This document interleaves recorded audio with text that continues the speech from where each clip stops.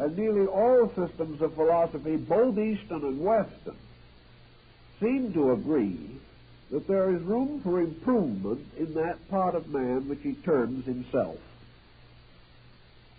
If, however, he assumes that this person, this self, is merely a long ray of divinity, then he is against a rather complicated situation, because a divinity under these conditions would seem to be the inevitable cause of absurdity in a great many cases.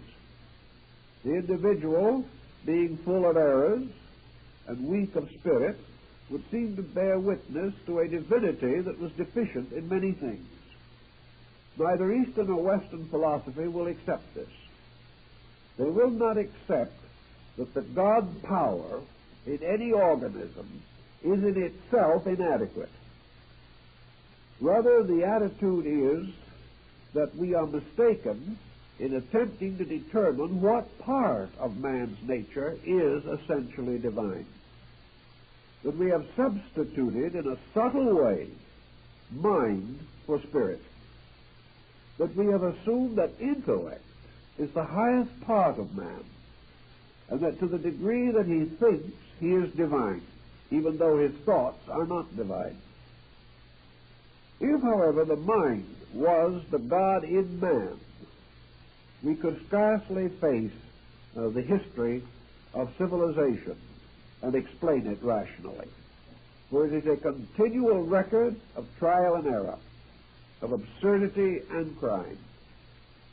It is a record of man's inability to govern his own affairs or the affairs of others. Thus we must begin to isolate in some way the personal self which we experience from this larger self which we do not experience. In the Gnostic system, the larger self was the over-self, Emerson's over-soul. That there was something in man that is superior to the self as we know it. And while lacking facilities for analysis, we can only assume that this is a plus kind of self. We must assume that inside of man there are also levels, and that the level of the mind is not identical with the level of consciousness itself. If this be acceptable, and there is so much evidence to sustain it that we can hardly argue the point successfully, then the nature of the self becomes a serious issue in philosophy and has been given a lot of attention in Vedanta, in Zen, in Buddhism generally, in Yoga, in Tantra, and in the mystical sects of the Near East, the early Christian mysteries, the Egyptian and Greek schools, and even among the more civilized peoples of the Western Hemisphere in ancient times. Every nation gradually ascending the cultural ladder has come to the point where it has had to face the source of right and wrong as social forces. And the only way in which this source could be found, apparently, was within man himself. Therefore, there has to be a fountain of right and wrong in man. Now, right and wrong do not necessarily become identical with good and evil. Right and wrong seem rather to be correctness or incorrectness of judgment. An individual does not always do wrong because he is evil. He makes mistakes because he is ignorant. We cannot necessarily convict the ignorant person of being evil, but he certainly is not in a condition of internal resource to achieve the greater good for all concerned. Therefore, rightness to our common thinking becomes a proof of sound judgment, wrongness of unsound judgment. And man is capable of both forms of judgment. and whatever part of man is therefore polarized between right and wrong judgment cannot be regarded as infallible. The Buddhist system, therefore, perhaps offers as clear a picture as we can find of the concept of selfness. Of course, Buddha did not originate the notion. He merely borrowed from certain of the earlier Brahmanic and Hindic teachings, and these in turn perhaps fuse with others in the remote past to form one vast and mysterious amalgam of ancient beliefs. In any event, however, he did clearly point out that we must assume that man is divisible into three essential levels or conditions of being. The highest of these may be considered to be reality itself. And with our present equipment, we seem to have no skill in determining the nature of this reality. Reality is more than a hypothesis, however. Reality is an essential according to the experience of consciousness itself, but it cannot be defined by the consciousness that accepts the need for it. Reality must in some way, therefore, remain always and forever the thing as it is. Of the nature of things as they are, we are notably deficient in knowledge. We hardly know what we are. We are unable to turn to another person and with a few quick remarks determine the nature of that person as he is. We are forced, therefore, to assume that reality is because everything that exists has to have an essential, factual nature of some kind. But the essential fact is, in the case of the creation of which we are a part, always hidden. It is hidden behind the veil of first cause or of eternal causation. Most philosophical systems favor eternal causation. Most religious systems favor first cause. Whether we consider, however, causation to be a beginning or an eternal process, its nature and substance is beyond definition. We have never in the history of human knowledge been able to create an ample and sufficient definition for the nature of absolute being. And there doesn't seem to be any probability that we will do so in the near future. This concept of essential or absolute being, however, is one that has to exist because there has to be some kind of a fact behind all appearances. For all appearances are themselves aspects of fact. All living things must therefore bear witness to life, even as all intellectual things must bear witness to intellect. All created things must bear witness to a creating force, pressure, or principle. Thus, the root of all things is inevitably in being itself. We have no proof whatever that this being has ever directly addressed a person. We have no proof whatever that this total being has ever been personalized in the sense of presenting a personal nature of any kind. Yet we are assured that this unpersonal or impersonal thing is the source and root of an infinite diversity of personalities. Yet all these personalities have one weakness in common. They are unable to adequately define their own source. Now, this is the primary of the Buddhist concept. And the concept of the condition of this is, of course, concealed under the general terminology of the Mahaparinirvana, or the state of absolute, unconditioned existence.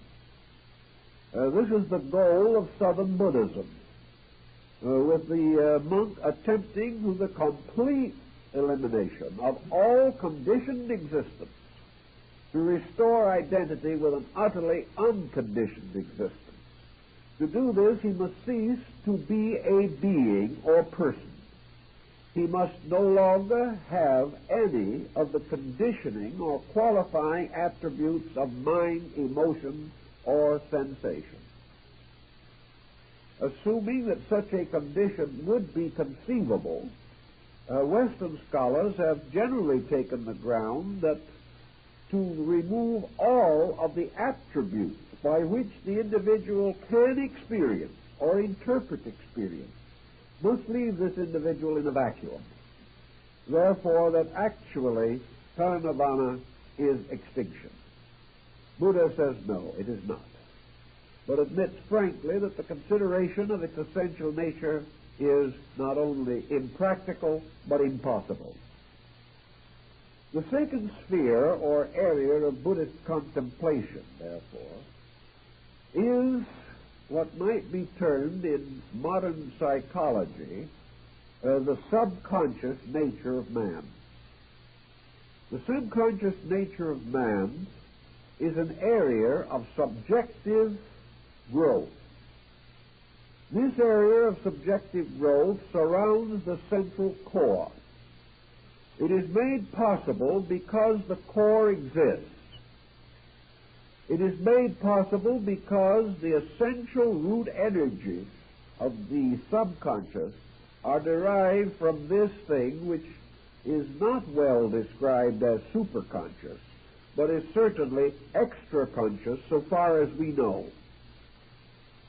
This so-called subconscious, therefore, is built up not from the conditioning influence of being, but from the conditioned influence of environment.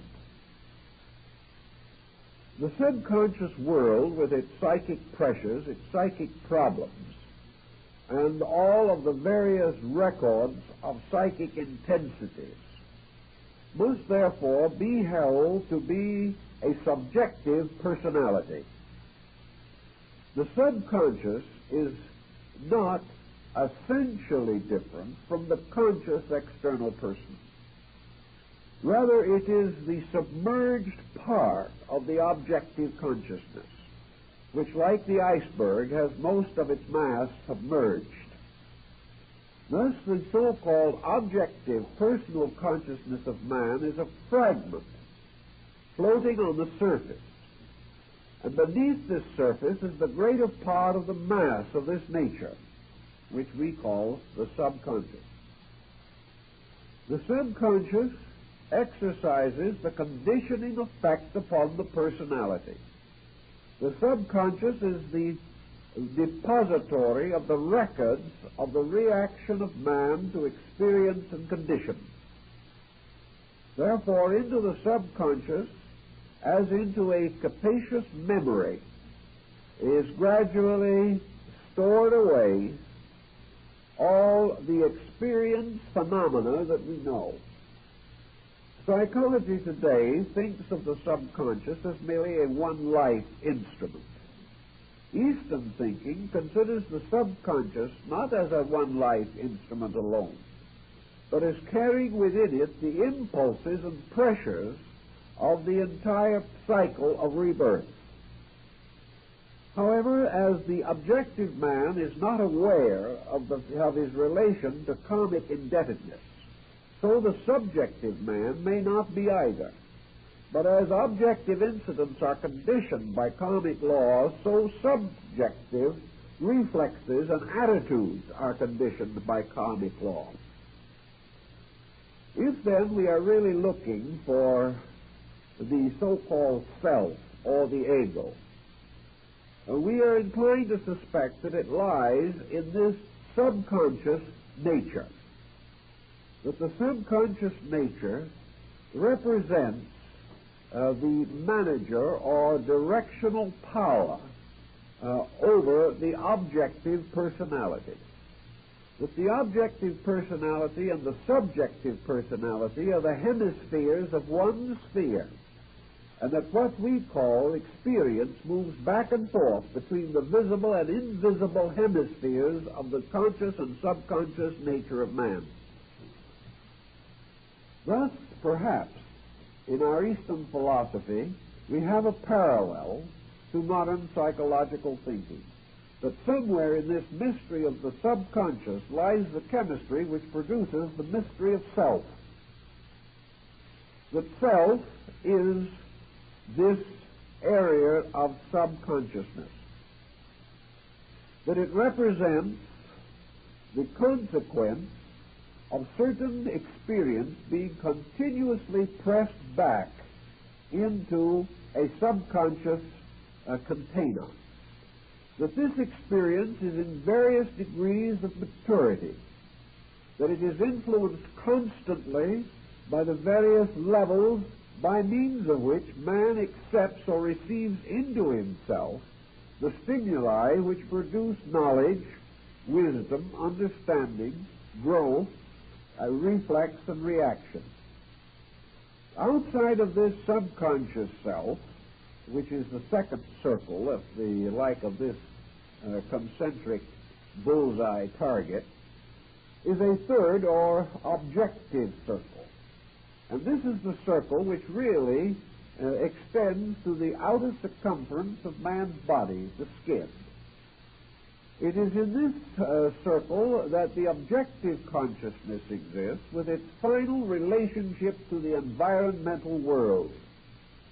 This third or so-called conscious being is simply man living in this world according to the experiences of this world, acting and reacting according to the immediate stimuli of this world, and passing through a wide cycle of diversified activities as a result of the region in which he exists as a physical being. This objective body contains within itself, this physical personality contains within itself a series of sensitive areas which we call sensory perceptions. The purpose of these sensory perceptions is to sense, and that is to become aware of. And these sensory perceptions may also be regarded as perceptive, namely that they do sense, that they perceive, that they are continually taking in to themselves stimuli from the exterior or from the outer world. A continuous bombardment of phenomena and of physical sensations move in through the sensory perception and finally unite as a result of the common sense or the mental coordinator. And the mental coordinator is Buddha's sixth sense. It is this sense which must put together all of the fragments of external phenomena and make something out of them. And what it makes out of them causes the individual who possesses this instrument to suddenly declare, "This I believe," or "This now becomes evident to me." Or perhaps with a little greater gusto he will say, "This is so." It is so because it is testified to by a certain coordination of sensory perceptions. Yet we know from the beginning of existence that these sensory perceptions are not infallible. We know that under normal conditions they are usually adequate. We know that if the individual does not abuse them, or if they are not injured, or in some way lose their proper sensitivities, these sensory perceptions produce a constant stream of testimony. And that these testimonies are reasonably consistent with the phenomena over which they exercise sensory power.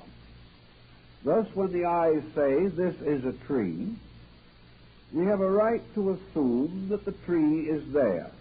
Although, of course, we must agree with Aristotle that the word tree gives us no clue as to the real nature of the thing we see. It only represents its shape and the species which we have associated with it. All the terms by means of which we make meaning out of perception are terms which we have applied to the various things that we receive by sensory impulse. But there is no denying that when we say there is a table, there is something that for all practical purposes resembles a table. There is no doubt that when we hear a sound, that what we hear is our own interpretation of a rate of vibration, that this rate of vibration has been recorded and is being carried into the mental coordinator within ourselves, where the nature of this vibration is more clearly differentiated, and we decide whether it is concordant or discordant. Thus, we are constantly receiving these testimonies. But the next problem that we have to face is that all operations of sensory perception depend upon the condition of the organism through which they pass. Not only must we consider the nature of the thing seen, but we must also figure the nature of the thing seeing, if the validity of the phenomena is to be determined. Now, there are certain common things about which this validity problem is comparatively unimportant. If a number of us at the same time seem to see that it is raining, it is probably raining. Our testimonies of sense perception will leave no great difficulty of understanding this. But no one yet in this world has ever been content to let it rain. Whenever rain is noted, something has to be done about it. Wherever we turn in our way of life, sensory reflexes are subject to continuous interpretation. And interpretation is nothing more or less than previous experience applied to new experience. The individual forever seeking to solve the mystery of the unknown by recourse to that which is already either known or believed. If it is already known, his new interpretation may be adequate. If it is only believed, his new interpretation may be inadequate.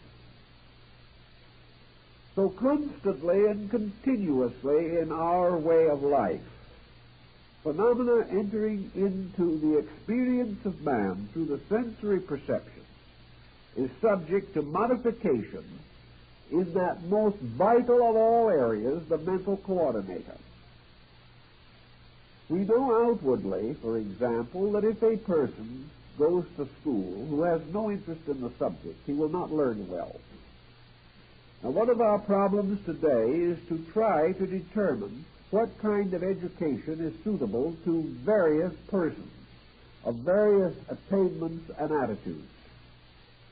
It is quite obvious that what we cannot use in this world, we almost certainly abuse.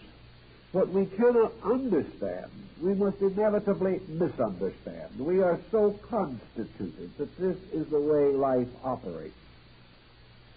If this be true, then, this determination of the nature of phenomena is subject to the continual interpretive power of the mental coordinator. And this mental coordinator has in turn a very conditioned kind of existence. Because for the most part, this coordinator builds its philosophy of life from its environment. Thus, an individual, we will say, looking out into the world and seeing a world torn by war, as we have at the more or less at the present time, certainly torn by the constant fear of war. The coordinator receiving the continual sensational justification of the general misery of external conditions may gradually become atheistic, because there is no evidence to that coordinator through its constantly increasing experience with externals that there is anything good in the world. This coordinator, however, in the midst of all of the confusion and war, may experience personally the significance of affection, regard, or love. Suddenly the coordinator receives a new kind of testimony. But this testimony may be met with the gravest of suspicion as the result of other testimony from society as to the present condition of human emotional and social relationships.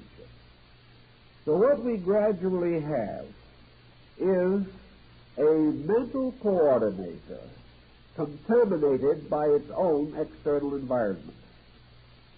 Just as a child brought up in a very unhelpful environment may have its moral nature disturbed simply because this disturbance is constantly carried into the coordinator. The coordinator can have no opinion or no attitude superior to the sum of the interpretation of the sensory perception. Thus we have a little closed package here, a little circuit of circumstances, in which the individual, having been set in a belief by any situation, begins to censor his own sensory perception. He declines to accept as valid any sensory message that conflicts with the opinion of the coordinator, who now becomes a little despot. He now becomes a little fixation, perhaps utterly intemperate, utterly intolerant, completely bigoted in some way. He may be the absolute skeptic, or he may, by some other interpretation, be the easy believer, so gullible that he falls for every notion that occurs. But in any event, this coordinator now develops the same kind of censorship tactics which we often observe as a misfortune in human society. It simply fails to register what it does not want to register. Or it completely disproportions the values of what it does register. The small act of the friend becomes more important than the passing generosity of an adversary. The individual is more responsive to flattery than he is to criticism.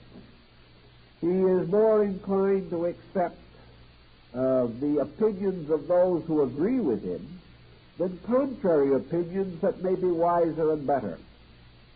So little by little, this coordinator builds a subjective, integrated personality, invisible, but which constitutes the true character of the person in the body which we see. This character, with its weaknesses and its strengths, with its mistakes and its virtues, with its blind spots and its deaf spots, with its thoughtlessness and its thoughtfulness, with its inclinations to fear and to worry, with its uncontrolled jealousies and its unreasonable ambition. All this conglomeration simply represents this endless motion of external phenomena moving inward to a coordinator that is using it to continually build the dominant attitudes which it wants. The dominant chemistry finally comes to the top, takes control of the rest, and we have what we call a personality.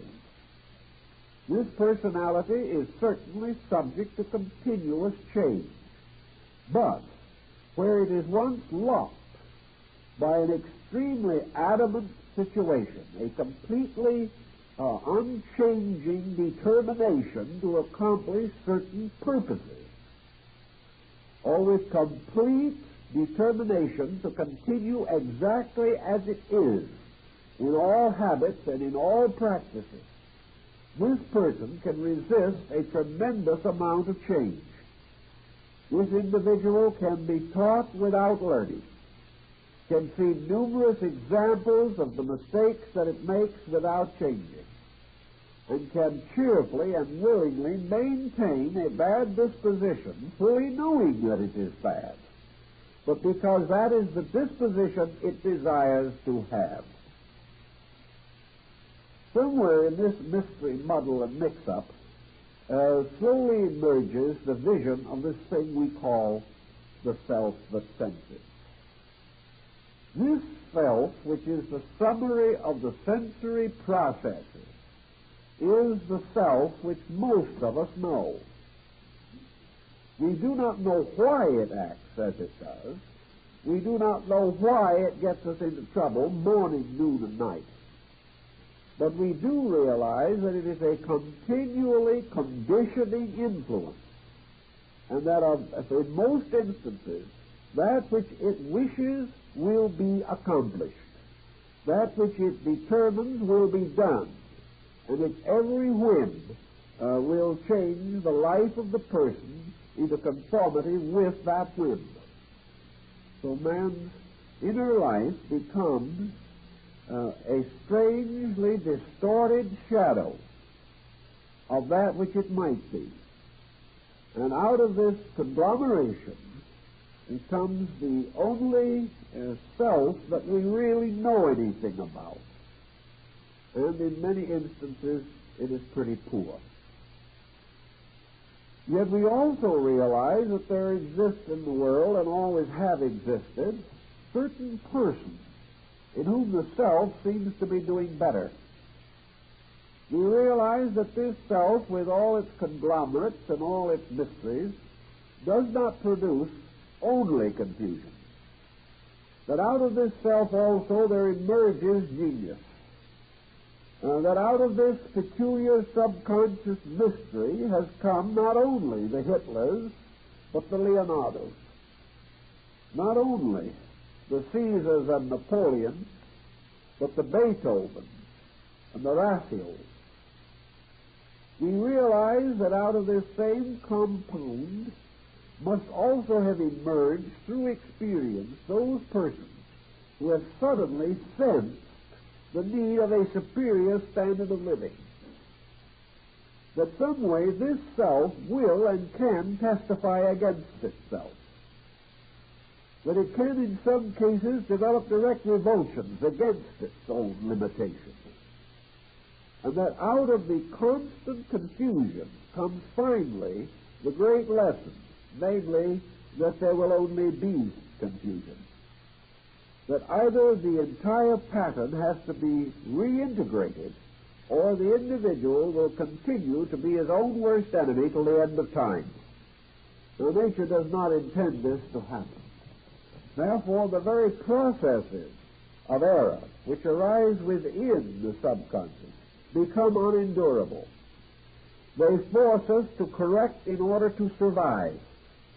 And the principal instrument by means of which this corrective is induced, of course, is physical pain and mental suffering, or emotional suffering.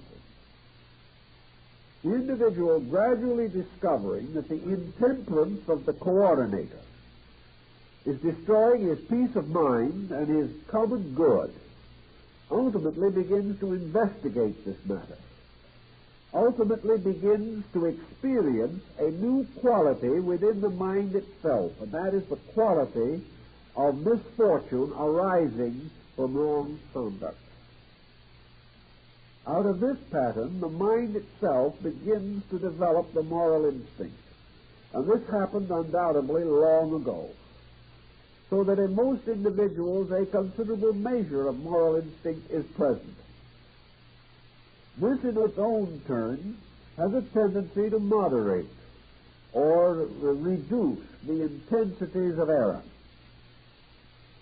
Actually, of course, all of these intensities within the individual have flowed out into society where they have produced what we call the common state of man. And these pressures moving out into society have required the building of police forces, fire departments, and numerous other protective mechanisms to save men from each other. Gradually, it has become apparent in action that the subjective pressures of selfishness, self-centeredness, bigotry, and things of that nature produce dangerous consequences in society. In substance, the ignorant individual cannot get along with others and cannot be safe from the ignorance of other people any more than they can be safe from his. Out of this obvious situation, another type of experience mechanism comes into manifestation. By this experience manifestation, the individual learns from his own mistakes. He also learns by seeing other people make his mistakes or similar ones.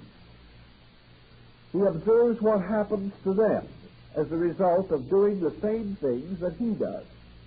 He observes a common disaster. He finds that others come to the same sorry end that he has. And from this comes the gradual building of the experience of a pattern of utilities, a pattern of things which must be done or must not be done if the general security of the group is to be preserved. As the general security of the group is essential to the comfort of the individual in an organized society, he must gradually take greater and greater cognizance of the group. He must gradually assume his part of the social responsibility for the group. He must cooperate with others. He must contribute to the common productiveness of his kind, or else the general situation deteriorates so rapidly that he himself is imperiled. This is another cycle of information moving in upon the person. So as man lives in a world in which just about anything imaginable can move in upon him, and some things he can't imagine, just as he can not only be moved in upon by realities, but by his own interpretations of realities, he is not only living in space, but he can populate this space with the extensions of his own imagination. And this population can also move in upon him.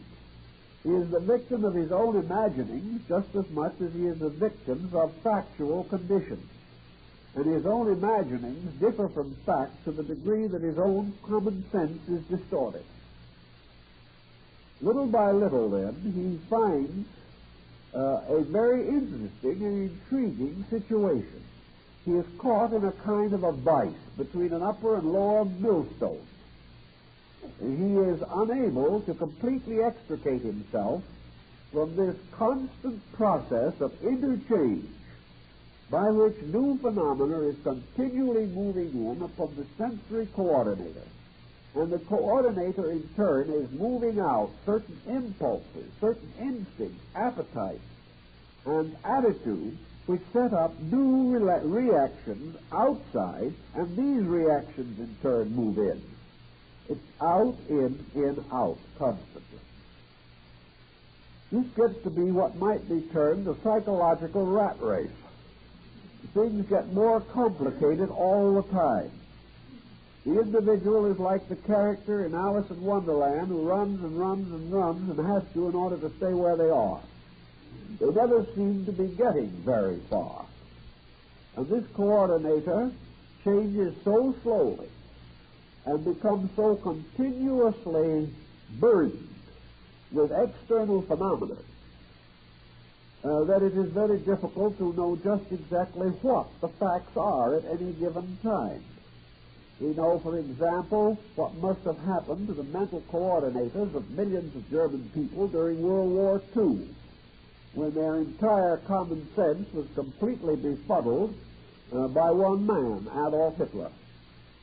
This man's appeal to a certain level of frustration was so great probably one of the best educated groups in the world lost its mind and its common sense. This can happen and can result in a most hideous condition. All these pressures, however, move in from the outside, and nature has set up the coordinator in the mind to make sure that false pressures do not take over. However, this coordinator is toxic because of the vast amount of false pressure that has already accumulated. It is also without the final means of solution. It is bombarded too continuously, and the individual is doing very little to actually equip this coordinator for its job. Actually, the mind could stand quite a bit of training. But the kind of training it needs, it does not get. So the coordinator has nothing done to help it to grow. It has to work only through trial, error, and suffering. So the time comes when we so-called educate the mind.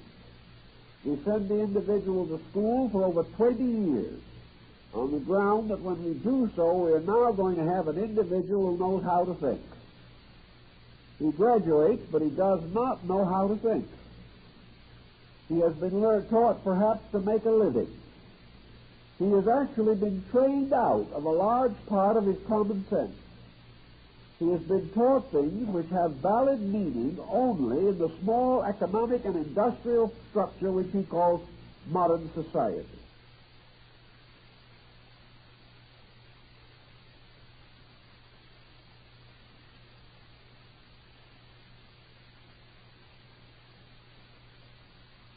Anything that might help him, save him, clear him, bring him into organization and integration is probably missing from his education. So the coordinator has no help. It can only continue to take in this tremendous amount of phenomena and try in some way to put it into reasonable order.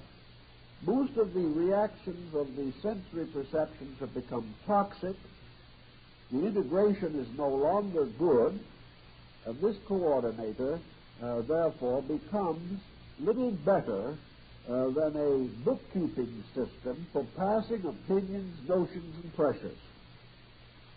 Having achieved so little with its own nature, it then becomes the basis of this thing which we call the self.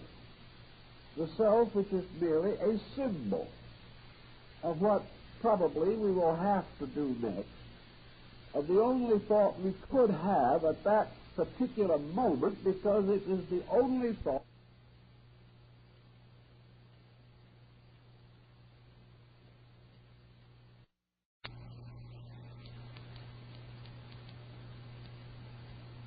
that he gets pretty much puffed up over the whole thing. He finds a way to be important. And there is nothing that is more quick to gain attention than a good hysteria. So the individual frequently finds for the first time in his life that he becomes important. And this is not a good discovery. Because an individual who is important simply because he is a nuisance is not gaining the proper relationship with life. Where is the problem actually to be faced? Is it possible for us to so polish and cleanse this internal coordinator that it becomes pristine, pure, and incapable of further error? Can we fumigate it? Can we do something with it to get rid of the unfortunate situation that exists there?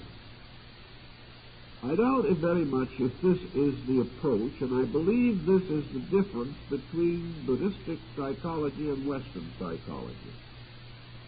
Buddhistic psychology says that you can't do it this way, that the cause of the whole situation is the intensity of the sensory perceptions and the acceptance of phenomena, that the correction has to be made in connection with the intake of material, that the individual can only finally put his life in order when he provides through the sensory perceptions a reasonable and factual group of evidences.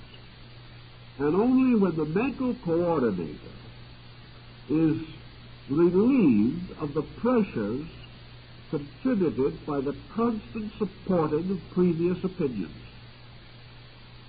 So that actually, if we are going to get rid of this deluge that is accumulating and rising like Noah's oblivion within ourselves, we must turn off the water.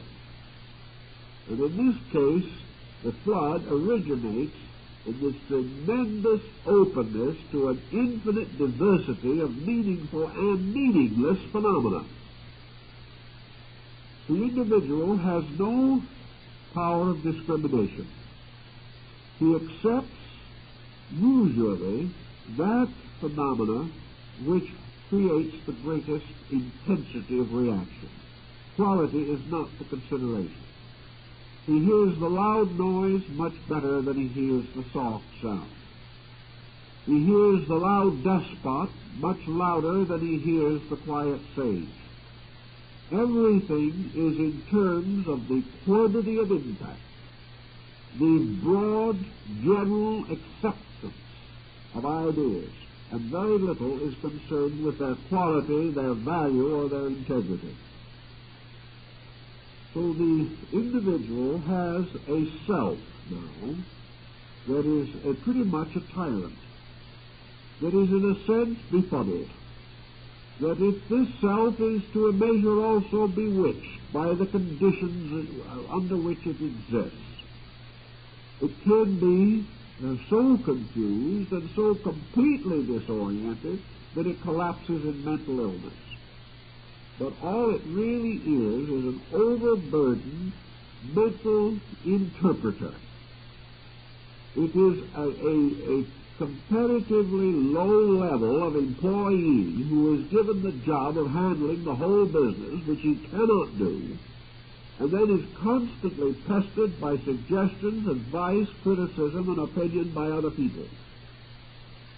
Under such condition, even an able mind is not able to function properly. The self being, in a sense, therefore, the product of all this process. The Eastern philosopher prefers to think of this sensory self as the victim of sensory pressure, brought into existence by the intimate and infinitely complicated chemistry of sensory testimony, mental interpretation, conduct moved by this interpretation, which sets up new situations in society, which again are picked up by the sensory perceptions, taken back and reinterpreted. Around this cycle again and again and again, which is almost like the mysterious wheel of the law, which goes around and around while individuals cling desperately to the spokes of their own opinions.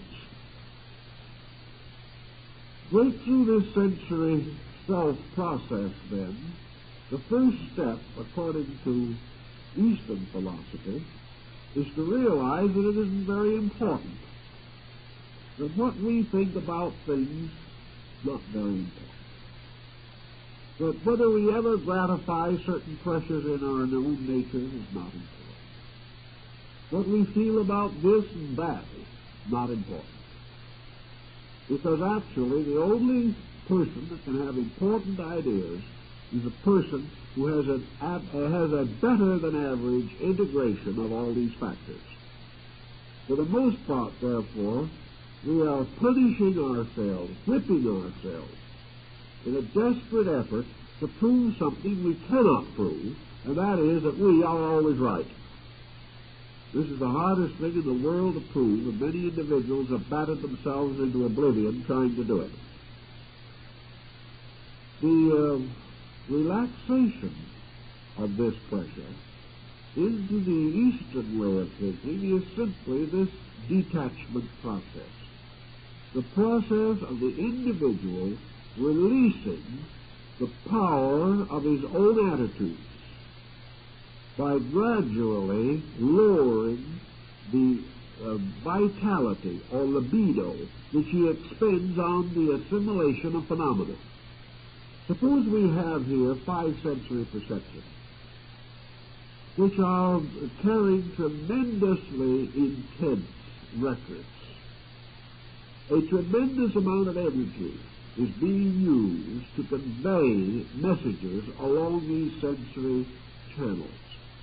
These messages are of a wild diversity of things, all of which, by the way, pertain to the outside anyway.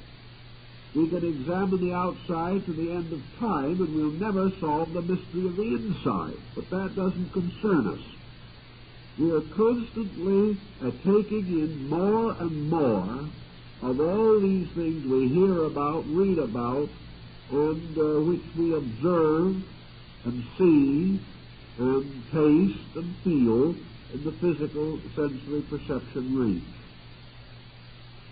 If, for example, this is all carried on a kind of an electric circuit, a certain energy carrying these messages continuously, the intensity of the messages, the continuous transmission of them, depends upon this energy.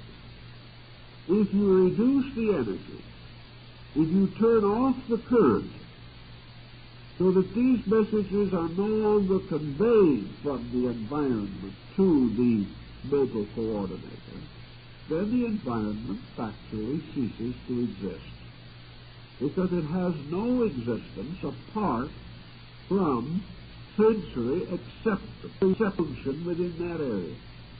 When we close the eyes, the visible universe vanishes. If we stop up the ears, the auditory universe vanishes. If we stop up the nose or get a good head cold, then the sense of smell ceases to function, and the olfactory processes are no more. If by some way or condition the sense of taste is destroyed, then flavors are no longer sensed, and paralysis can make it impossible to have any physical sensation of contact with another object. Thus, through the sensory perceptions alone, man is bound to the universe of phenomena, which is his principal seat of activity and thought. So it would also follow naturally that the individual could, through unconsciousness, through sleep and death, also achieve the break between the mental coordinator and the phenomenal world of the physical existence. But philosophy is not concerned primarily with this break. It is not concerned with cutting off and destroying all contacts. Such concern might be present in certain advanced cases of mysticism, where the individual is completely determined to transcend all physical conditions. But for the average person who needs help because of pressures, because of difficulties, the important thing is to lower the rate of intensity of these reactions. The individual, by giving less energy to the sensory processes, will reduce the amount of phenomena which they carry to the mental coordinator. This permits the mental coordinator to slow down. It also permits the entire process to be subject to another faculty of the coordinator, which is usually not applied at all, and that is thoughtfulness. Thoughtfulness requires a certain interval, a certain leisure, a certain power to contemplate events or conditions or facts with a kind of leisure. If these facts tumble in too great a confusion, too rapidly and too intensely, thoughtfulness is, well, not only difficult, but usually impossible. So the problem comes of slowing this entire machinery down until it becomes controllable and directable. It is necessary to slow the traffic on this psychic freeway before everyone trying to drive the freeway is killed. And these freeways or channels of communication between phenomena and the phenomenal interpreting center in man must be clarified, simplified, made orderly and direct. And the person who wishes to have greater clarity in any area must simplify. Clarity is not the result of constant struggle. Clarity is the result of releasing the consciousness from the most dominant of those pressures which deny or make clarity impossible. To do this, in the Eastern philosophy, the individual is taught certain meditative disciplines, the tendency of them being to bring internal reaction, not to paralyze the sensory perception, but to direct it, to condition it, so that its testimonies will be more comfortable, more pleasant, and more meaningful. That gradually these sensory perceptions are trained away from recording that which is worthless, recording that which is essentially untrue. Also, having reduced pressure, the mental coordinator can achieve that which is its peculiar symbol in the level of mentality, and that is righteous thinking, a state of righteousness, or of being right. This rightness is the basis of true virtue, and therefore righteousness is rightness in the estimation of value, about which we hear a little but do not see or experience too much in daily life. As this process of sensory reaction is slowed down, we then learn another lesson. We learn that the affairs of the outer life do not plunge through the subconscious into this mysterious, intangible core that we have mentioned in the beginning. In other words, the subconscious is not an open road into the eternal being behind man. This eternal being is non-operative as far as objectivity is concerned, so that the cycle of awareness does not penetrate beyond this mental coordinator, which is therefore properly to be described as the ego, or the sattva, or the self.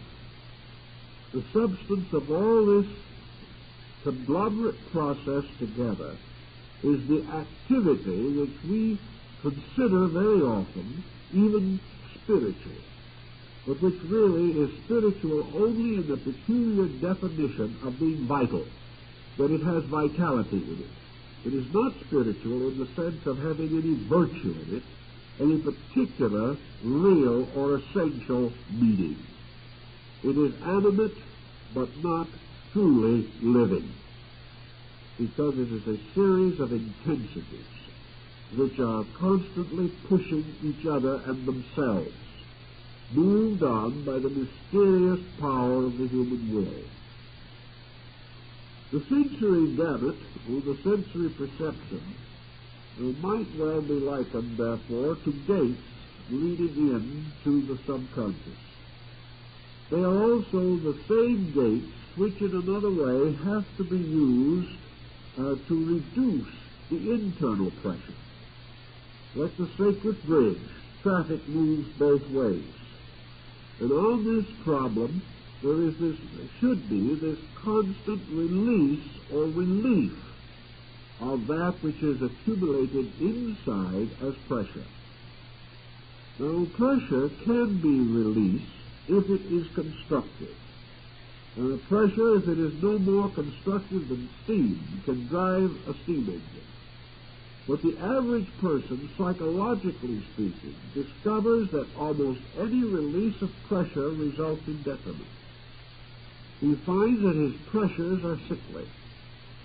He finds that when he permits them to break through, they damage it. They damage his outer life. But this can only mean that they are already damaging his inner life. So the release of these pressures through the outer life as a primary means of clarification is merely to throw confusion from the subjective to the objective. Now, we may say this helps. It might help if the process could be caused to terminate there.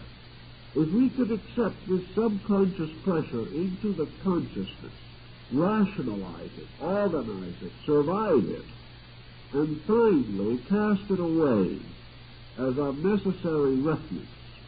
If we could free the body of it, as we might free the body of toxins by catharsis, we might be all right. But the unfortunate problem is that as we are working with this load, a new load is developing. The very processes of eliminating set up situations which create a new load. The individual trying to extrovert some frustration breaks the law and goes to jail.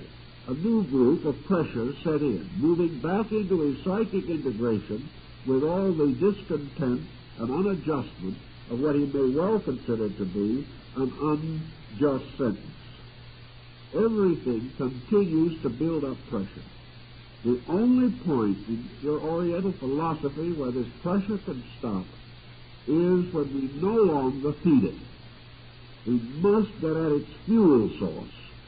We must get at the cause of the pressure itself. And the cause of the pressure is the continuous acceptance into an organism of certain dangerous stimuli from the outside. This, then, is the beginning of your concept of mysticism, both in the East and in the West. We have in Christian mysticism the great sense of asceticism, which has been as strong in the West as it has been in Asia. We have the individual who renounces the world, who enters holy orders, who gives up all worldliness, who goes away into the mountains to become a hermit, who renounces most of the pleasures and wealth and advantages of life. He turns from fortune to the black robe and goes alone into the wilderness, perhaps, or to become a servant of those in need or suffering.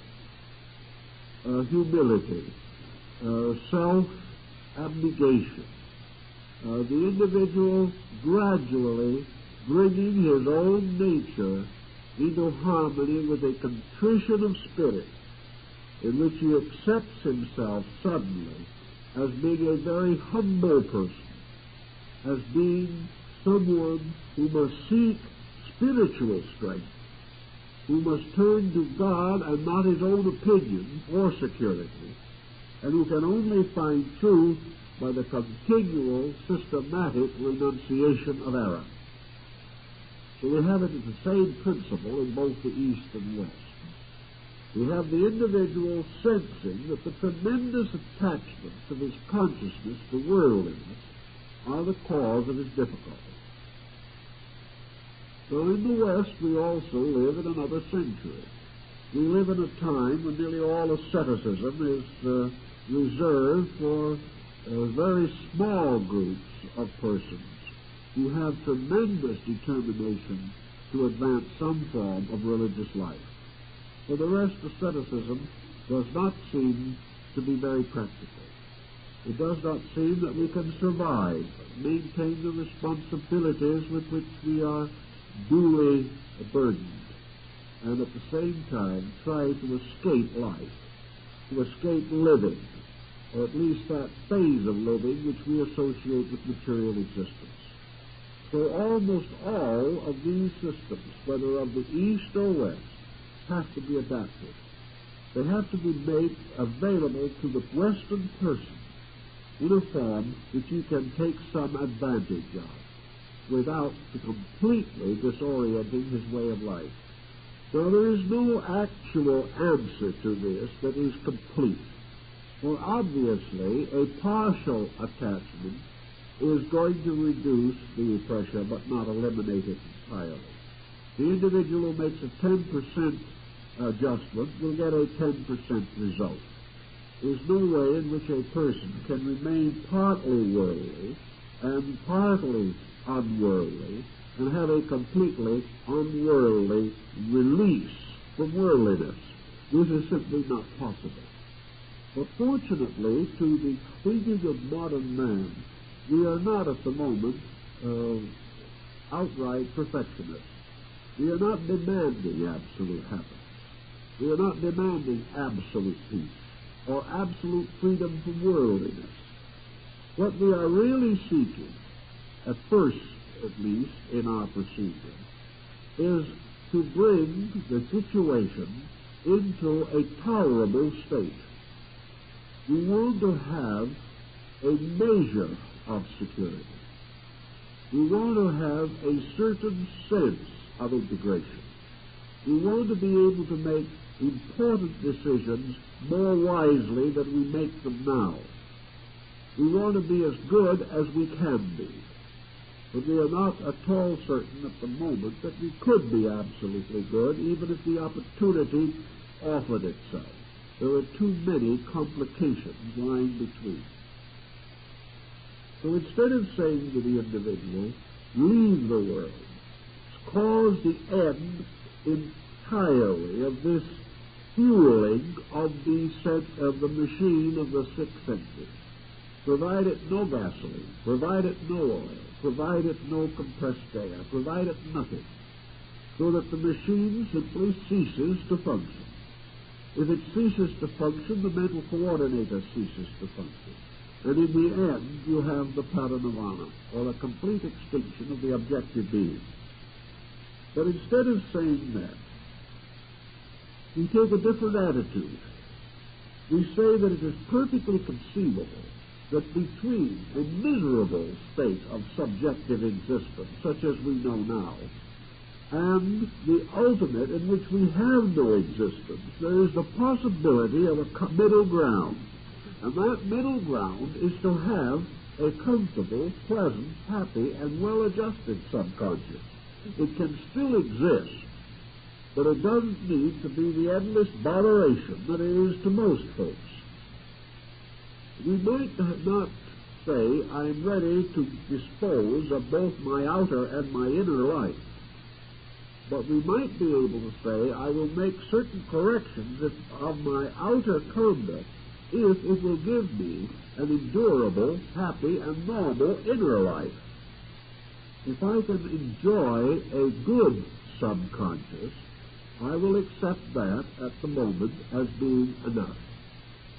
And this, of course, is exactly how the great concept of Mahayana Buddhism came into existence. Because the paradise of Amitabha, suspended between the outer illusion and the absolute perfection, is this paradisical sphere of the individual with the happy subconscious.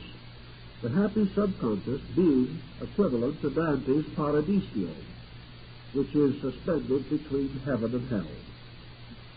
The person who has a happy, comfortable, internal life may have considerable desire to enjoy it, may feel that he has a right to be the person he would like to be, that he can do gracious things, that he can have beautiful thoughts.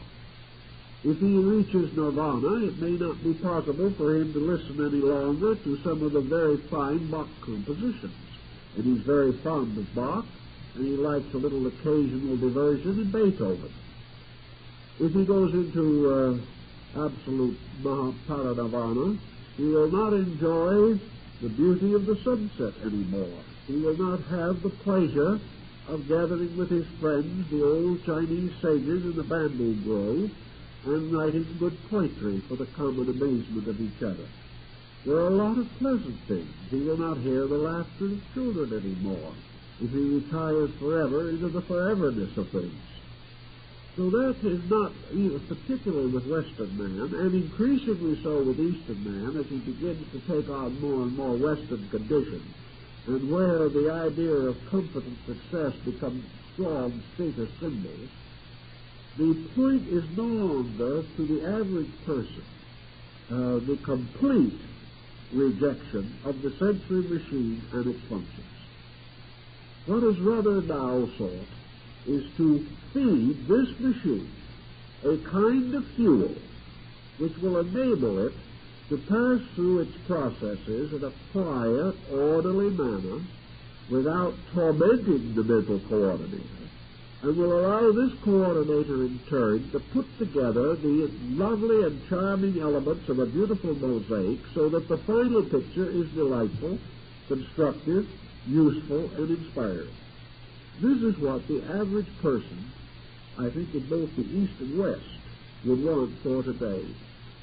This does not deny that he may have the sense or the value that the beautiful mosaic, like the great palaces and temples of the past, will ultimately crumble, that all conditioned existence must actually and finally be unsatisfactory. This he may admit, but he still feels, and probably rightly, that for him the growth from the conditions that he knows to some state utterly beyond his comprehension is a slow and arduous one. And it is easier for him to go by single steps than to plunge into a situation for which he has no real aptitude. So we begin to work on the diet of the coordinator. We do not start essentially by fumigating the subconscious. We start by conditioning what we will permit to go into it. Here we take an objective stand, based not necessarily always upon our own judgment, because our own judgment is arising from this coordinator and may not be sound. But we are also subject to the tremendous traditional pressure of ideals. In this same world that is giving us so many difficulties, there are also great structures of high and noble aspirations. Just as surely as we are confronted agelessly with the selfishness of man, so we are also confronted through time with the lofty unselfishness of man. We begin to see and realize what constitute the great lives, what constitute the real, essential, illumined purposes of dedicated human beings. And we are able, gradually, through the sensory perception, becoming responsive to these things, to develop a certain attitude of determination, by which we begin to censor this process. Now, how we censor it is not the subject of this evening's talk, but we will come to that also. The principal purpose of the moment is that it is censored. And by degrees, we censor what goes in. And that which goes in must become the basis of that which is inside. It must be the food of the subconscious structure. So we try, little by little, to visualize, to experience, to become continuously aware of those qualities around us which we would like to have on the inside. And this brings us to the next step, of course, which in the Eastern philosophy is the use of the mandala. In the Western philosophy of psychology, the mandala is usually the drawing of an aberrated person, by means of which we attempt to estimate the nature of the aberration. In other words, the mandala is a projection from the person, and must therefore represent one of two things: either the state of his aberration, or the basic understatement or archetypal statement of his own revulsion against this aberration, both of which represent the two poles of the mental coordinator, struggling between the positive and negative experiences with which it is constantly being deluged.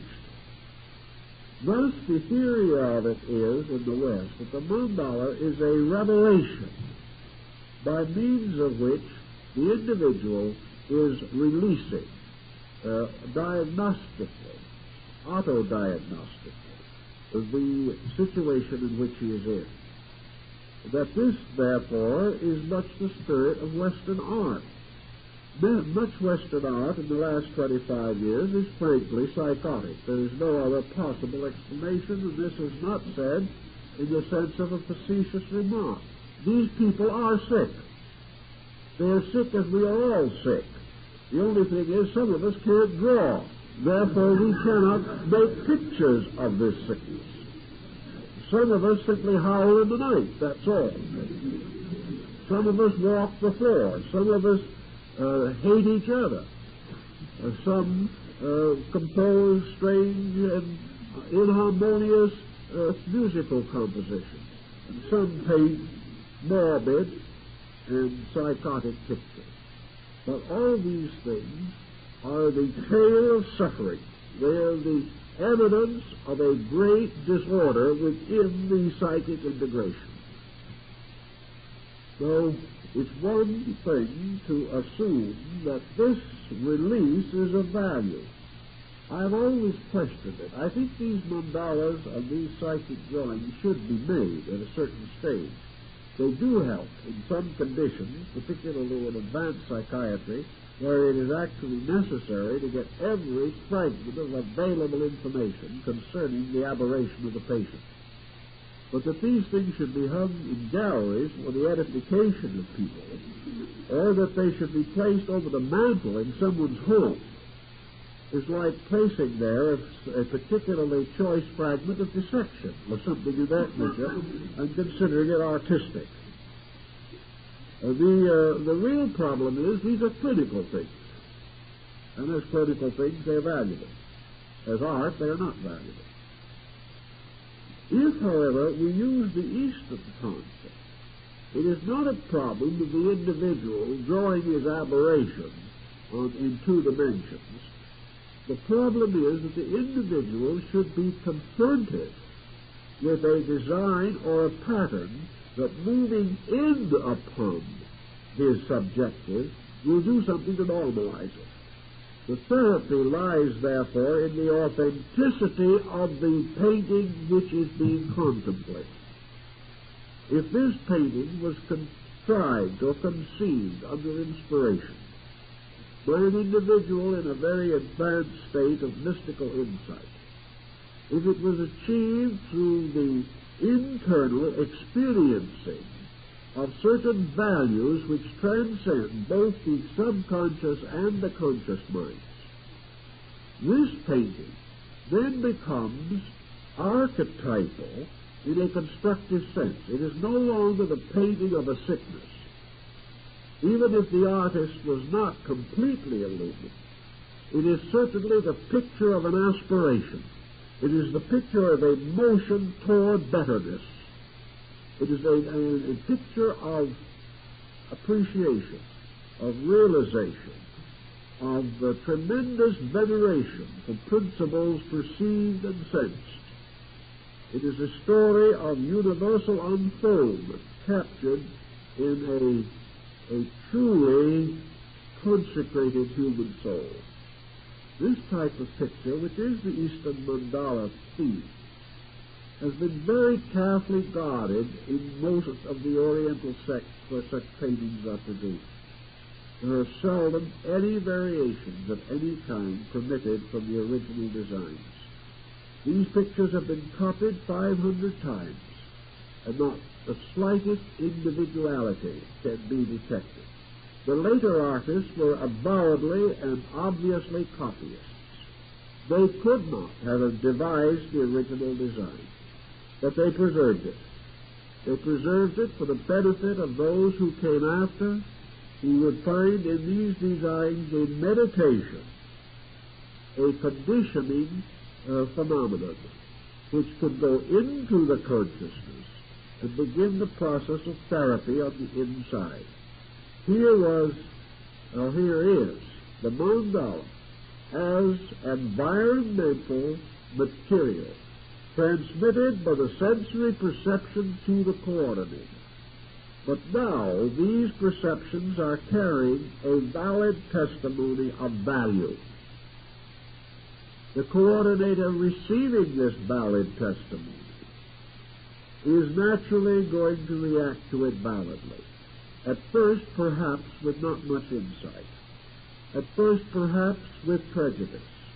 But gradually, over a period of time, if the pressures of the non-valid testimonies are reduced and the unchanging pattern of validity remains, gradually the subjective becomes permeated with this archetypal form of harmony, beauty, order, symmetry, and the tremendous pressures also, tremendous intense psychic pressures of the patterns of principles and laws which are revealed through the design.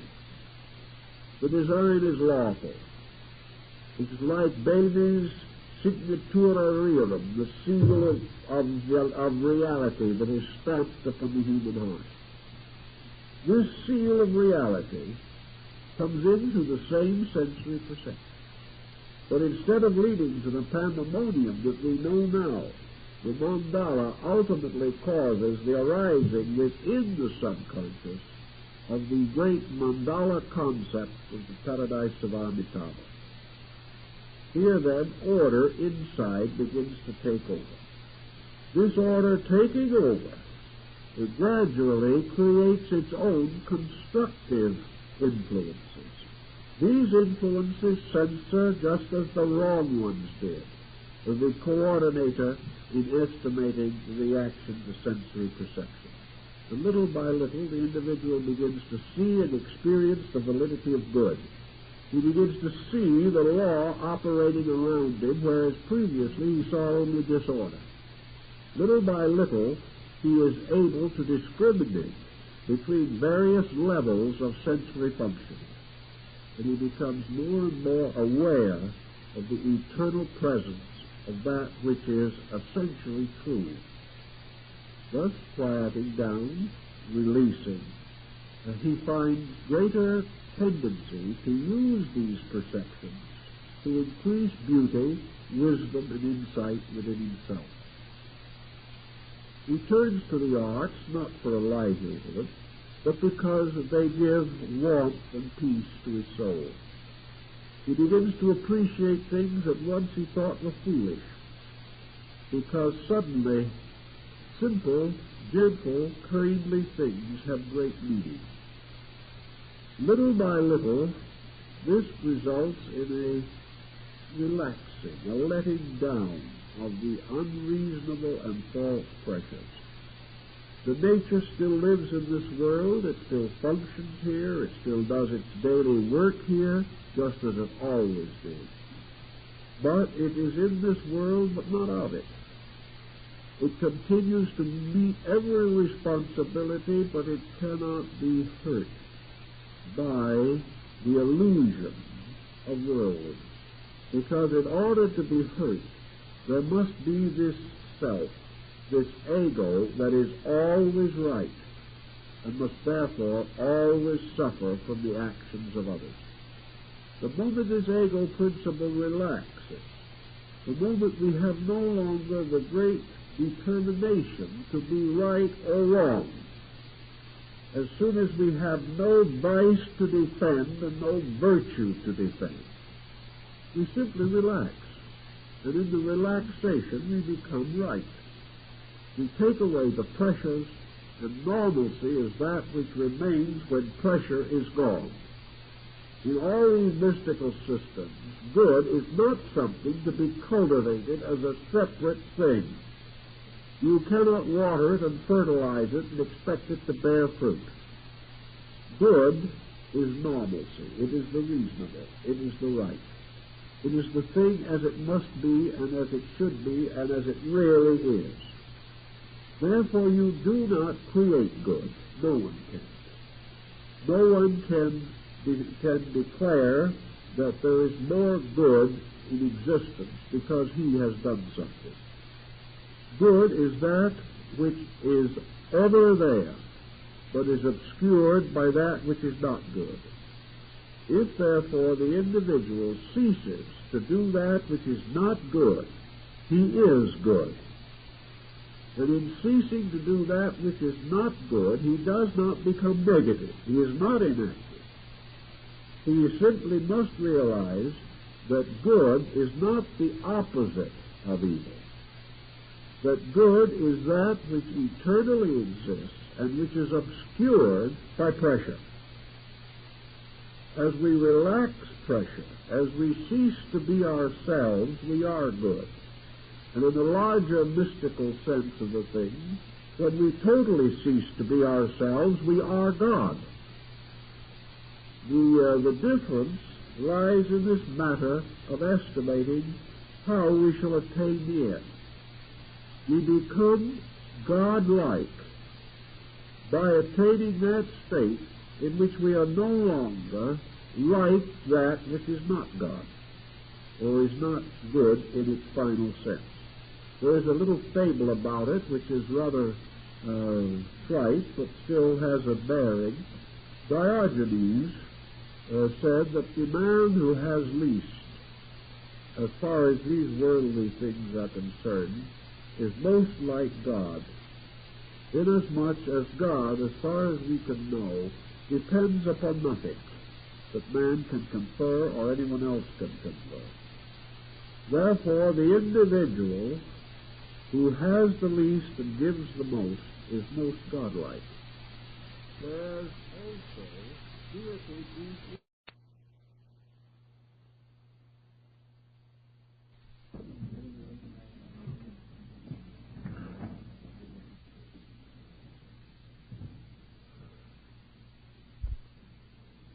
Last week we considered the mysterious chemistries of sensory perception, and now we must try to examine the nature of the self that thinks. When we use this term, the self that thinks, we say it this way because most persons are convinced that the thinker in themselves is themselves. This identification of the being with its own mental processes has disturbed philosophy for a very long time and is beginning to disturb modern psychology. In the modern point of view, the future of man is rather dismal if his salvation depends entirely on his own mind. It is obvious that whatever this mind may be, it is not infallible. That it is not capable of, with certainty and inevitable correctness, approaching any situation. The mind is not an independent solver of problems. From it comes no infallible revelation about things to be done or changes to be made in human conduct. Rather, the mind seems to be a rather doddering factor, one minute strong for right, and the next strong for weakness. In some way, society as we know it, this vast, confused hodgepodge of individuals, nations, races, cultural systems, religions, political theories, is the projection together of mind. Therefore, if we want to understand the mind, we may as well look not only within us, but around us. For it is the reason for the infinite disagreement. It is the reason for all the self-pity, for all the quick accusations against others. It sustains the countless intemperances which burden and afflict us.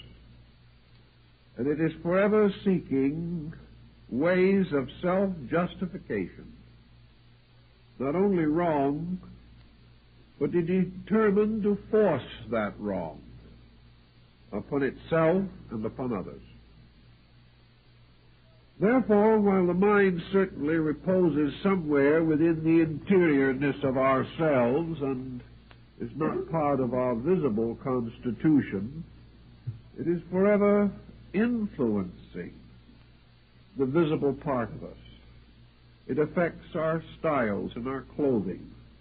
It affects our health. It ties us to most extraordinary and unreasonable occupations. It burdens us with pride, tears us down with grief, and continues to operate more or less with or without our consent. I've talked to many persons who were developing what might be termed in the old days mental miseries. You ask these people, do you want to be miserable? Are you enjoying this process of intellectually flagellating yourself? Do you choose unhappiness as your pattern for life? Most of these folks will say no, that they really want to be happy, but they feel like being miserable, so they are miserable. It seems as though the very nature of the mind is such that it refuses to rescue the person from the clutches of its own intensities. What have we to fight mind with except mind? How can we diagnose our thoughts except by thinking? How can we examine our knowledge without using our various mental faculties for this very examination? It looks, therefore, in many cases as though the judge is bribed and the jury corrupted. There seems to be no sense of escape from the tyranny of a faculty which occupies all the important seats in the cabinet of our executive government. We find everywhere notions carried along with splendid fervor and principles perishing from disregard. Our philosophic friends, therefore, tried to think through the problem of how the mind operates and why it is such an unmitigated nuisance in so many careers.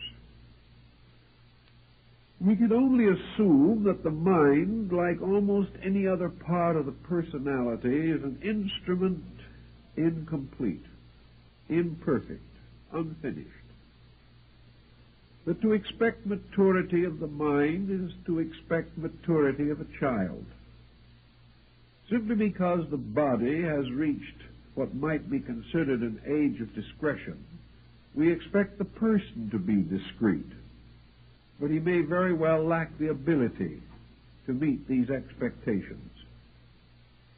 We have to recognize that the mind itself is a structure that does not automatically accomplish any good thing.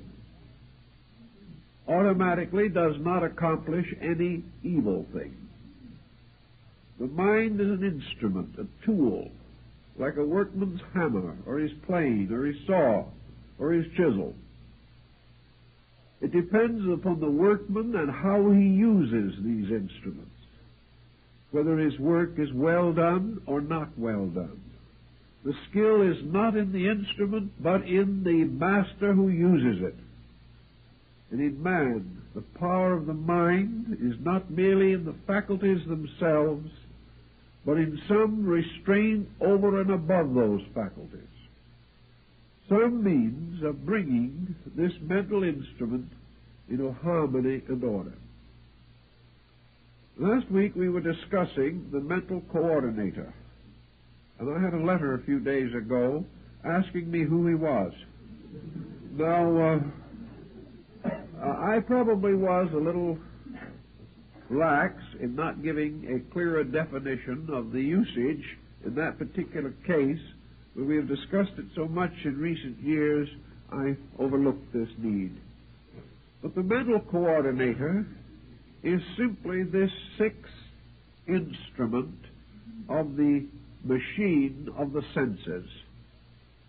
The mental coordinator is the power which brings phenomena together, organizes it, and sets up relationships between things which, in their unrelated state, contribute no insight or understanding to the individual. This mental coordinator is consequently the power to estimate the findings of various sensory perceptions, reconcile them, discover their consistencies and their inconsistencies, and if necessary, make up for the deficiencies of some faculty which may be impaired.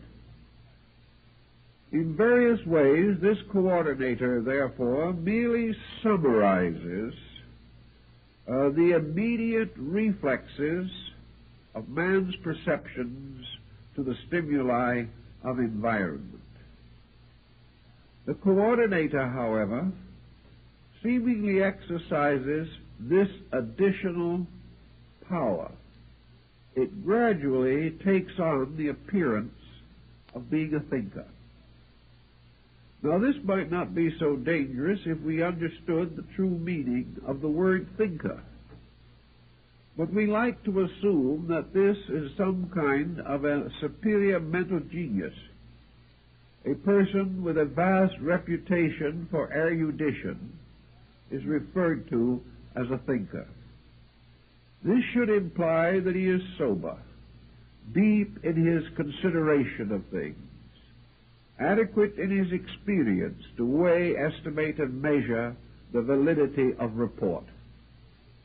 It is also assumed that the thinker is moved by some deep principles within himself to think nobly, and to gradually recover from the phenomena of nature some concept of the universal plan to which this phenomena bears witness.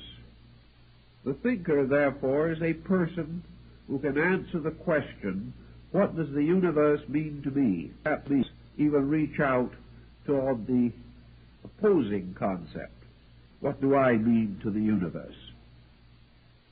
Actually, however, we are not quite sure in practice just what this thinking process accomplishes.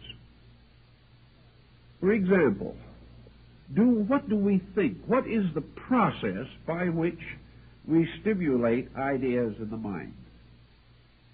Experiments have indicated that this coordinator, this thinker within ourselves, largely thinks in terms of words. In the German, the mental coordinator is a German, speaking the German language. Perhaps High German or Low German, or one of the dialects, according to the district from which it comes. This same mental coordinator may be Spanish, if the body is Spanish. It will think in the Spanish language.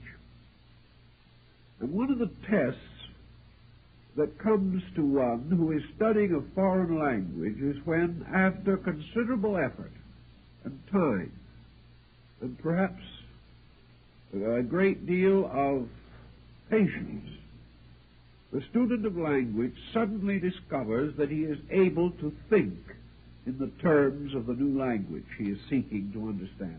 The moment he can think in that language, he possesses it. The moment he can think in it, he can bring the various necessary words of conversation into the forepart of his consciousness at will. But until he thinks in the language, he hesitates, he falters, and he has none of that assurance or insight into the psychological values that accompany the different languages of the world. So when we think of God, what do we really think about? Do we have any clear insight as to the nature of divine being? Or are we thinking G-O-D? When we think in terms of a tree, and we ask ourselves, what is a tree? Almost certainly this coordinator produces a series of words, synonyms or neo-synonyms, numerous or scant according to our own possession of vocabulary. When we ask a person, what color is this tree? He says green. Now, this is simply because green is available to him. He knows no more about the tree than he did before. So what we call thinking very largely is a transmission of certain common observations by means of a common language. We have no assurance at all that the thinking process instinctively seeks any real solution to anything. It merely substitutes one group of words for another. And when we are confronted with problems, we meet them with words. We meet them with words that are not solutional of anything in themselves. We go for help to someone else. He gives us good advice. This advice is given in words. It is accepted into our own mental coordinator as words. It remains there as words. And perhaps at some future time we cheerfully give these words on as priceless advice to somebody else. But in the interval we have not done anything much with them ourselves. They are simply words. Whether these words be written or spoken, they would imply that the word concept, the language concept, actually is rooted in the mental life of the individual.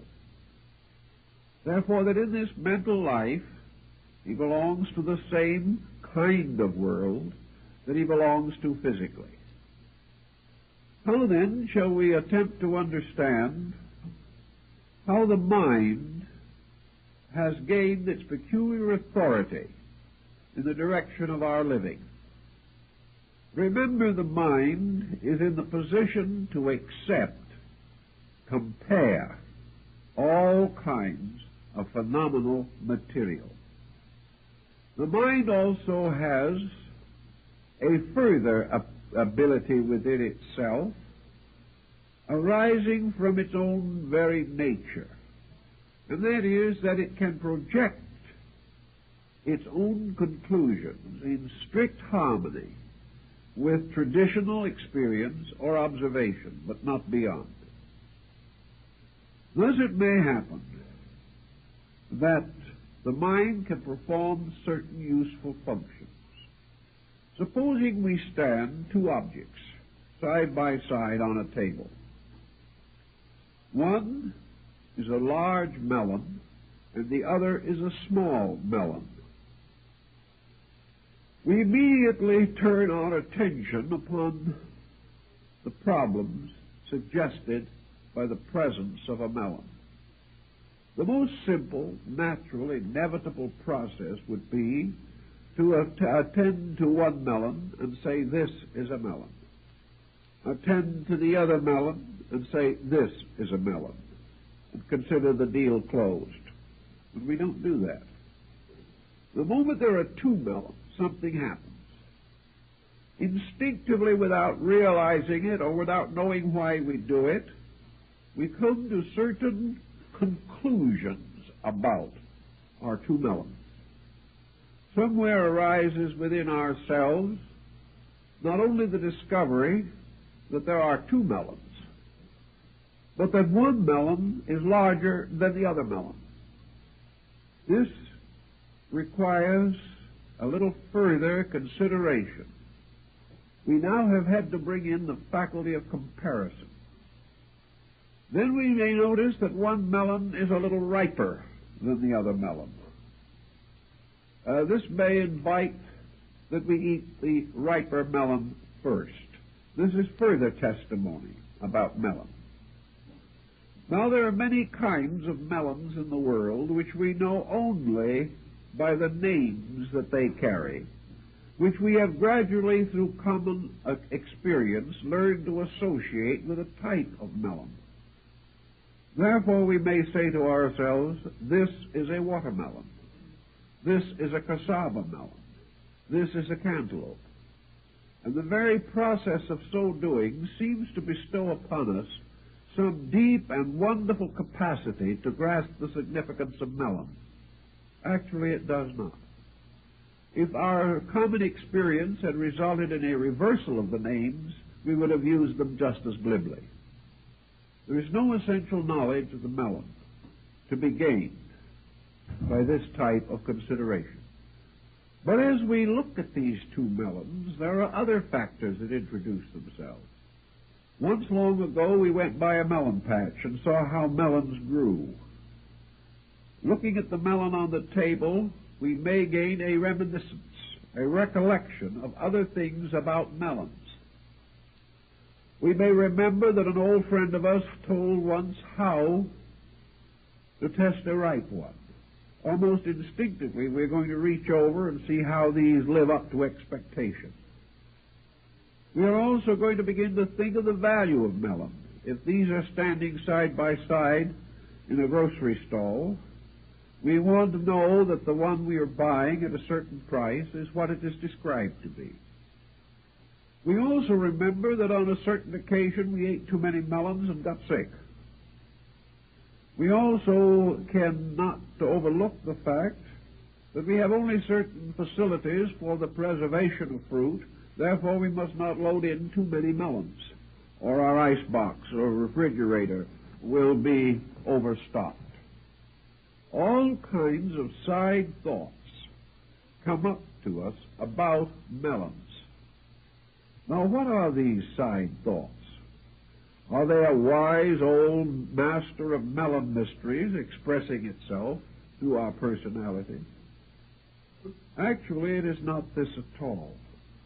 We are not coming to sage and wonderful individual conclusions about melons.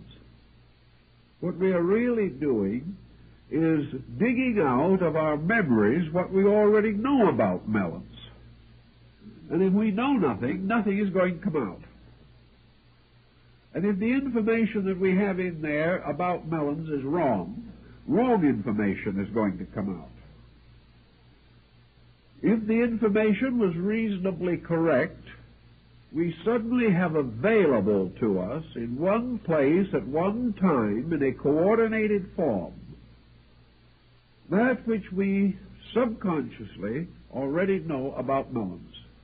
No more, no less.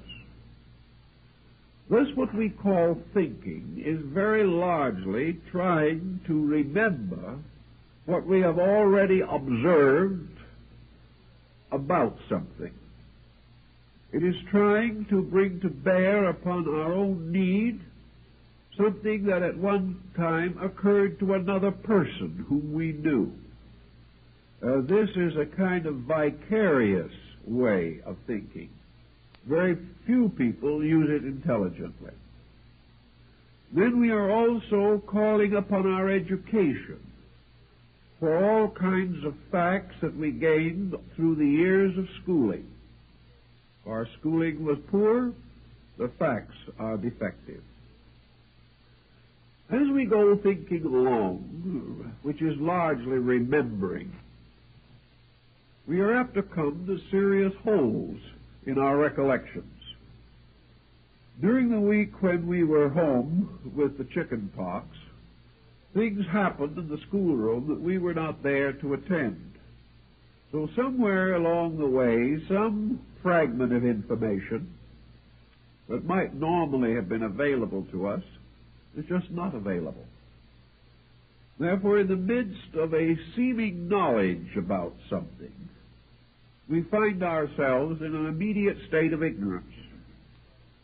This immediately recommends some consideration or some procedure, especially if the need is immediate and urgent. Therefore, we have encyclopedias, we have dictionaries, we have neighbors, we have all kinds of resources, and if all else goes bad, we can write a long letter to the Secretary of Agriculture, who is always rejoicing at such correspondence, which comes in by the ton.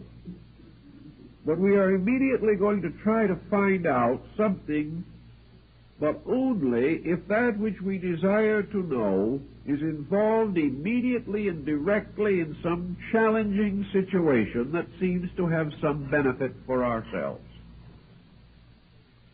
So much for the common way in which we put together what available facts we possess.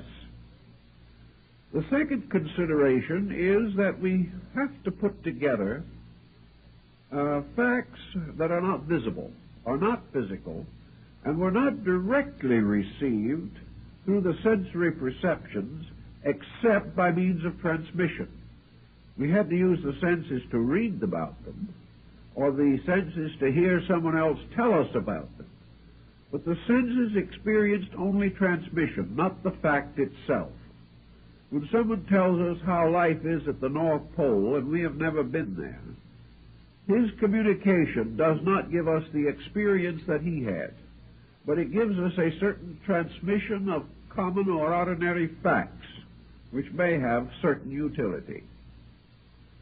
So in the problem of abstract things, we are not able to depend immediately upon personal experience. So we have created great systems of learning. These systems being composed largely of specialists who devote great time and consideration to small areas of intense labor, with the conviction that only in this way can they achieve penetration. Their findings can be transmitted to other people in various degrees. But in these specialized areas, there have also arisen certain sensitivities. One of the common sensitivities of man is his prodigious overestimation of authority.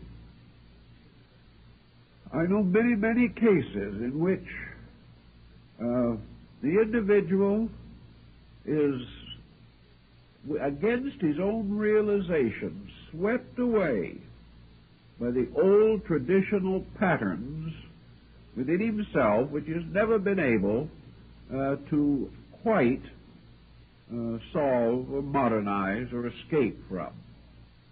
Thus, a person will spend hours telling why the entire theory of authority is worthless, but he will stand humbled and abashed in the presence of the first famous person he meets. Whether the famous person knows anything or not isn't even important. He is famous. So we still all go out looking for autographs, cut buttons off of people's coats, read with tremendous avidity the scandals of popular heroes, and are deeply impressed by the mere fact that things seem famous or important. Out of fame and importance, therefore, we have developed a sensitivity. And this sensitivity causes us to become peculiarly responsive to what we term authority. Now, responsiveness in this case is merely the activity of a point of attention. If we are not convinced that the person whom we are intending to investigate is important, we have little interest in it. If we do not think his ideas are good, we do not want to bother with them. But if for one reason or another we regard him as exceptional, then we focus attention upon him, becoming more aware of him, more aware of whatever communication that he may make. And the communications of the famous are therefore etched more deeply into our subconscious memory than the communications of those for whom we have little particular respect or interest. Even the communications of those we hate are more deeply traced than those about whom we are indifferent. It follows from this that gradually we have turned over a very large part of the so-called thinking process to formularize solutions to problems. We allow our educators to determine what we need to know. We allow them to tell us when they think we are educated. They do this by conferring upon us a mortarboard and a diploma. We then are convinced, not by anything we know, but by what they have told us, that we are ready to go out and seek fame and fortune. We have been given such instruction as our way of life seem to feel should be impressed upon the subconscious substances of memory. Thus we have our education behind us. And we have it there forever, as long as we live, to be drawn upon for various attitudes, for various beliefs. If our education was highly specialized, there are some areas in which perhaps we are particularly skilled. But this is compensated for by the fact there are other areas in which we know practically nothing. Today, what we know is largely determined by what our race, our world, our culture believes to be knowable or believes to be worth knowing. If general opinion is that a subject cannot be known, we spend little time or attention with it. If we do not believe that it is worth knowing, we are also inclined to give it scant consideration. In this way, a small group, leaders, powerful personalities in various areas become the shepherds of our destinies. They determine what we shall think and how we shall think, not by an immediate despotism of their wills, but by the type of nutrition they feed the mind during the formative years. All the time, also, that this information is being fed into us in various ways, we are also subject to another series of pressures which might be termed the response of the senses to the observed phenomena of life. We hear from educators, particularly those who have some of the old-fashioned Scottish metaphysical point of view, that the honorable man is going to succeed. But our eyes, ears, noses, and throats seem to reveal to us that the dishonest man succeeds quite admirably, and if anything, simply exploits the honest man more audaciously. So what we observe does not always agree with what we are taught. We are assured that our religion is a source of great spiritual consolation, so we receive a certain amount of it. We are not sure, however, in practice or in the testimonies of the senses that religious people are living what they claim to believe. And just as the small boy is torn between parental advice and parental example, which may not be even consistent, man growing up finds the mental coordinator torn between the dogmatic instruction that is poured into it and the much more sprightly experiences with which it is daily confronted. This results in what might be termed divided allegiance. This divided allegiance nearly always ends in some kind of a mental dilemma, which we may call confusion. Things do not seem to work out as we expected them to. perhaps because we tried to work them out on one level while our expectations were on a different level. We are not at all happy when we estimate the quality of our achievements in the terms of the compensations with which they are rewarded. Everywhere there is confusion. And in this confusion, man is torn usually between theory and practice, between the old ways as he hears about them and the new ways as he sees them every day. Actually, from such a confusion, he may come to an embitterment. He may be disillusioned. He may reach that peculiar state in which he no longer believes anything. Becomes a total doubting Thomas, a skeptic, or even a cynic. Out of confusion of this kind undoubtedly rises our agnostic and our atheist. He is not a person who has within himself a driving determination to be different or to be negative. He is simply unable to find sense in the phenomena around him. He cannot make theories and practices meet. He cannot see the justice in things which some common faculty in himself perceives to be unjust. Thus we have the mixed mind. And out of this mixture of mind, we have again a second level of the two melons on the table. One melon is now, we will say, the code of principles which we have heard about, the great laws that have been given to us, the religions by which our lives were more anciently influenced than at the present time.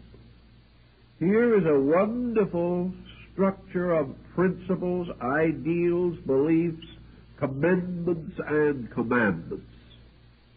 This is one melon. The other melon is the life we know, the people we meet on the street, the boys and girls we went to school with, the young hot rod driver, the spoiled child, the hysterical mother, the alcoholic father, and the forever challenging circumstances of discontent and discord in personal relationships. Which of these is true? How are we going to compare one with the other?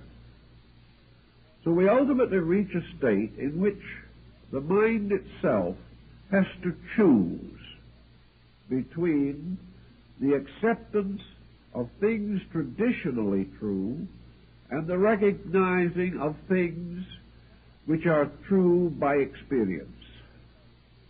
Under such conditions, the mind, by its own very nature, having no qualitative instrument within itself, usually chooses that which is most obvious. The mind accepts experience first, for what happens to us is more real than what can happen to anyone else. What we have seen and heard is more important than what someone else tells us. Therefore, first-hand information has priority. This is one of the reasons why civilizations decline when the conducts of their people decline, and that no matter how great a minority of creative people there may be, civilization cannot survive the disintegration of the moral values of average persons. For these average persons are the perpetual examples, indoctrinating each other and often infecting each other with their common negations and delinquencies.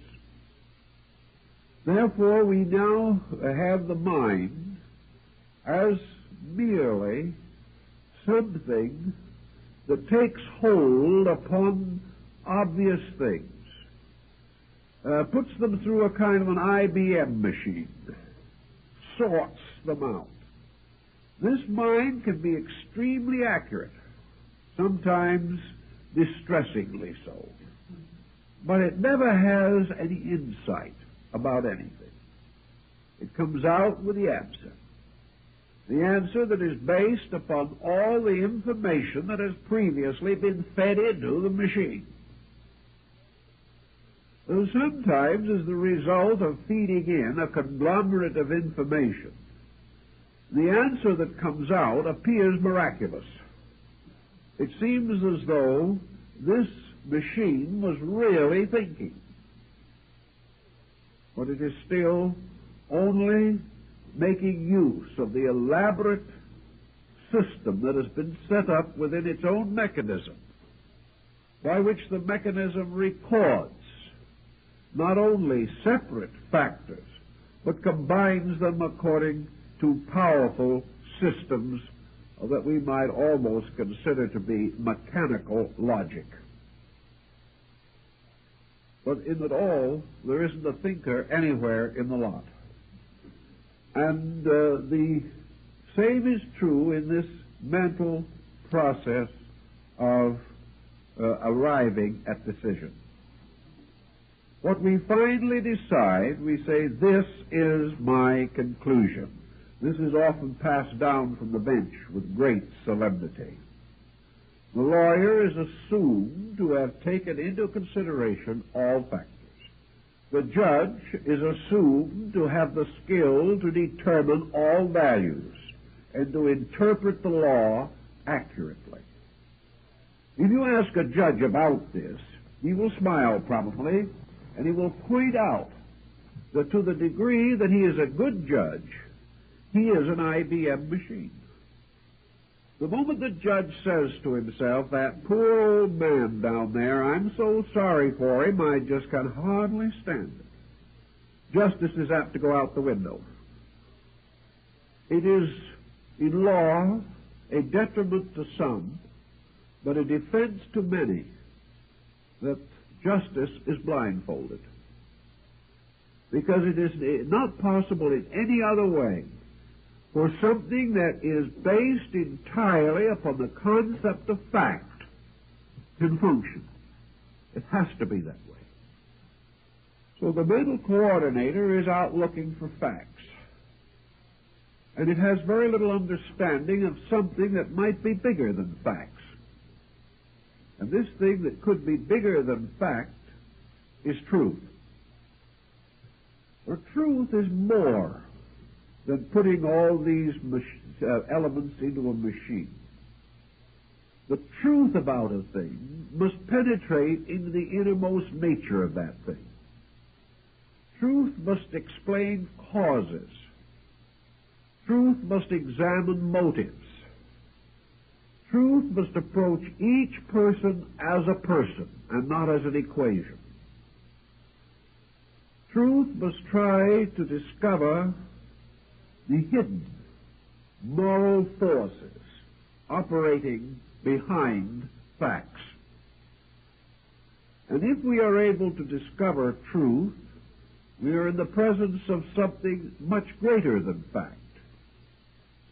But the means of the discovery of truth are very strange, curious, and abstract. Now, truth is one of the most comforting, delightful words that we have. We use it just as though it meant something.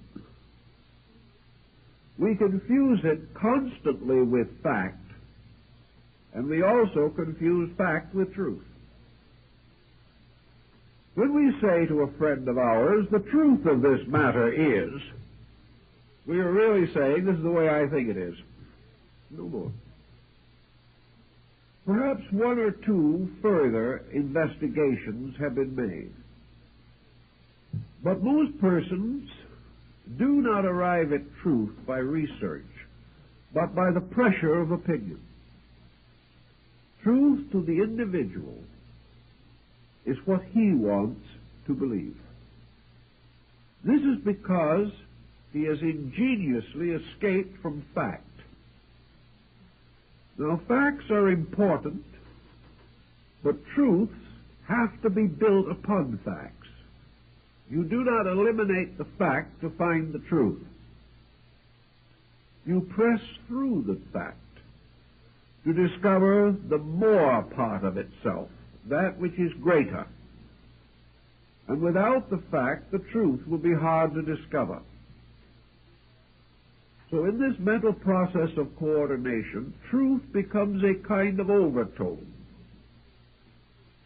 Truth is something that seems to emerge from certain other sources within ourselves, sources beside those which we most commonly use. Suppose we should now exchange our two melons for two very beautiful bowls, one of white porcelain and the other perhaps of glorious green celadon. These are exquisite bowls. They're standing side by side on the table. Both are works of art. So you say to a man, which is the more beautiful of the two? You say, that one. Why? Is it really better? No. You will say to another man, which do you like the best? And he will point out the other one. And you might tell these two men that they are not in agreement.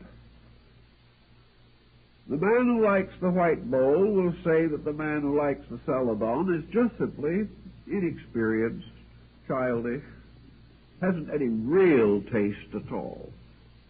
The other chap, if he is not very charitable, will say the same thing.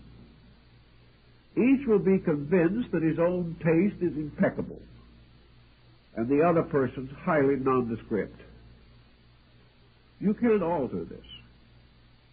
But why does it occur?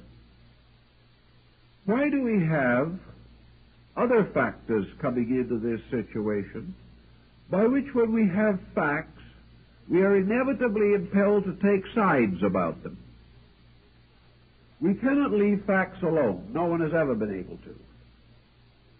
We must begin to create fields of overtones around these facts. And one of the areas in which we create these overtones is that we place ourselves in some relationship to the fact. Is this fact helpful to me? Is this fact the fact I want? If it is, there is a certain exhilaration, there is a certain appreciation, there is a certain ready recognition. But if this fact comes up with an answer that is totally contrary to my own wishes and desires, I will probably have an engineer in to go over the machine. The machine must be wrong. The individual himself couldn't be wrong. And even if the machine is proved to be in good running order, the individual who does not like the fact that he learns will find one way or another to separate himself from the acceptance of it. Thus we learn that in the course of existence, in the course of living, in the course of building up the various conditions that we know, we have a number of recollections or reminiscences or association mechanisms which have a tendency to interfere with the clear statement of conclusion. We find that with every decision that we make, every situation that arises, that we remember things that were pleasant and unpleasant, fortunate or unfortunate. And these things add their evidence in the weighing of the so-called objective fact. To the simple processes of this IBM procedure, therefore, we add certain experiences at large. experiences that float around and will arise under many conditions and in very strange patterns, experiences which cause us to reject or cause us to question or cause us to exploit the so-called facts, not just to recognize them and go on with them. If man was an unconditioned creature, he could live by unconditioned facts and would be the most dull instrument the nation ever produced. Because there is something very dead and sterile about facts. It is difficult to get up and work into a state of enthusiasm on the fact that rains fall or that the tides ebb and flow. These things perhaps can be made into something of significance by the poet, but in the daily experience of living, facts by themselves are not meaningful. Facts are only challenges by which we must come to some extended opinion or conclusion within ourselves. Facts mean what they mean to us.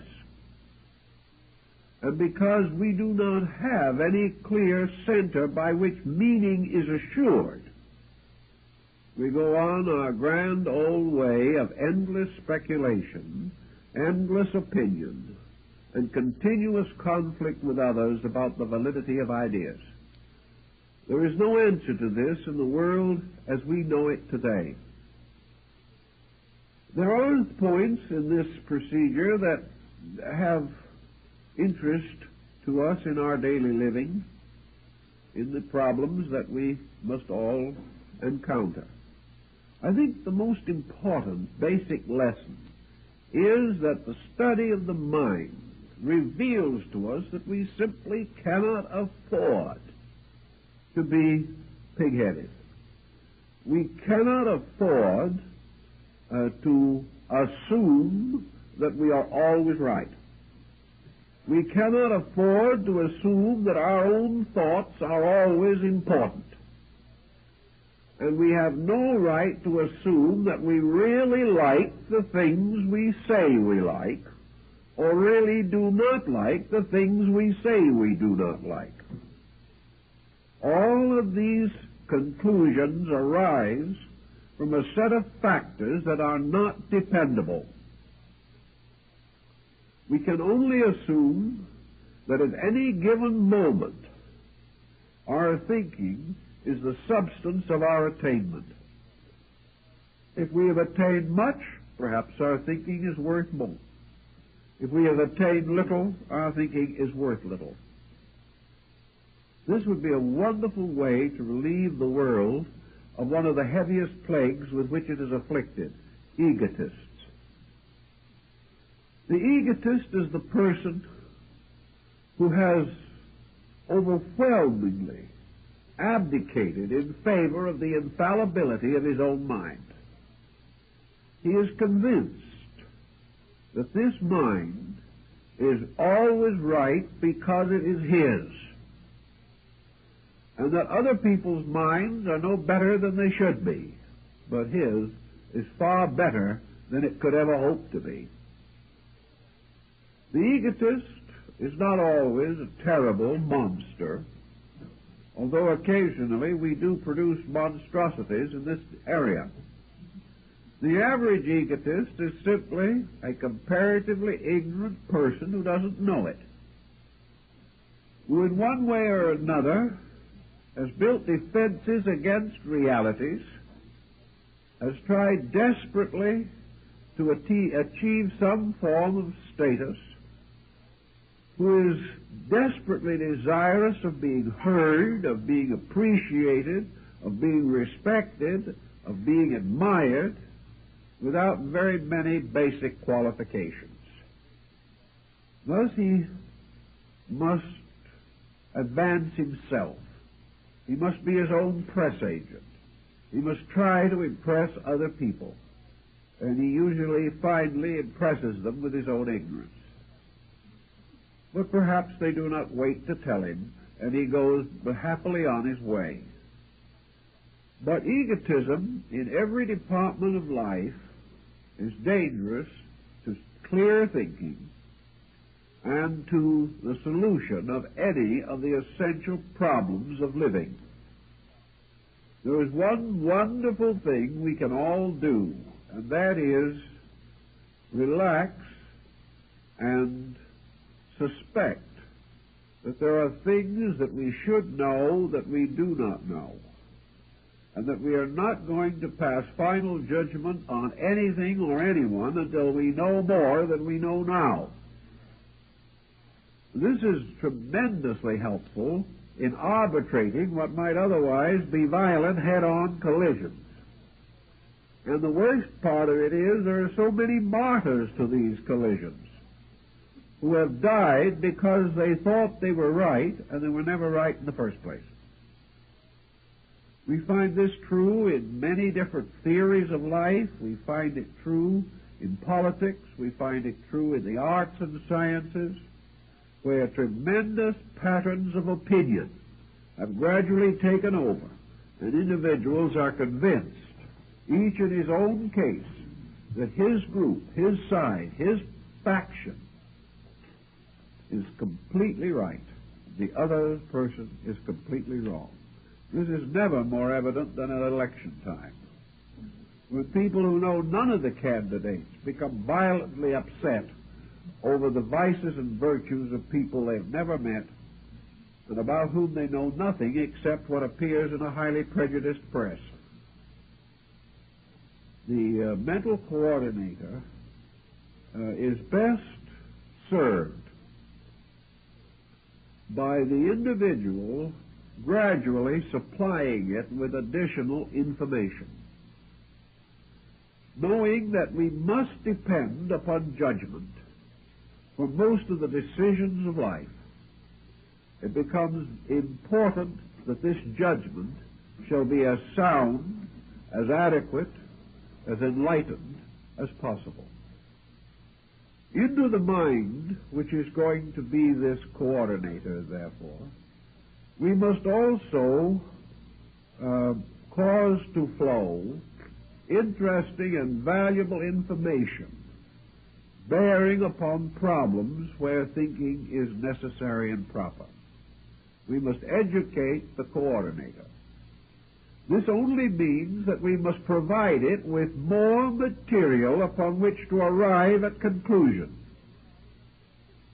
Perhaps our problem calls for a larger IBM circuit than we have.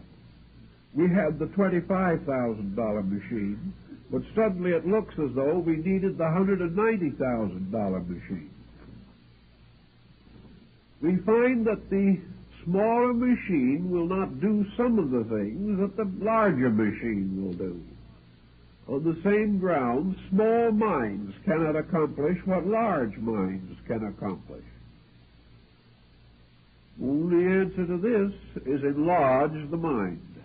Get more information into the coordinator so that it is able to bring better testimony.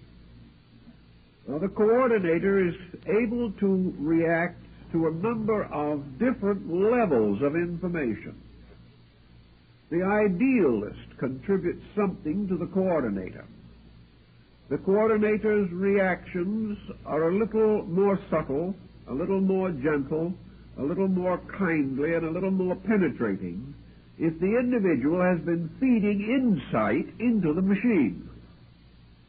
This doesn't mean the machine has insight, but it means that a new equation is introduced into the large problem. The person who suddenly has strong religious conviction also feeds into the mental coordinator certain moral and spiritual convictions. If these are deeply and truly held, then all judgments by the coordinator must include these equations. They must be part of this pattern. So a man who has had 9 experiences in life, and these are fed into the coordinator, is not quite as able as the man who has had 100 experiences in life. The individual who has lived superficially on the surface of existence from the cradle to the grave can only feed into the coordinator from the level of his own superficial experience. It is useless to think that the individual is shallow on the outside and deep on the inside. This is just not true. He will never be any shallower on the inside than we observe. He will never be any deeper on the outside than the inside can provide. And when he is deeper inside, the outside automatically changes and meets this new situation. So there cannot be a great interval in which an individual is a physical failure in everything, but a great spiritual success at the same time. The individual cannot be always right and always miserable, nor can he be always wrong and always happy. The coordinator must be adjusted.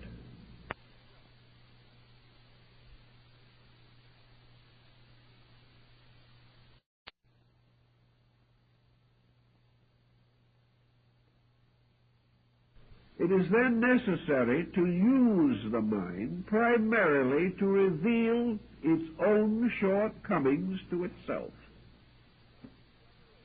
By this revelation of shortcoming, which the mind grudgingly brings in, it never does so enthusiastically. It does, however, gain a new insight into itself. Simple example.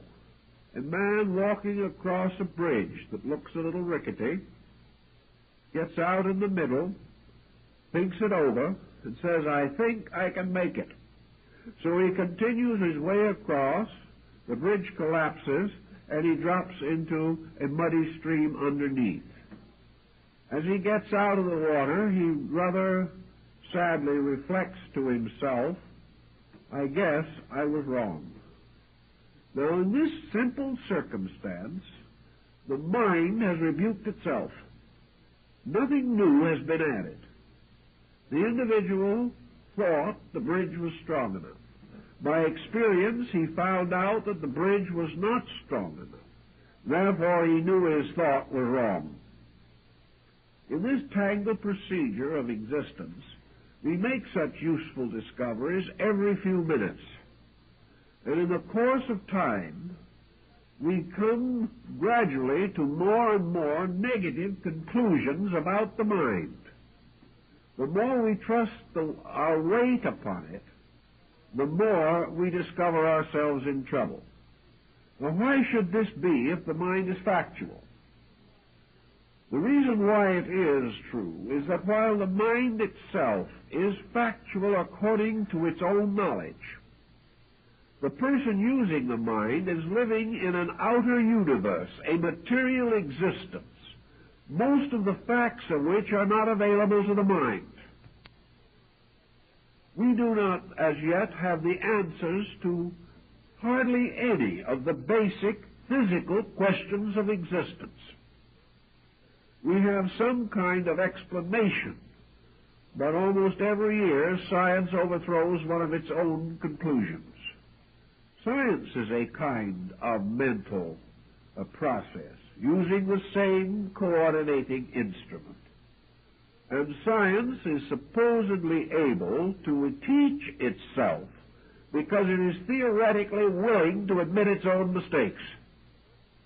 It remains close to its facts, and when these are proven wrong, it drops them. Man, however, in the same position, when proven wrong, clings to his error and dies with it. The coordinator is therefore able to discover its own inadequacy. It tries to apply the common knowledge and finds this inadequate. It tries to apply personal experience, but finds that an experience is never actually identically repeated. Therefore, there is always something in the new situation that the old experience did not quite take care of. Then we have to race on to some kind of judgment about it. And in this problem of adapting old experience to new problems, the possibility of error again intrudes.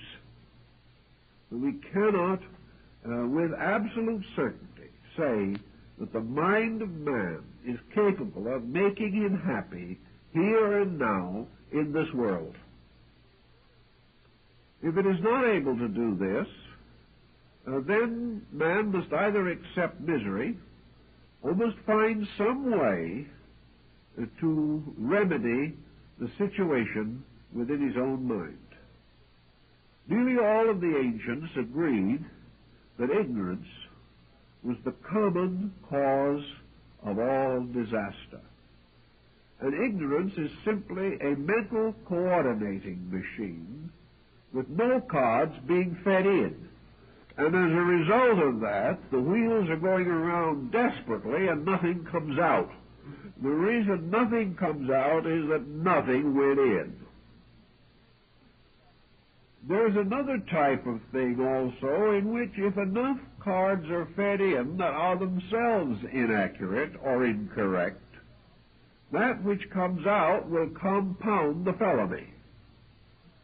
So ignorance is always the individual not knowing anything, or not knowing the right thing, or desperately conceiving that he knows something that is not true. Any such informations as this, or misinformations, fed in, will certainly come out with a wrong answer. Man's mind, therefore, of itself, is continually revealing its own inadequacy. This inadequacy is viewed by consequences. The man who found the bridge broke under him heard the noise of the breaking, which was contributed to the brain by the ears, and the sudden feeling of being wet, which was contributed by the sense of feeling. He also had his mouth full of water, which contributed to the sense of taste. He saw himself falling, so that his eyes and sight were affected, and in all probability he also had the smell of stale water from the mill pool underneath. All of this evidence was taken back by the sensory perceptions to the coordinator. The coordinator sifted all this through its mechanism and came out with the inevitable conclusion that the bridge wasn't strong enough. You could hardly get away from it.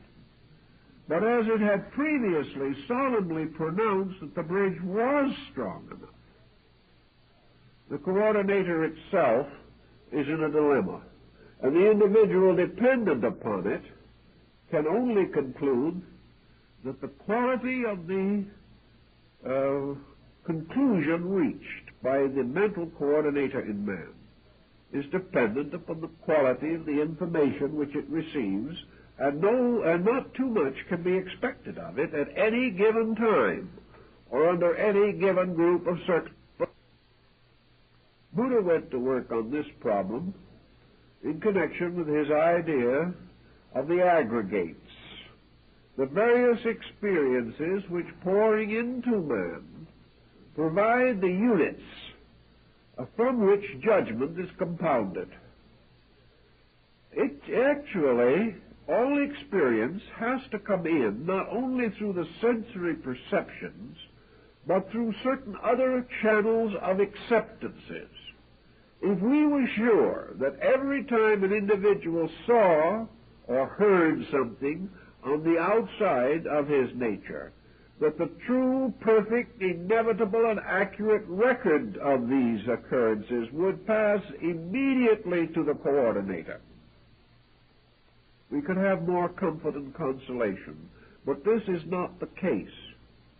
In the process of passing into consciousness, all experience is subject to the vitating process of interpretation. The individual does not honestly accept experience. In most cases, he has to interpret it. And by the time he has gotten through distorting this experience to meet his own preconceptions, that which goes into the coordinator is already morally and ethically and rationally dishonest. Buddha tells us, therefore, that one of the first things we have to do in trying to help this mental process to function is to stop cheating on it. Stop forcing it to be what it should not be. Stop trying to fool it. And also, stop feeding it attitudes and opinions and notions that are not valid. Because if you feed in things which are not true, conclusions that are not true must come out. And when they come out, they will be much more impressive than when they went in, but they will be no truer. To achieve this correction of basic ignorance, there are certain disciplines which antiquity set up, not for the redemption of a God in man. The ancient didn't believe that you had to educate a God in the human soul. What you had to educate was the inside of man himself. For it was not from any God that his troubles sprang, but from himself. Buddha then took the attitude that we must decide in ourselves values. What are we going to ask of this coordinator? What are we going to demand of it? Are we going to demand that every man be a Socrates? Are we going to insist that every one of our children will be a genius? Are we going to stand by and overeducate young people who need to know how to work much more immediately than they need to know Latin verbs? What are we going to do with these factors in our own natures? Buddha recommended very strongly that the human machine, this coordinator, is able to take over a common, reasonable task and perform it in a reasonably efficient manner if we will just stop overloading it and expecting it to perform miracles. Thus, we seem to see something that we don't really appreciate much these days, and that is the strange and wonderful dignity of the commonplace. All of the opinions of our world are made by minorities, and the great majority of mankind goes on unheeded. And yet there may well be more genius in the commonplace than there is in the exceptional. For ages we have recognized the strange integrity of the folk. How wonderful honesties rest in simple people. How the world's securities have for centuries been maintained by what we commonly call the middle class of people. The people who were sound within themselves, who had principles, who lived within their means, who made no pretenses to virtues they did not possess. They lived simply, and they lived naturally, and they expressed themselves in the simple words they understood, and they were truly the salt of the earth. Every civilization that has ever collapsed has collapsed because of the corruption of its middle class. And this middle class, therefore, may be likened to a moderate-sized machine, a coordinator that is probably all man really needs. Certainly a coordinator which ages of evolution have made available to him. if he doesn't crowd it, if he doesn't pack it, if he doesn't try to run it too fast, if he doesn't attempt to cheat on it, this coordinator will serve reasonably well. It must, however, be given proper care, proper guidance. The machine must be kept in good order. And most of all, it must be operated by a trained operator. If you don't have that tossed into the situation, your repair bills are going to greatly exceed your original investment. So we have the operator that has to run this machine. Though in this particular case, the operator himself seems to be almost part of the machine. But the operator is a level of intelligence originating from the machine, but strangely separated from it by a certain overall experience, which the machine itself cannot completely convey.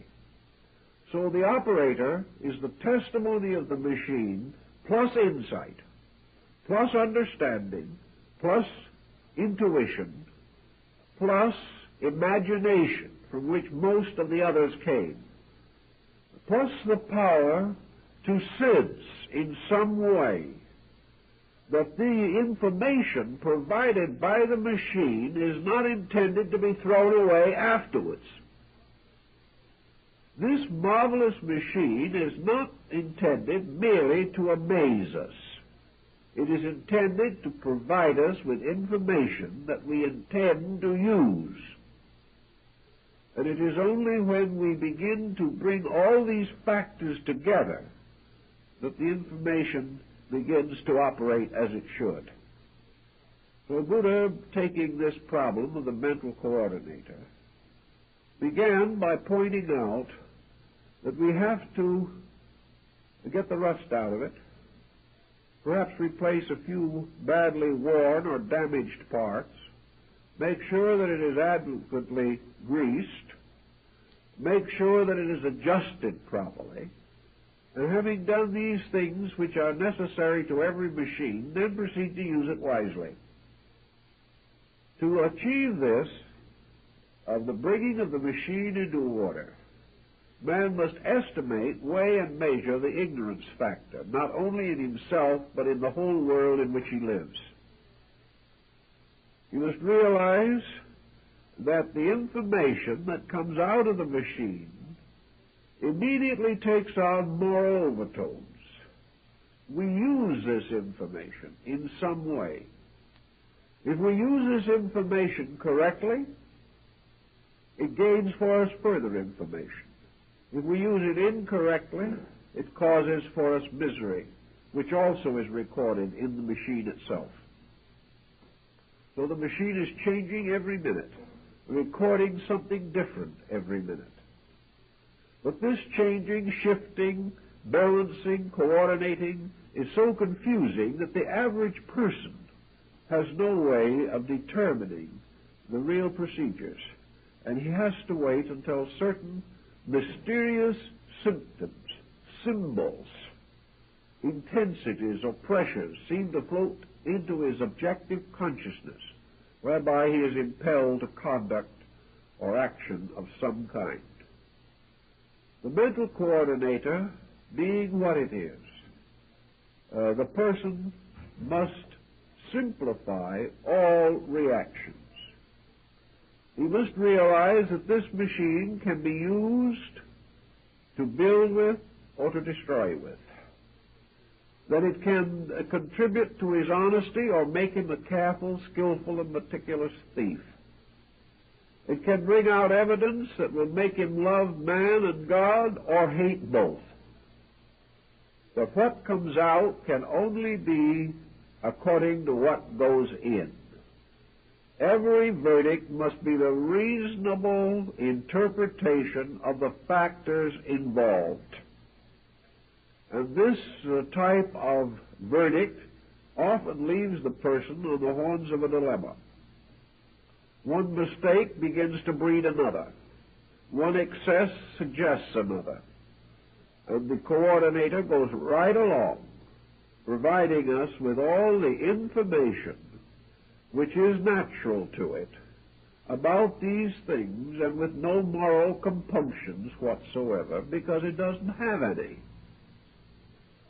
But the occurrences themselves that follow these applications of specialized knowledge have moral consequences in terms of life. So the coordinator, with its sensory perceptions, is suspended in a mysterious way between two conditions of being. The lower condition is the material universe, which is a completely lawful sphere in which the laws themselves are for the most part concealed. The confusion of phenomena obscures the natural directions of nearly everything in the physical world. The laws are there, but we cannot see them. We cannot immediately grasp them. Beyond and above the coordinator is an inflexible and inevitable fact in law itself. The coordinator, therefore, has no actual say in the kind of a world in which it is going to live. It can only say what will happen to the person living in the world as it is, and reacting variously to the stimulation of the calculator or the coordinator. The only answer that the coordinator finally comes to of itself is that through long and patient observation and reflection, it becomes evident that all knowledge, all facts, all conclusions arrive in the end at helpfulness or destructiveness. That all things either bring with them security or cause insecurity. Wherever a security, a well-being, an obvious progress is achieved, the conclusion is called good. Wherever it is obvious that the results are tragic, unfortunate, and miserable, then we assume that the consequences of that process are bad. So everything that the coordinator does leads to something, leads to an application which in turn has implication.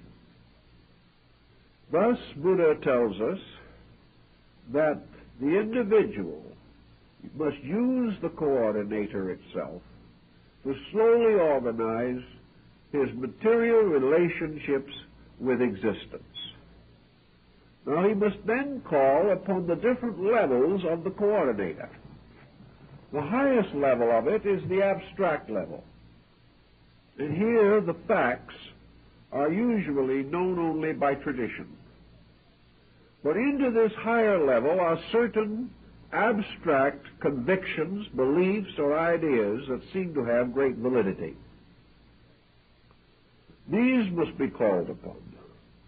Also, there is a middle level in the coordinator, in which it is obvious that growth or change moves things upward or downward, towards the better or toward the worse. And there is the lower level of the coordinator, which simply concerns itself with creature comforts, which concerns itself with immediacies in which the immediate takes precedent over the real, and the instant dominates eternity. These different levels, each has experience according to itself.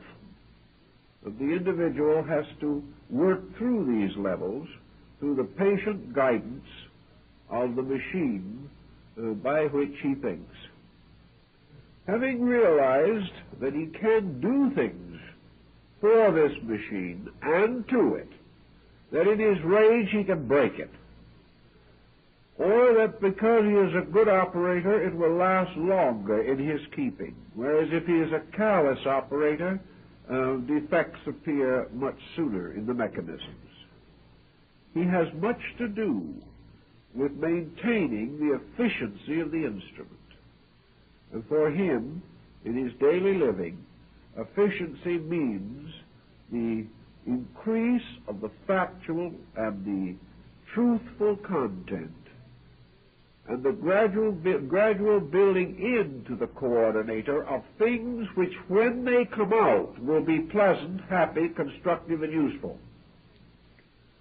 If, then, we take into this coordinator an overwhelming grief or an overwhelming grievance, the wheels go round, and in the end there comes out something that is morbid and unsatisfactory and destructive to our peace of mind. There's only one way in Buddhism to prevent this, and that was to stop the inflow of it, to gradually reduce the intensities of the things which bombard the calculator. Thus, Buddha holds out for fact, but not for the exaggeration and the distortion of fact. He points out, for example, that there is no reason why men should not be comfortable. There is no virtue in misery, even for great causes, unless it's absolutely necessary. But the individual cannot afford to make comfort his total purpose for life. When he is willing to sacrifice honor for comfort, he's in a bad way. Therefore, he has to determine the amount of intensity that he can afford to bestow upon any one of these factors or coordinating elements. If he is able to gradually reduce his own illusions about things, illusions which arise not only because the coordinator is organizing existing information, but because it is carrying the karmic load of previous information. The individual comes into this world for only one reason, namely because he is ignorant. Now, this is a disillusioning thought. Yet very few people in their right mind can ultimately come to the conclusion that they are here in reward for something. There seems to be only one excuse for being here, and that is that there's something the matter with us. The more we know people, the more we come to the common conclusion that we're all in a little trouble. For we have not excellence of penetration and perfection of judgment to start with. We haven't fallen from perfection into our present state. We are slowly climbing out of imperfection, one awkward step at a time. That's the reason why we are here. Because we are here, we can improve. And the individual who can no longer find any grounds for improvement is dead already. Having decided that we can improve, we must discover how, in what way, and by what means. Buddha says that we can improve definitely by getting emotion and pressure out of our relationships with life. As long as every relationship between the coordinator and the outer life is pressured by the inordinate intensities of the sense perceptions, we will never get a faithful judgment or an honest report on anything. The only way we can really feed the coordinator useful knowledge is by making a program out of finding this knowledge, doing something with it, and providing it in an attractive, usable form to the coordinating factor. If we wish to study botany, we can, in 8 or 10 years of specialized study, feed into this coordinator enough specialized botanical knowledge so that we can make this field our profession, can gain some reputation in it, and can, upon demand or upon our own interest, identify countless forms of plant life, understand at least the outer forms of their processes, and gradually we'll gain some insight of other things from our great familiarity with plant life. Burbank discovered many wonderful fragments of universal philosophy from his love of plants.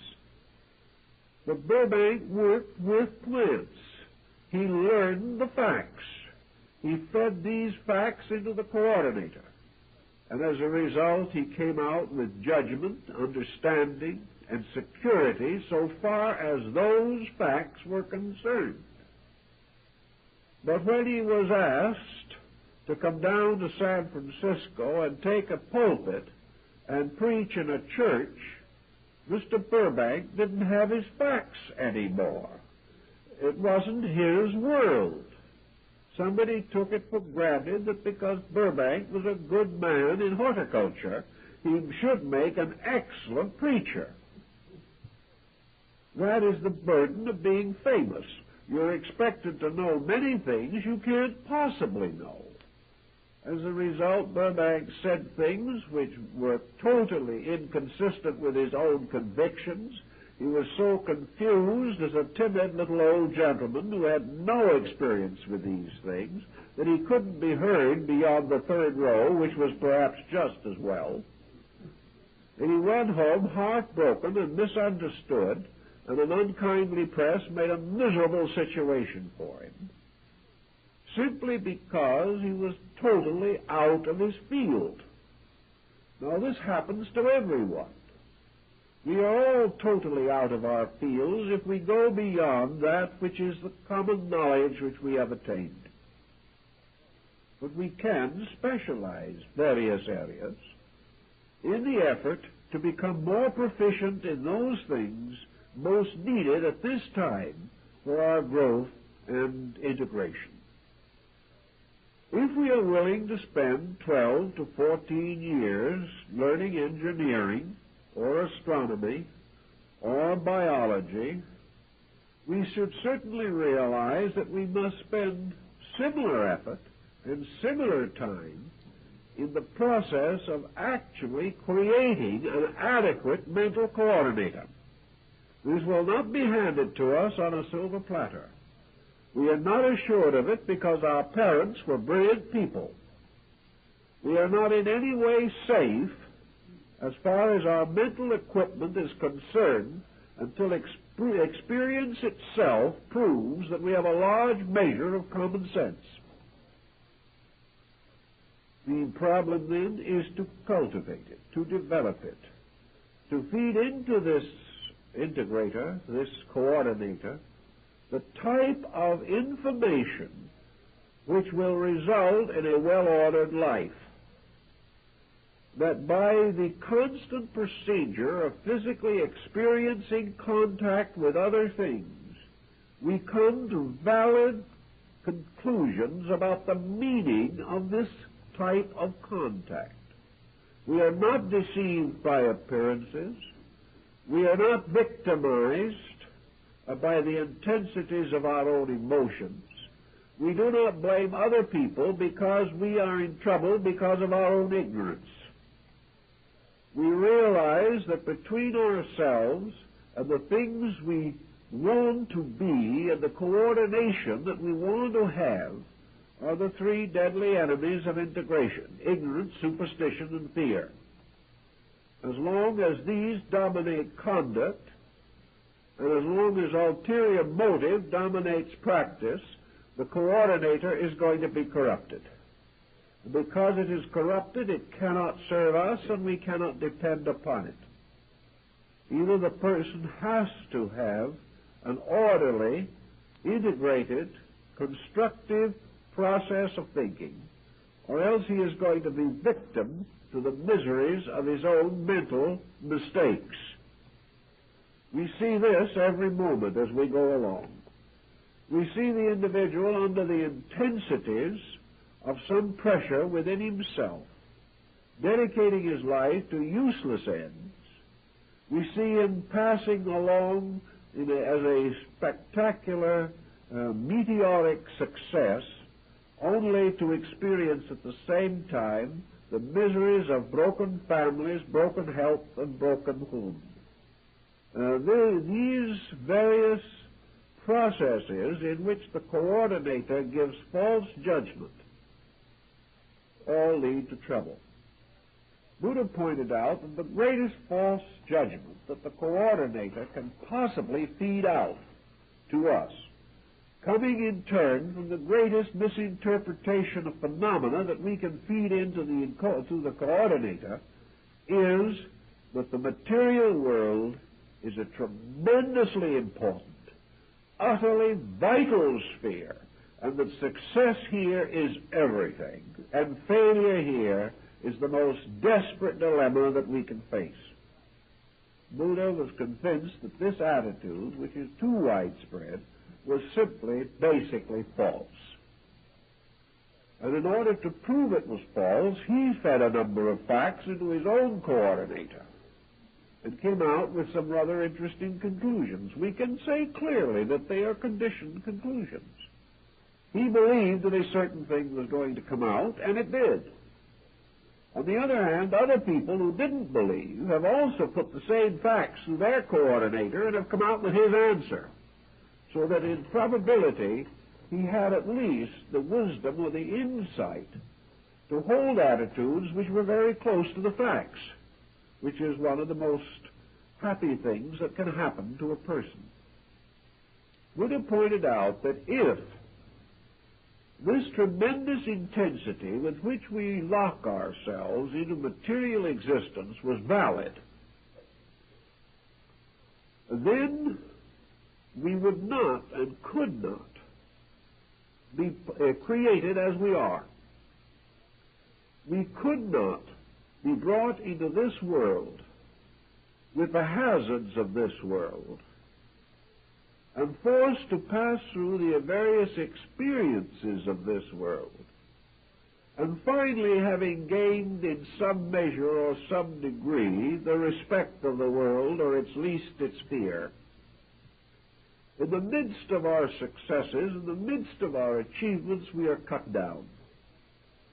Actually, as Buddha pointed out, the whole pageantry of this world is summed up in a simple statement. Man is born, man suffers, and man dies. You can add some garnish here and there. You can wrap it in tin foil. You can tie ribbons around it, but these are the facts. And they're the facts that most people desperately, relentlessly reject. They reject them by ignoring them. They reject them by living in complete nonconformity with them. They continue every strategy that they have as though they were going to be able to go on with it forever. And as I've mentioned once before, I know a case where a man foreclosed his mortgage on his deathbed. He could get a few more dollars that way. And strange as it may seem, this man had no heirs. He just realized that he could sit up once more and make another dollar, and then drop back into oblivion. Why? What is the purpose? What has gotten into man, by means of which he has allowed the coordinator to be so completely hypnotized by the various projects which men have set up among themselves, that he has lost all sight of the impermanence of everything, that he has lost all sight of the fact that he is here today and gone tomorrow, and that the freeways as they are tomorrow may be sooner than he thinks. With a philosophy of life that can only mean anything if he lives forever, he also cheerfully kills himself and others, trying to save a few seconds in rapid transit. 40,000 persons are killed every year in automobile accidents alone, most of which are preventable. But nobody cares. Here we have a world in which we do not know where we came from, most people. We do not know why we are here, and we haven't the slightest idea of where we are going, if anywhere. And yet we build in this little oasis a completely nonsensical system of existence, a system that makes sense to no one, but is sanctified by the veneration of ages. Buddha said this acceptance of this system, this belief that it has to be right because it has always been that way, the fact that we have to be in style because otherwise we are ridiculous, causes us to overlook the fact that the style itself is ridiculous, and that by following it we can only look worse than we did before. Everything is according to a pattern based upon the approval of other foolish people for the foolish things that we do. On one occasion in the forum, Socrates was discoursing when the audience broke into violent applause. He turned quickly to one of his disciples and said, "What foolish thing have I said? They are all applauding me," taking it for granted that they would only applaud error. Actually, we have to face a very interesting fact, that we can make the mistakes that everyone makes. We can share in the foolishness of whole generations, but the payment we must face alone. Whatever we do wrong, no matter how many other people slap us on the back and say how wonderful we are, if we have broken a law, we must pay the penalty of that law alone.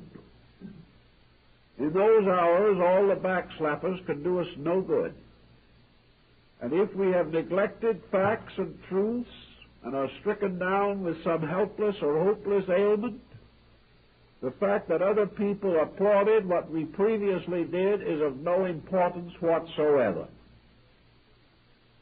We have to keep the rules if we want to escape from the solitary suffering that follows all broken law. Buddha then suggested we get these things down to size, where we can see them, where we can work with them, where we can do something about them in the daily existence of our own needs, and the daily experience of our own problems. The mental coordinator should be fed the simplest possible arrangement of factors. Nothing should be fed into it that we do not want to have come out of it. And no matter whether we will or not, anything and everything will be fed into it that is sustained by the intensity of our own emotional or mental energy.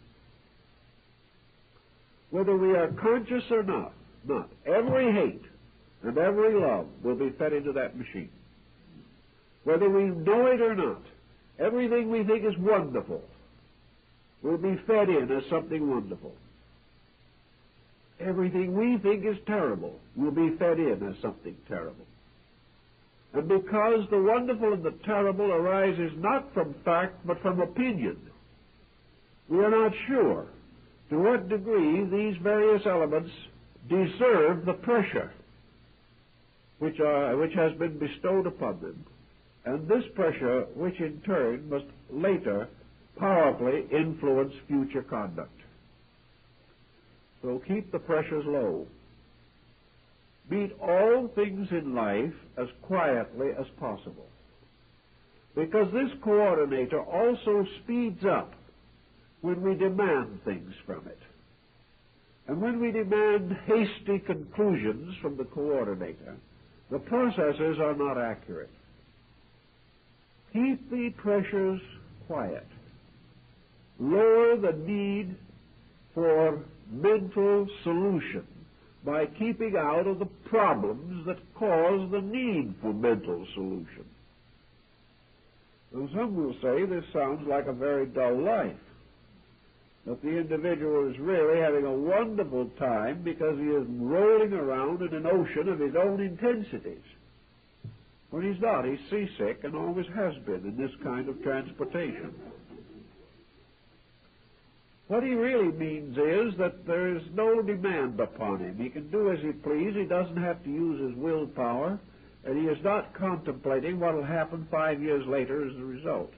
Take it as it is. Let the future take care of itself, but the future is catching up to him every minute. The coordinator is best equipped and best solved when we keep the pressures low. Now, it doesn't mean that we can't have interesting things. Psychology is discovering today, for instance, that pressure is not at all a synonym of real depth of feeling. Very often the deepest and most wonderful experiences of our lives are very quiet, very simple experiences. We get much more excited over trivia than we do over real issues.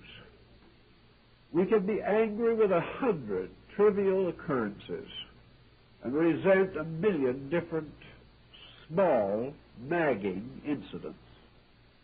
But when the average person of reasonable maturity is confronted with a really great problem, one of the great moments of life, he is usually quiet. He usually meets this with a great depth of determination that is not emotional, that is not pressure-ridden, but has a strange, devout decision in it. Very often in old times, in these great moments of life, man had recourse to prayer. He asked divine guidance. Prayer is disappearing from most modern homes, unfortunately. And in its place, we have greater intensity. Most neurotics have forgotten how to pray. They have no longer the ability to simplify, to place anything in the hands of God or any superior power. They have to carry the full load of their own miseries themselves, and they're inadequate because they've never built anything in the coordinator to solve misery. They've only fed it with misery from the beginning. To simplify, to clarify, to reduce pressure means actually to bring all the values of life into complete focus. We can do anything we want to, and do it beautifully and graciously and conveniently, if we stop forcing, if we stop pressing, and if we begin to graciously use the powers and faculties that we possess. So we take things more quietly, more easily, and as a result, we think more on a constructive level. Because we are a little less intense, we are not so sure that everyone else is wrong. Because we do not nurse a hatred so powerfully, we do not entirely forget that our adversary has his virtues.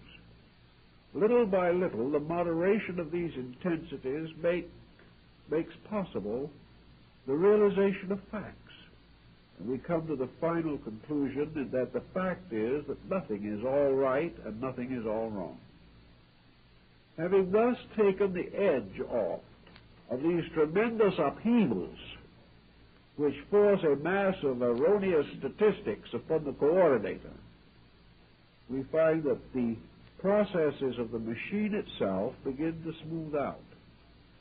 The answers are no longer dogmatic. They are suggestive answers, things to help us.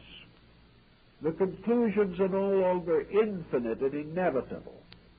Rather, they reveal rather clearly that they are according to the facts available. They are not dogmatic. They always allow that other facts could exist and undoubtedly do exist. But little by little, by this procedure, we reduce our living to a reasonable, practical, livable level. We find pleasure in things that do not entirely agree with us.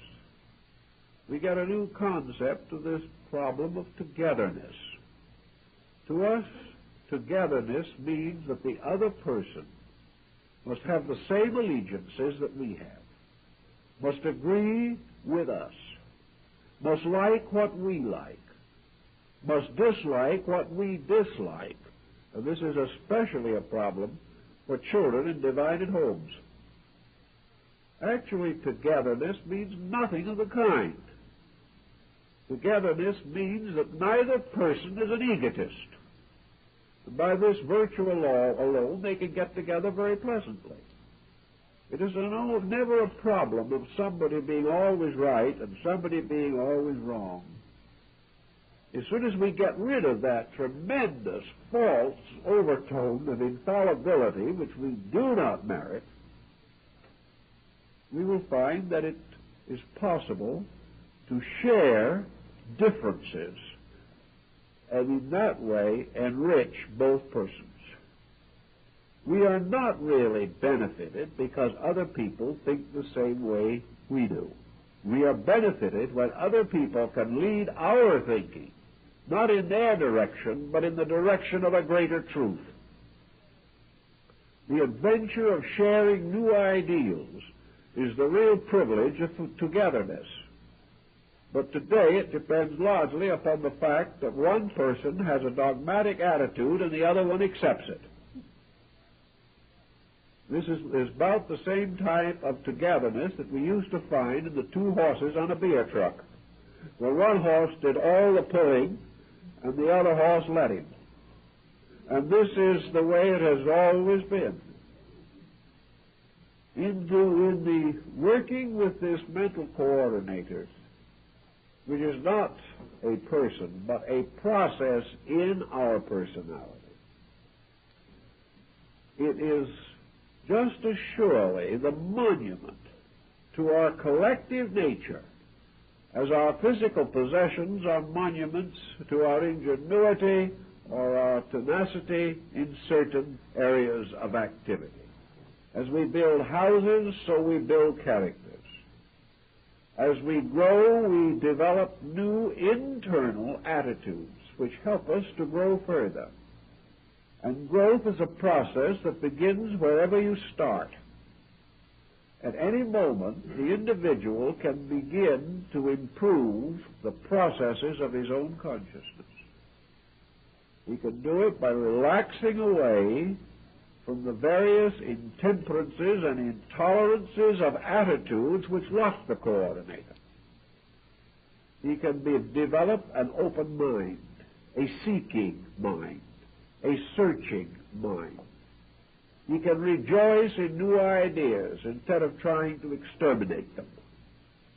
He can be glad that other people do not agree with him, but hopes that everyone of good sense agrees with themselves to at least a reasonable degree. If we had this type of thing, we would have no religious intolerances. We would have none of the race intolerances that burden us. For all intolerances represent some defect in the proper attitudes of the mind. And where the mind is so perversely affected that it cannot find solutions, it then begins to create antagonisms and discords.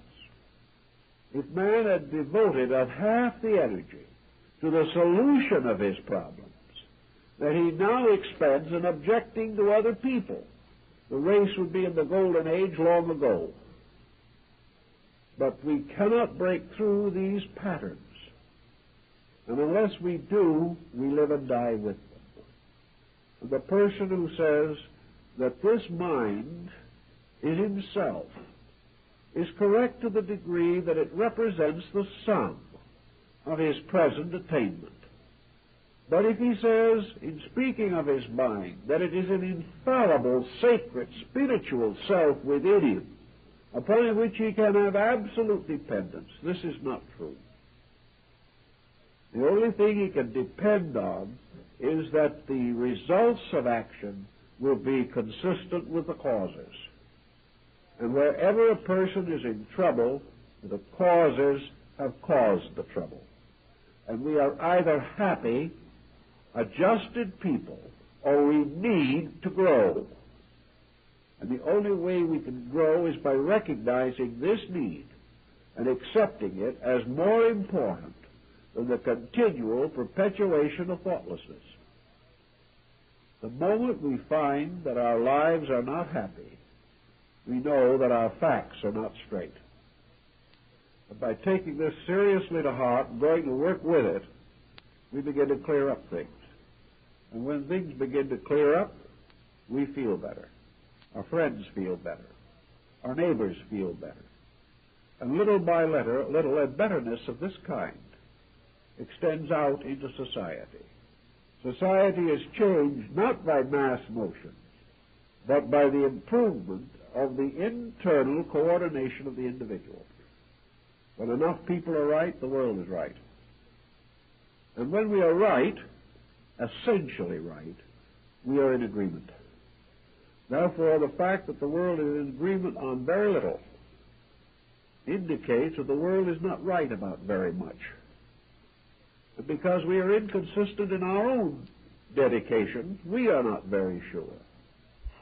So we have to look with a suspicious eye at that machine and begin to wonder whether we can afford the extravagance of letting it go along without leadership, without guidance, without purpose, and without capitalizing on its product. We therefore seriously feel that each individual should think through, with the coordinator itself, the consequences of this expensive and luxurious piece of equipment, and make sure that in practical terms it is paying for itself. If it isn't, it's up to him to see that it does. Well, we'll now go home and examine our coordinators. Thank you very kindly, and see you next week.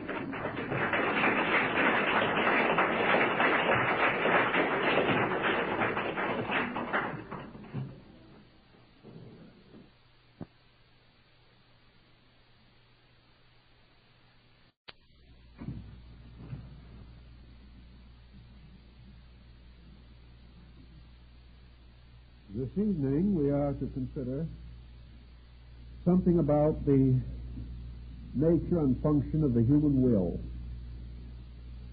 This subject has fascinated human beings since they first discovered that they could determine something and almost irresistibly continue in this determination until they attained their goal or destroyed themselves in the attempt.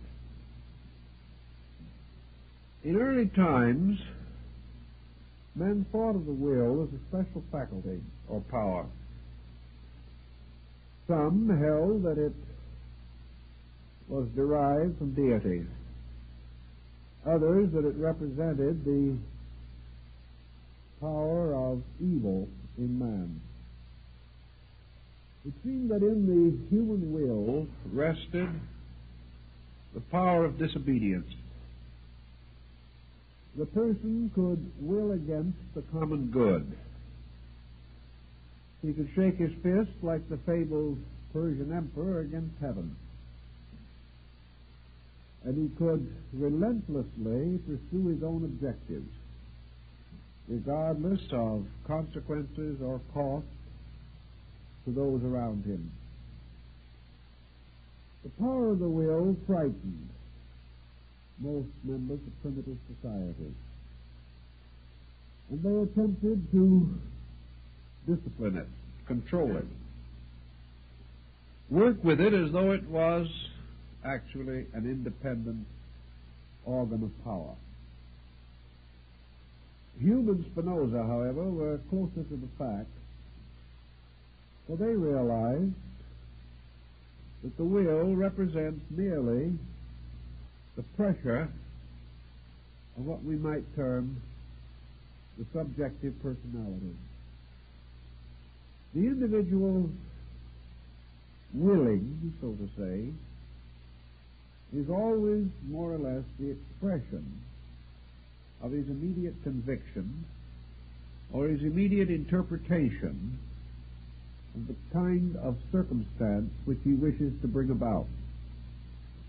Will, then, is an intense form of wishing.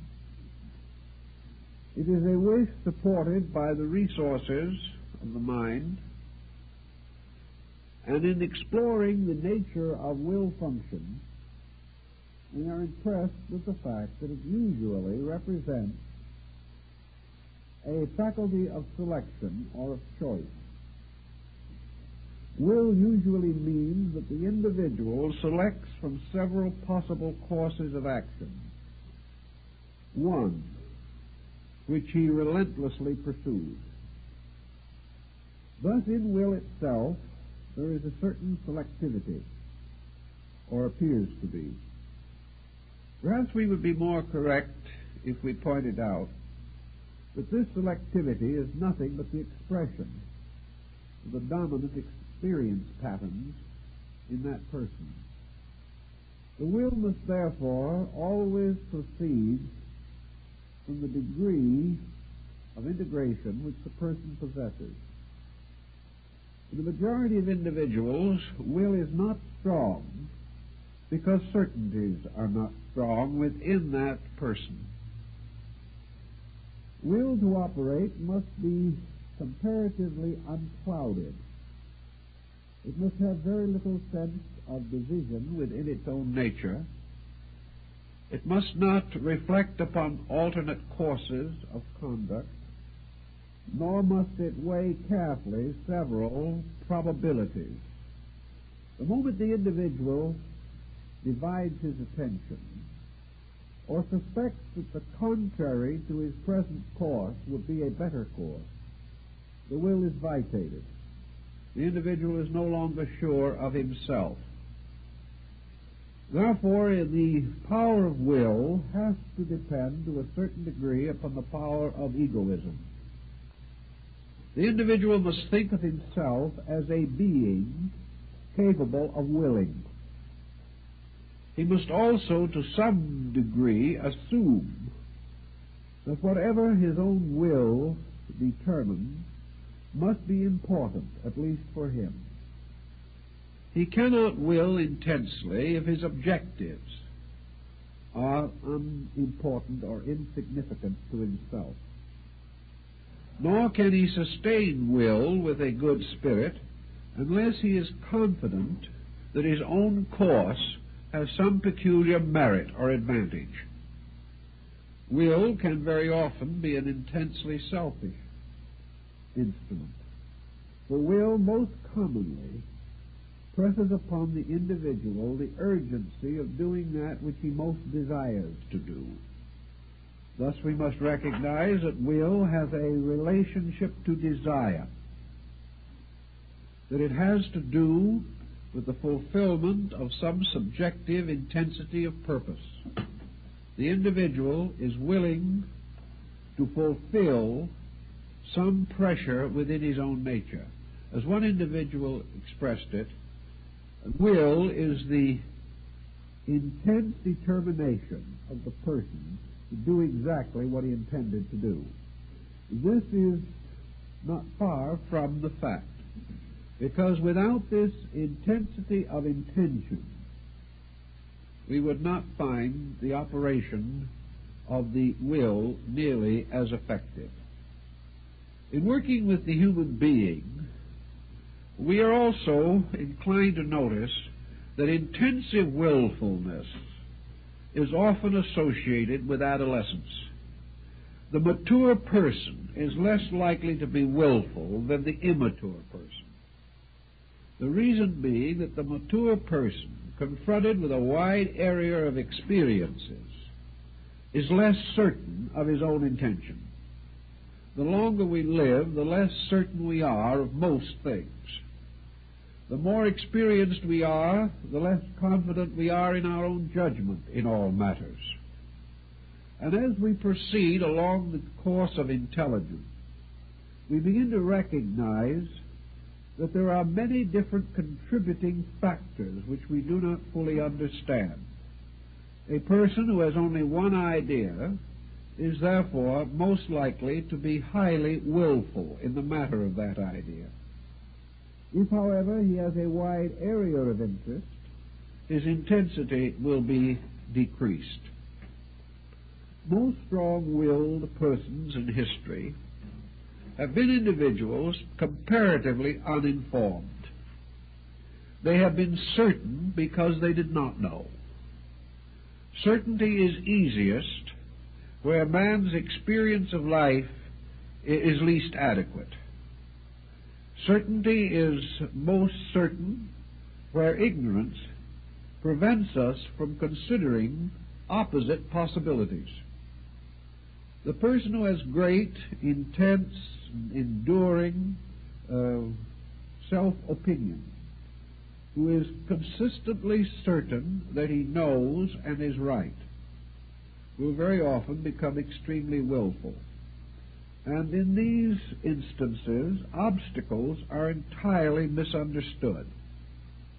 Instead of the obstacle causing the individual to question himself, it causes him to cast himself against the obstacle, always determined to break through.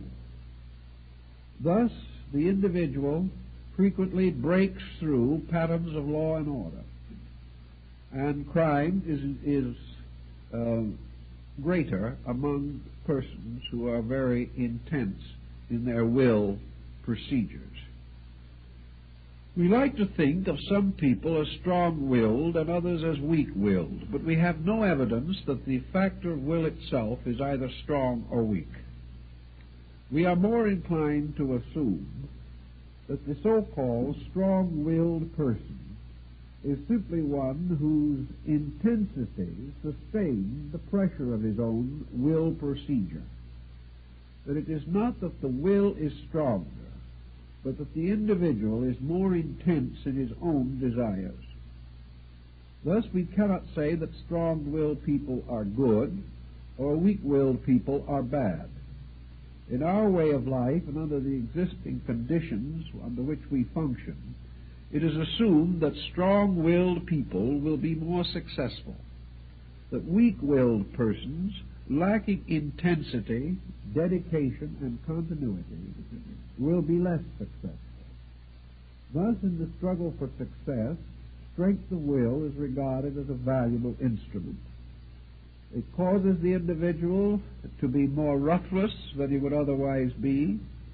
It makes him less considerate of possible damage as he proceeds, and causes him to think of the fulfillment of his own purpose as his one and only objective.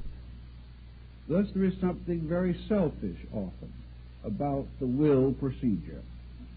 It does not arise usually from a matured consideration of values. It arises from an intense desire to fulfill some personal end or objective. Now, will as a phenomenon is an interesting thing because of the complexities with which it is immediately beset. There is much to indicate that nature does not particularly reward the strong-willed person. Rather, the stronger the will, the more powerful the obstacles which the individual ultimately faces. Great will intensity causes the person to create a number of obstacles for himself and for other persons. Let us imagine the simple situation, which, by the way, is almost completely true. We don't have to do very much fantasy thinking in connection with it. We have somewhere in the neighborhood of 3 billion persons in this world. This does not account for non-human beings that also have wills, because we know that many animals are exceedingly stubborn, many insects exceedingly tenacious. The instinct of continuity is present outside of the human kingdom. But we will assume for a moment that we have 3 billion human beings, each one of which is moving to the fulfillment of the desires of his own willing. In other words, each person is trying to advance his own cause. He is trying to achieve that which he wishes to achieve. and he is pressing harder and harder toward this end until the wish becomes the will. In the process of attempting this, he must inevitably, finally, lock with the collective wills of other persons. Each individual is 1 out of 3 billion. Against him, all other wills are united. Not because they are opposed to him, but because each is intensely concerned with the fulfillment of itself. You get enough of these willful people, each one working to achieve his own purpose, and the result is universal chaos. Every person's will interferes with the function of every other person's will. All straight lines are lost. As we proceed, for example, in business, we have a will to reach the top. Unfortunately, there are a dozen others with the same determination to reach the top. Each of these individuals, therefore, becomes highly competitive with the others. Some who are less ethical may use every possible subterfuge to outdistance and outwit their competitors. Each one in his own way is resolved to attain the end he desires. And in the confusion of this, the average person's will is hopelessly enmeshed in the common will pressure of his time. There is no evidence whatever that this impulse of the will arises from any peculiar, particular, or separate level of mentation. There is no identity or uniformity in will patterns. There is a certain common method by which will operates, but its objectives differ with each individual. The objectives are also further qualified by various attainments or lack of attainments, which distinguish the individual who is willing. Thus, we must assume that will is individual, rising from the individuality of the person, that therefore it is an expression of his own intensities in the furtherance of that which he is, and the gradual motion of that which he is toward that which he wills to be. Over the power of the will, therefore, there has to be some regulating factor. We cannot all do exactly as we will to do. 2 or 3 willful children in a family, and the family is seriously disrupted. All will has to be in some way civilized and socialized. It has to be made suitable for a being living in what we term a socialized system, a society, one in which each person is to a measure dependent upon others, and also must to a degree sacrifice his own ends for the advancement of some larger collective purpose. One of the most difficult things for a will to do is to sacrifice any part of its own purpose. Therefore, even under a so-called civilized system, willfulness is still one of the prevailing phenomena, and also usually one of the most distressing. For in this case of will intensity, the person cheerfully attempts to defraud others of their rightful will participation in some project or activity. If we go back now to our concept of the machine of the sensory perception, we must finally come to the conclusion that the personality, being composed of the sum of its own parts, and these parts variously developed and variously unfolded, working together to form a kind of compound, the personality syndrome. The personality syndrome is ourselves at any given moment. It is the result of exactly what we know and exactly what we do not know. It is not only the result of this general knowing, it is the result of our particular knowing in various areas of activity. Theoretically, this syndrome can only be the sum of the various attainments of the sensory perceptions plus the mental coordinating factor. Brought together by the mental coordinating factor, these elements which constitute the personality syndrome make a final chemical compound. This is a psychochemical compound.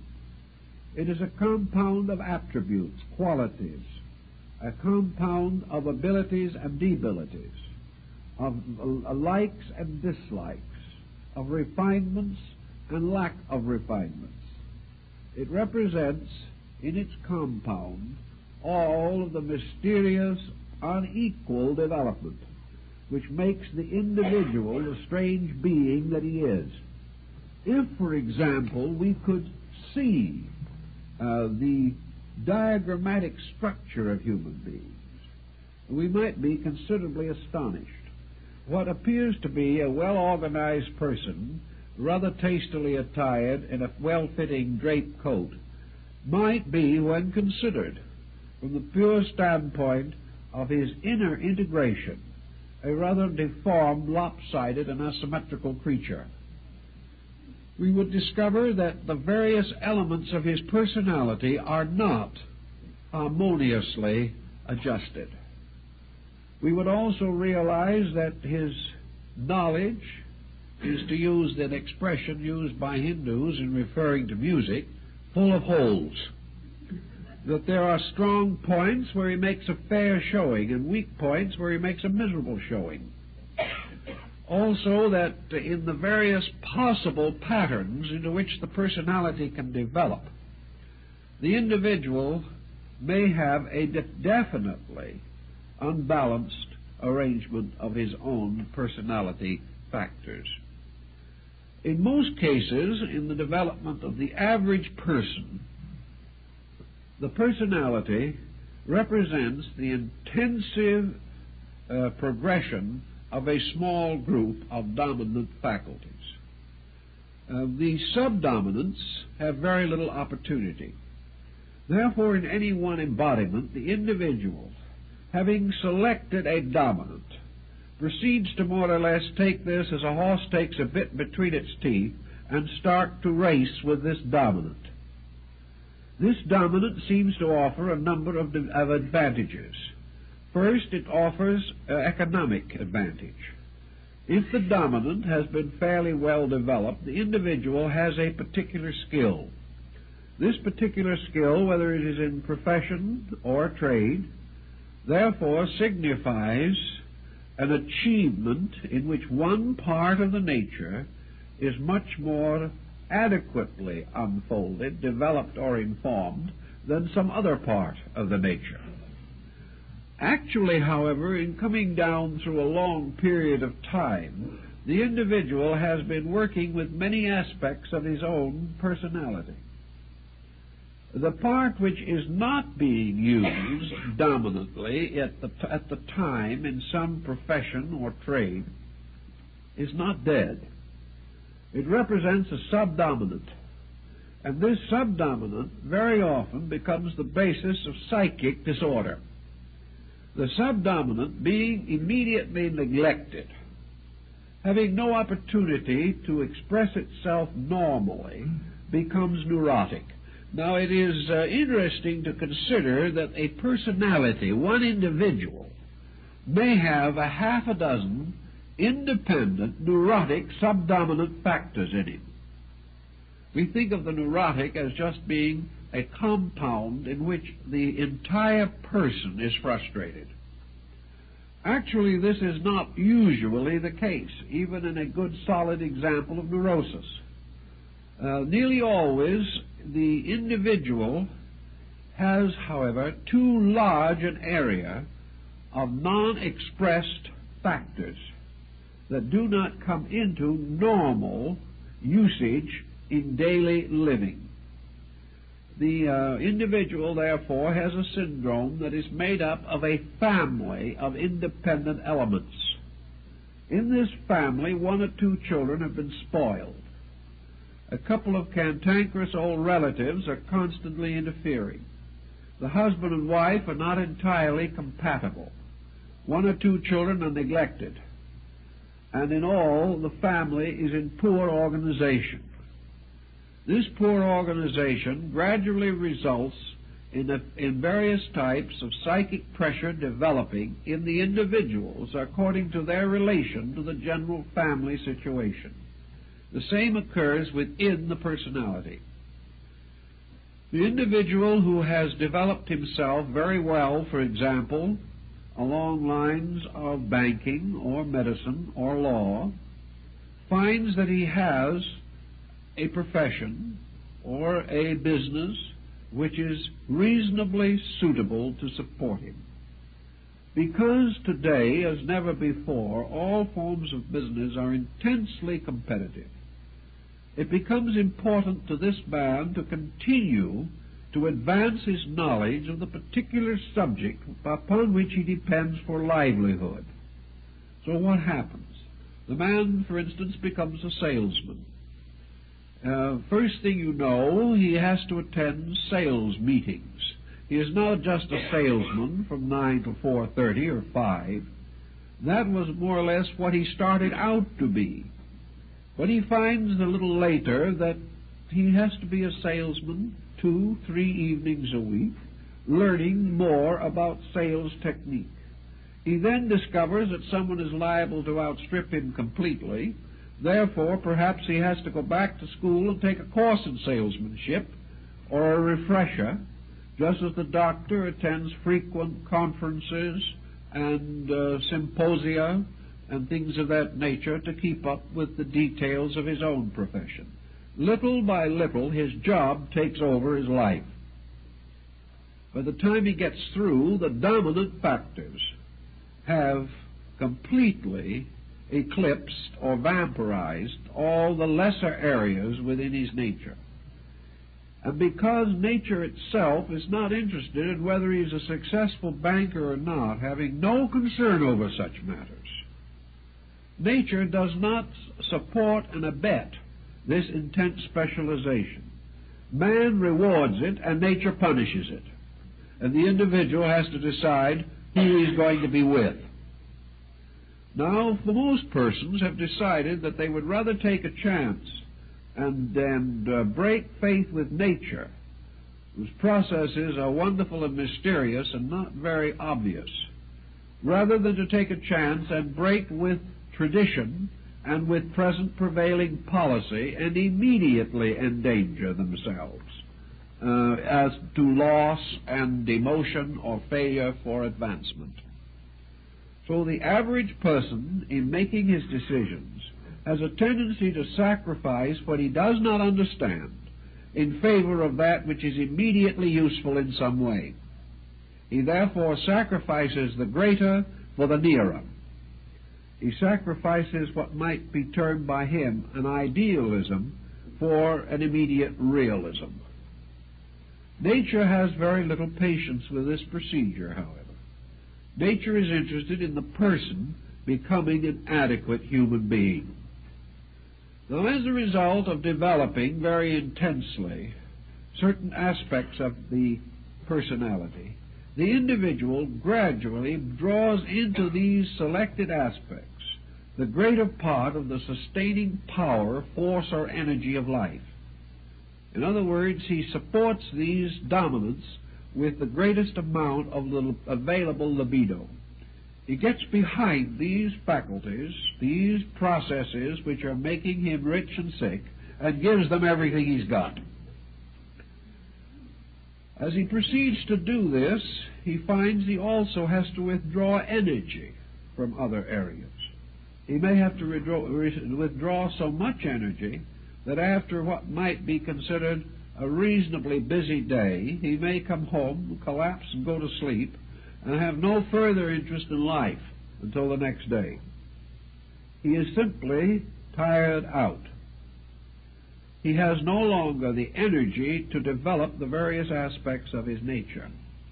Now, this might not be quite so tragic if it was not true that in this procedure he is cheating this thing which we call the mental coordinator. The mental coordinator is now confronted with a situation in which, like a highly specialized machine, the human brain, the mechanical brain, so to say, that this machine is no longer fed authentic data. You expect the IBM machine to produce certain answers, but it cannot produce these answers if the necessary data is not fed into the machine. And when you get an individual who is hobbling along through life on one great specialty and a broken crutch for the rest of his life, he is not able to supply the coordinator with the information necessary to produce a reasonable judgment. All of the elements of perception and reflection which should contribute to judgment have been outwitted, except one or two. Throughout being outwitted and neglected, vast areas of human consciousness are underprivileged, undernourished, and lack any sustaining will or libido to energize them. These other areas, these neglected areas, proceed to bring in inadequate testimony. The individual has no interest, no appreciation in various qualities which are important. When he selects a friend, he selects a man who talks his language. But because in his own nature he has never developed insight, he is unable to cope with the problem of his so-called friend's character. He has no power to read that character. He can only meet the friend on the level of such attainment as he possesses. If he is a physician and his friend is a physician, they meet on the level of medicine. But outside of this, they have no meeting at all. So that the individual simply has a friendship for those qualities which are like his own. He may therefore be bitterly deceived or disillusioned by characteristics which he has no ability to judge. Now, it is true that in the majority of instances we do gain a certain general, not very penetrating insight in areas outside of dominant interests. But I think we can say definitely at the present time that so-called civilized man has one dominant, maybe two or three weak subdominants, and that the rest of his compound nature is little better than a vacuum. There is nothing being contributed. Because of this unbalanced, unreasonable, disordered state of himself, the coordinator must come up with faulty conclusions, must come up with false values, must falsely estimate the meaning of things. The individual looking out through his eyes upon a world sees not what is there, but sees what he has been trained to see. The rest of this world is comparatively invisible.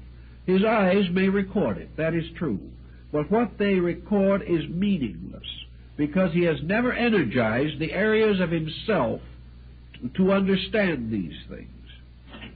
Thus, one man going out and standing on the side of a mountain overlooking a great scene will be deeply moved by the magnificence of the spectacle. Another man who has climbed to the same height and stands there puffing, without any appreciation of the scene whatever, turns to a friend and says, "If I had been paid to do this, it would have cost $10,000.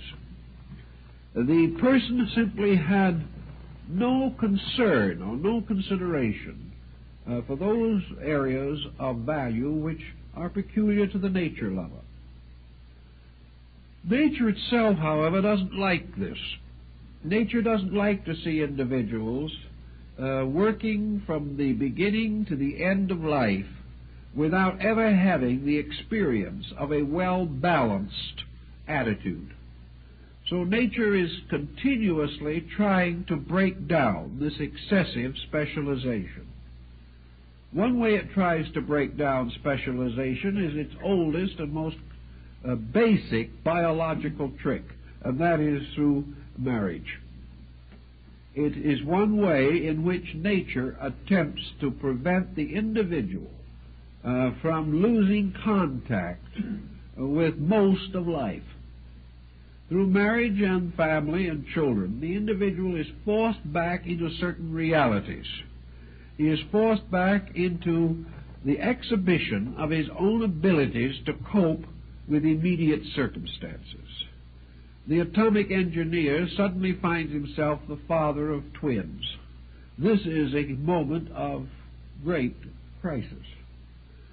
It means that either this man must draw upon his humanity resources within himself, must allow certain human and natural emotions to take over, must gradually divide his attention, or else he is going to be extremely unfair either to his profession or to his family. He must learn, therefore, to carry divided interests with dignity. Another way nature works on this project is through the aging process. By this process, nature itself is constantly forcing the individual into different adjustments with living. The child has one group of adjustments. The adolescent has another. The mature person has still another. The aged still another. Nature is constantly trying to force us to diversify, force us to take various areas of life and enrich them, take various levels of our own intensities and bring these levels into objectivity. If nature succeeds, a certain maturity is thrust upon us by circumstances. If, however, we are too set in our ways, too unchanging in our determination, and too self-centered, we will resent and reject all natural conditions and go headlong into some extraordinary intensity which will ultimately bring us to disaster, because the human nature is not equipped for this kind of monorail existence. We have to diversify in order to live. In this process of diversifying, we begin to break down the intensities of isolated autocratic powers within ourselves. If man has only one dominant interest in life and everything else is neglected, this individual has turned his career over to an autocrat, an absolute tyrant and a complete dictator. He has lost actually all conscious control over his own conduct. Certainly he fulfills the common patterns which are required by society, but he is not developing a personality that is safe for himself or for those around him. If he is going in this direction too far, then his will becomes more and more one-pointed, and his will, focusing upon his principal activity and his principal interest, will and often does cause him to be completely ruthless and to be entirely willing to sacrifice his own health, his own happiness, his own peace of mind, and the securities of those dependent upon him for the mere purpose of fulfilling his own dominant determination. Now, if all these determinations were wonderful and beautiful things, it would not be quite so bad, but this is not the way it is in life. Many of these determinations, which we so vitalize with energy, are not meritorious or commendable. Some of them are simply utter expressions of selfishness. They represent the individual living for the fulfillment of his own desires alone, and these desires usually themselves neither reasonable nor healthy. If the will is available for the continual support of these intensities, the person can move from comparative insignificance to an exceedingly dangerous condition. And most of the world's tyrants, like Adolf Hitler or Napoleon or Genghis Khan or Caesar, were great self-willed vehicles of energy. They were determined to fulfill their own ambitions, and they have left the pages of history red with the blood of the innocent. This type of grand egoism, this egoistic self-will mania, is probably an exaggerated situation. Very few persons in the normal experience of life feel that they are touched by any such extraordinary excess. But many in smaller ways have sacrificed the world in which they lived, sacrificed the immediate things which they should have considered simply to advance will purpose. Suppose we allow for a moment that the average person in functioning with various situations has built up this machine of the six senses to a degree that it has reasonably or fairly completely integrated the individual in relationship to his environment. We will say that this person, by use of the five senses and the reflective faculties working with the senses, has gradually individualized himself into a person who has derived most of his objectives and his instincts and his appetites from environmental pressures, but nevertheless has gradually integrated into a personality, this personality being the inevitable byproduct of the time, place, and conditions in which the individual lives. It's moved in upon himself very largely. That part of his own nature which might be regarded as greater than the self, or deeper within his own experience than his experience of selfhood, is very seldom given much consideration. In fact, we are inclined to doubt its existence, unless we go much more deeply into these matters than the average, even the average scientist of the present day.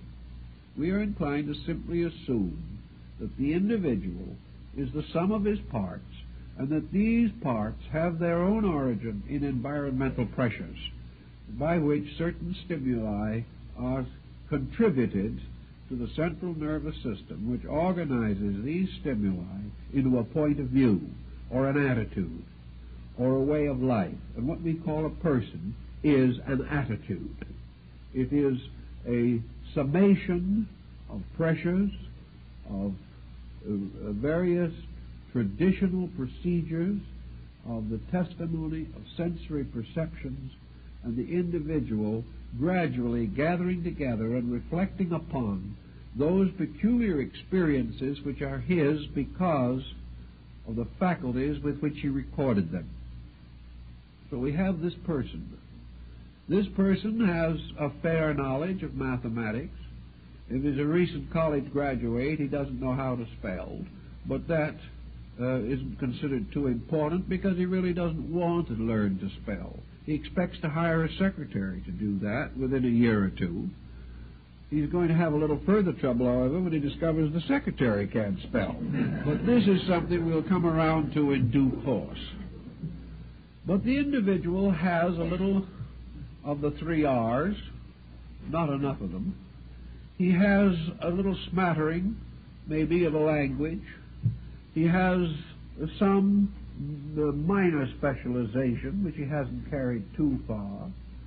He likes music. He enjoys dancing. He can take a car apart and put it together again. He could do that before he went to school.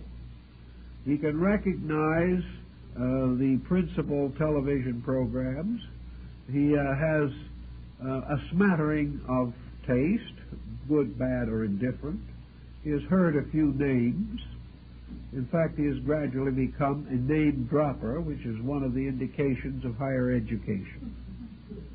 But he has now reached the point where, out of the fragments and elements of his education, in which he has studied too long and learned too little, he has to form a personality. This personality is further influenced by his family condition, what kind of relatives he had, whether his parents were well suited to each other, all kinds of different phenomenal situations add together to form this thing we call a personality. But having put it together the best way he could, depending upon the coordinator to always bring a state of synthesis, even if there's not too much to synthesize, the person now emerges as a person. He emerges as this mysterious symbol of all that he is and all that he isn't. And he calls this mysterious symbol himself. This self he cannot really explore. He knows in a measure how it was put together. He will never probably know why it was put together. He recognizes that it is composed of separate elements which in various ways can be partly separated but never completely so. He realizes that if some part of this sensory or coordinating structure is disordered, that he is disoriented and may definitely lose his mental coordination. But here he is as a self. Whatever he has, whatever he is, all these together, good and bad, strong and weak, have made him into a person. And there's one thing that he is inordinately proud of, and that is the fact that he is a person. Being a person means that he feels somewhere within himself a center of life. This center of life he dignifies with the term I. And he thinks that whenever he speaks for this center of life, he is speaking in an oracular manner equal to that of the Oracle of Delphi in Greece. Anything that comes out of this self is sacred. If it is not sacred in the theological sense, it is sacred in a psychological sense. This self, some way, is the last recourse. There's nothing beyond it. When an individual says, "This I believe," he is making a statement of small worth but great importance. To have the feeling, to have the sense of selfness, means to have uniqueness. The individual is unique because he has experienced the only self he can experience, and that is a unique experience. If he could experience a dozen other people's selves, he wouldn't be nearly so unique or so awe-stricken with the importance of his own nature. But he can never know any other self than his own. He can talk about other selves. He can observe other people with selves. But he never can have the intimate and immediate experience of being anyone but himself. Thus, to live in a very close association with a mystery for which we have no adequate explanation nearly always leads to a certain hero worship. The individual overestimates the importance of himself. He overestimates the integrity of his own nature. And he overestimates the sphere of influence in which he has a right to occupy. To him, this self is a sovereignty. He has a perfect right under the sun to be lord of all he can get hold of. He has perfect right to push other selves aside, because other selves are not himself. And he in himself is the important thing. Many, many years ago, when I took over the Church of the People around 1921 here in Los Angeles, I inherited it indirectly from its founder, Dr. Benjamin Fay Mills, who was a well-known evangelist. Dr. Mills used to get up in the pulpit quite frequently and make a statement of overwhelming modesty. He said, "If I can't do it, my wife can't do it, and our children can't do it, it can't be done." Now, this is a clear statement of the sublime significance of self. but it is comparatively an advanced statement, inasmuch as Dr. Mills included his family. In most cases, the individual alone must either be able to do it or it cannot be done. I guess it was Christian charity that broadened Dr. Mills. Anyway, he did include his near relatives among those infallible and semi-infallible elements of nature.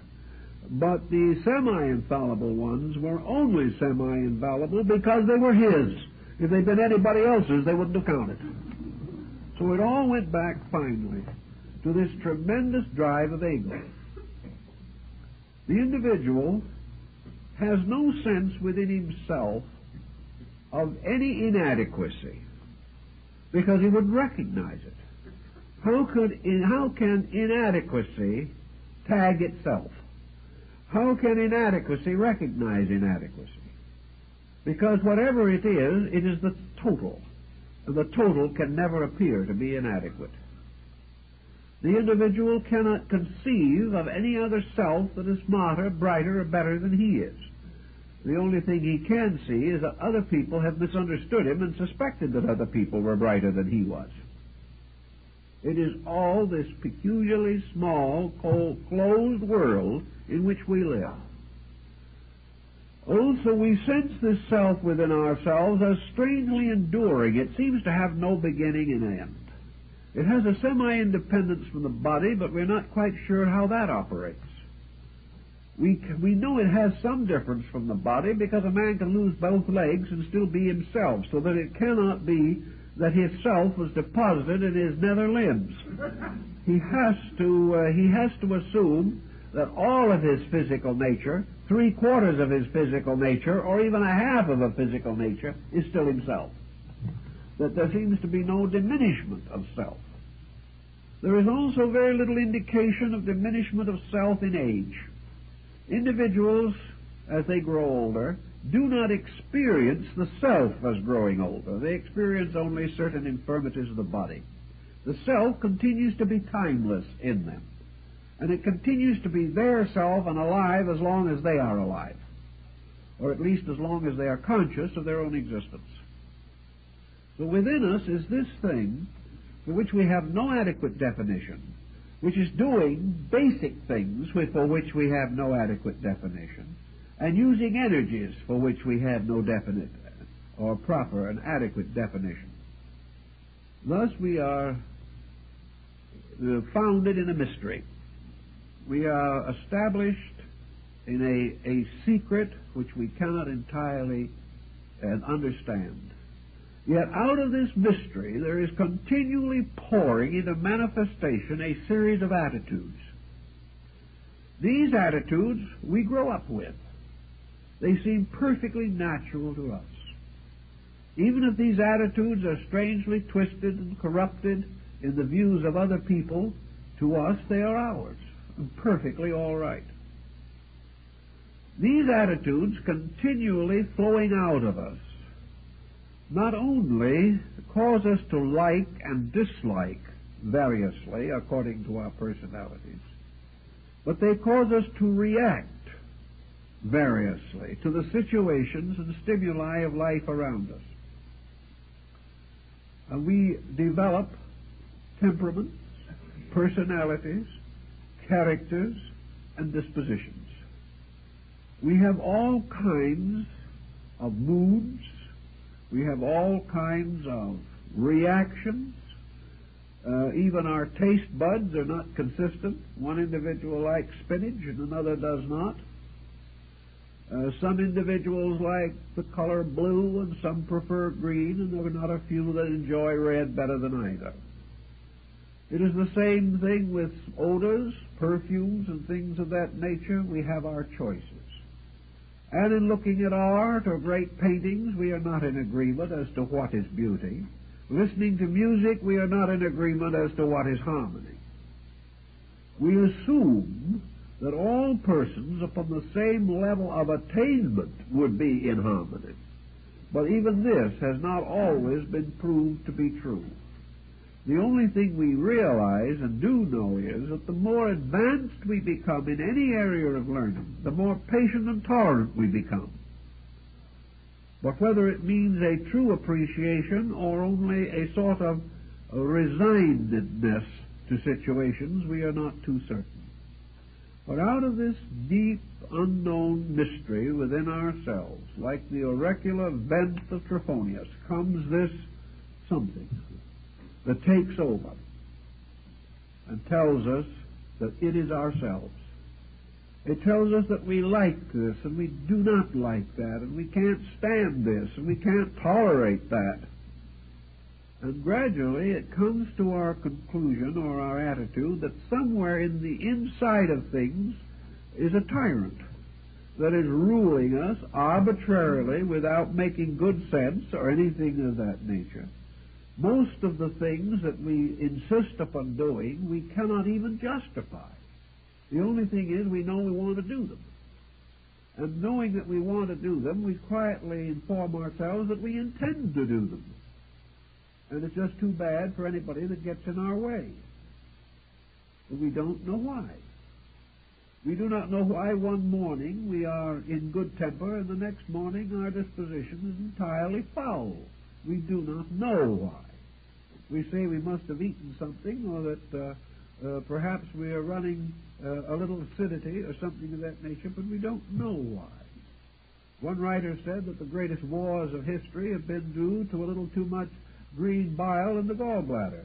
We don't know. But these things strangely seem to emerge from us. Everyone has a different reaction to everything, all due to this mysterious thing within us ourselves, which reacts in a variety of contrary manners, but to which we become entirely accustomed, having learned in some patient manner to always get along with ourselves. Here also lies our greater patriotism, for beyond and above all other allegiances is the allegiance to our own desires. We have to fulfill them. Why? Because we feel like it. Why? Because we do not know. Everything disappears into this not knowing. But out of it comes a despotism which apparently is almost beyond calculation. From this unfinished nature of ourselves, therefore, must come this volitional force, the force of the will, which is the continuing pressure of exactly what we are, determining to do exactly what it wills to do. This will does not mean that it arises from any rightness, any certainty, any security, or any value. It simply arises from the immediate compound of the plus and minus factors which have gone together to form a personality.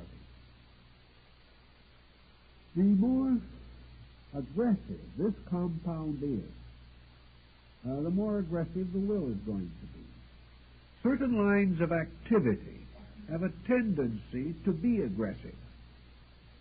The individual who chooses out of the compound of his personality adjustments to be a soldier, a test pilot, an adventurer, choosing hazardous and difficult occupations, certainly has a disposition entirely different from a person who by nature will choose some quiet, peaceful, unobtrusive line of activity. There has to be work for all kinds of people. There are certainly all kinds of people for the work at hand. And out of the diversity of these different activities, the intricate pattern, much of it charming and delightful, some of it terrifying, the intricate pattern of society has been built up. So we have this rather obvious certainty that not only do these faculties which we possess incline us to professions or trades or arts, but these professions in their own turn are only symbolical of the peculiar intensities of our nature.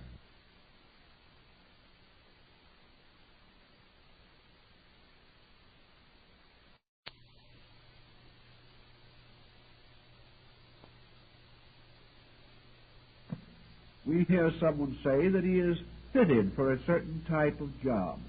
That means that his own peculiar pattern of internal processes makes it likely and suitable that he would fit into this particular type of vocation. He is always fitting into an external situation that corresponds with his internal interests. Interests are always the areas of growth and development.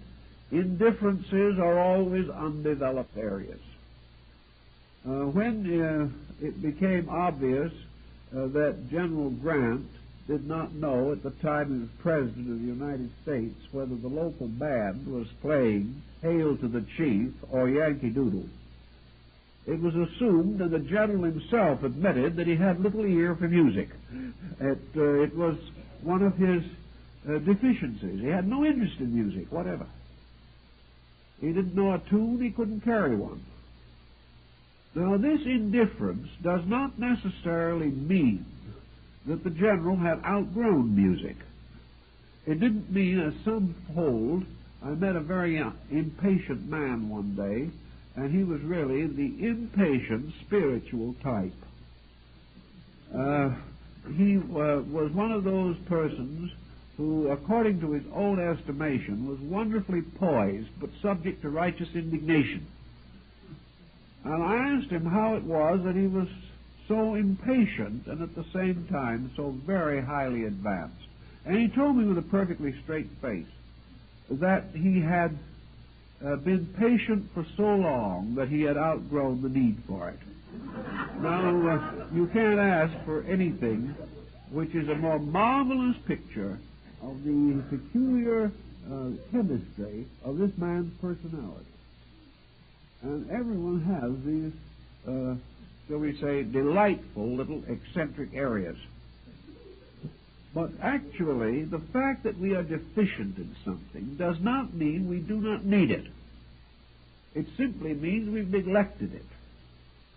And just as an individual with a bad set of teeth cannot honestly say that he has no need of them, we are always in need of any factor which is inadequate in our own natures. For it is only from a balanced, integrated life that we can arrive at balanced, integrated conclusions on any subject. So the weak spots are not things that we can neglect and forget about and say, oh, well, we really don't need them. We're getting by without them. We're getting by without them, but we're getting by with a limp. We're getting by lacking something that we should have to make life richer and more valuable. We are also getting by with blind spots in our own consciousness, which will in time prevent us from recognizing valuable decisions and thereby limiting our success and advancement in almost any field of activity. Out of this imbalanced situation, with some faculties rather strong and others getting by and some not getting by at all, we also engender or generate this power which we call the will. And the will is not simply a single energy. Here I differ from Spinoza and Locke in their definition. I don't think that the human will is just one thing. Actually, when Locke goes into the description of the will, he doesn't either. He cannot but assume that the will is made up of parts. For into the structure of the will must go energies which are in themselves partile, that is, that have an individual or separate nature of their own. The will, therefore, is again the chemical product of the mingling of a number of streams of plus and minus factors. Now, we can speak of wills in various ways. The individual whose will is to us obnoxious we term merely stubborn. We say this individual never knows when he's wrong, is never willing to acknowledge an error, and is never willing to accept instruction from anyone. When we sum all this up, we also rather regretfully decide that he is probably the man most likely to succeed because of these various characteristics that he possesses. He will succeed in a way, but he will succeed in a way in which his life will fall to pieces more rapidly than he can put it together. He may achieve that $1 million or the $10 million or become president of a great corporation, but he will certainly end with ulcers, and he will certainly have a miserable personal life, and will probably reach a state in life that was once reached by John D. Rockefeller Sr., in which he candidly admitted that he would give most of his fortune if he could eat a square meal. This situation arises from these pressured types of human nature, human development. Individuals who simply lose the power to be people and often do not really realize any longer that they have lost that power, except they have a gnawing misery in themselves. They're not happy. They're sad, hurt, disappointed, disillusioned people who are friendless and who are lacking in the simple things which make life pleasant and enjoyable. But the will, being conditioned out of this more or less gallimaufry of parts, a sort of a stew or soup, as it was called by some of the medieval Arab thinkers, of what we are and what we are not. This will does then become a drive. Now, we think of the will as a blind drive. It is not actually a blind drive. It is a very highly calculated drive. The only thing is that we have difficulty in trying to discover who is whipping the horse. Something is forcing this drive. This drive sometimes seems to get entirely out of our own control. We can no longer slow it down ourselves. The thing that is driving, of course, is this ego complex in ourselves, this subjective entity which is pushing and fulfilling its own inordinate pressures. The ego has taken over. And the only thing the ego can do is to, shall we say, try to succeed in this world, because this is the only world in which this ego exists. It cannot plan for a greater and nobler destiny because it cannot survive into a nobler destiny.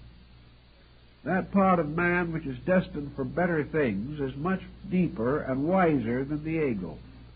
The ego is experienced only in things of this world. It is drawing its substances only from the experiences of this world. Its likes and dislikes are based upon reflexes set up from environment. It is completely limited to this particular condition.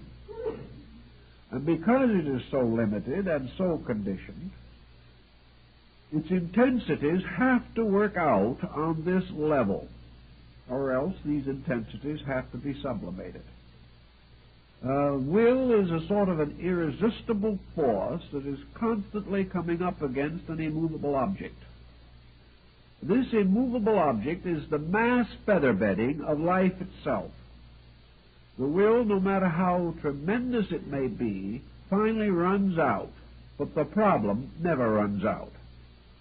The individual may will with everything he's got for 80 years, but the objectives will survive him. The individual may build an empire and rule over it, but as surely as he builds it, he will leave it, and the empire will go on and he will not.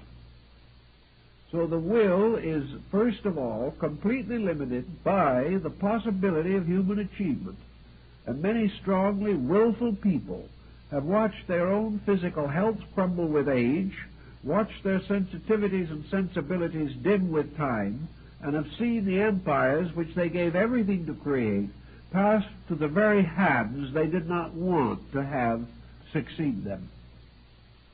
So we have had to watch these kind of experiences also. But the will is blocked and frustrated in every direction. Man is not an unlimited personality dwelling in an eternal time sequence. He cannot build on and on in this world, piling empire upon empire, piling one level of achievement upon another. Instead of having such an unlimited span in which to force through his own purposes, man will, like Caesar, fall at the foot of the statue of Pompey with his best friend's dagger in his heart, will, like Napoleon, end on St. Helena, or like Hitler, end in a bunker in Berlin. All of this tremendous willfulness is blocked by the fact that there are always other wills, and that the massings of these other wills can always overwhelm our will. This thought should cause us to relax a little. It should point out that wise people do not attempt the impossible. And even if they should achieve what they consider to be their goal, they have achieved nothing, because the goal will have to pass from them to someone else anyway. If Castro achieves his ends in Cuba, a microbe so small we cannot see it can achieve its ends in Castro, nothing will go on. The will to do all these things will be ultimately dissipated and drowned in the common sea of will that will go on forever. So in Eastern philosophy, the question simply arises, what are we doing with all this strange and rather purposeless expenditure of vital resources? Is the will worth the price? Actually, is the will the secret of achievement?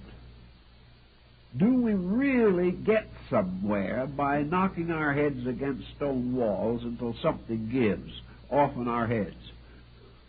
Is it actually true that man was created for the purpose of fighting his way to the top with brass knuckles?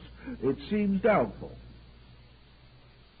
When we observe those who have been willful in the extreme, we see examples we really would not like to emulate.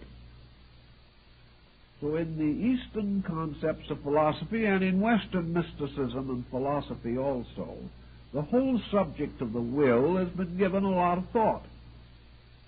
And it has finally been almost universally acknowledged that over-exercising the will is one of man's champion ways of wasting time, that actually nothing can be accomplished by this means.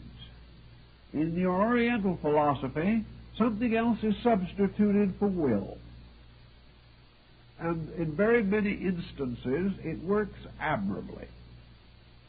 Because, first of all, will is too toxic in its very activity.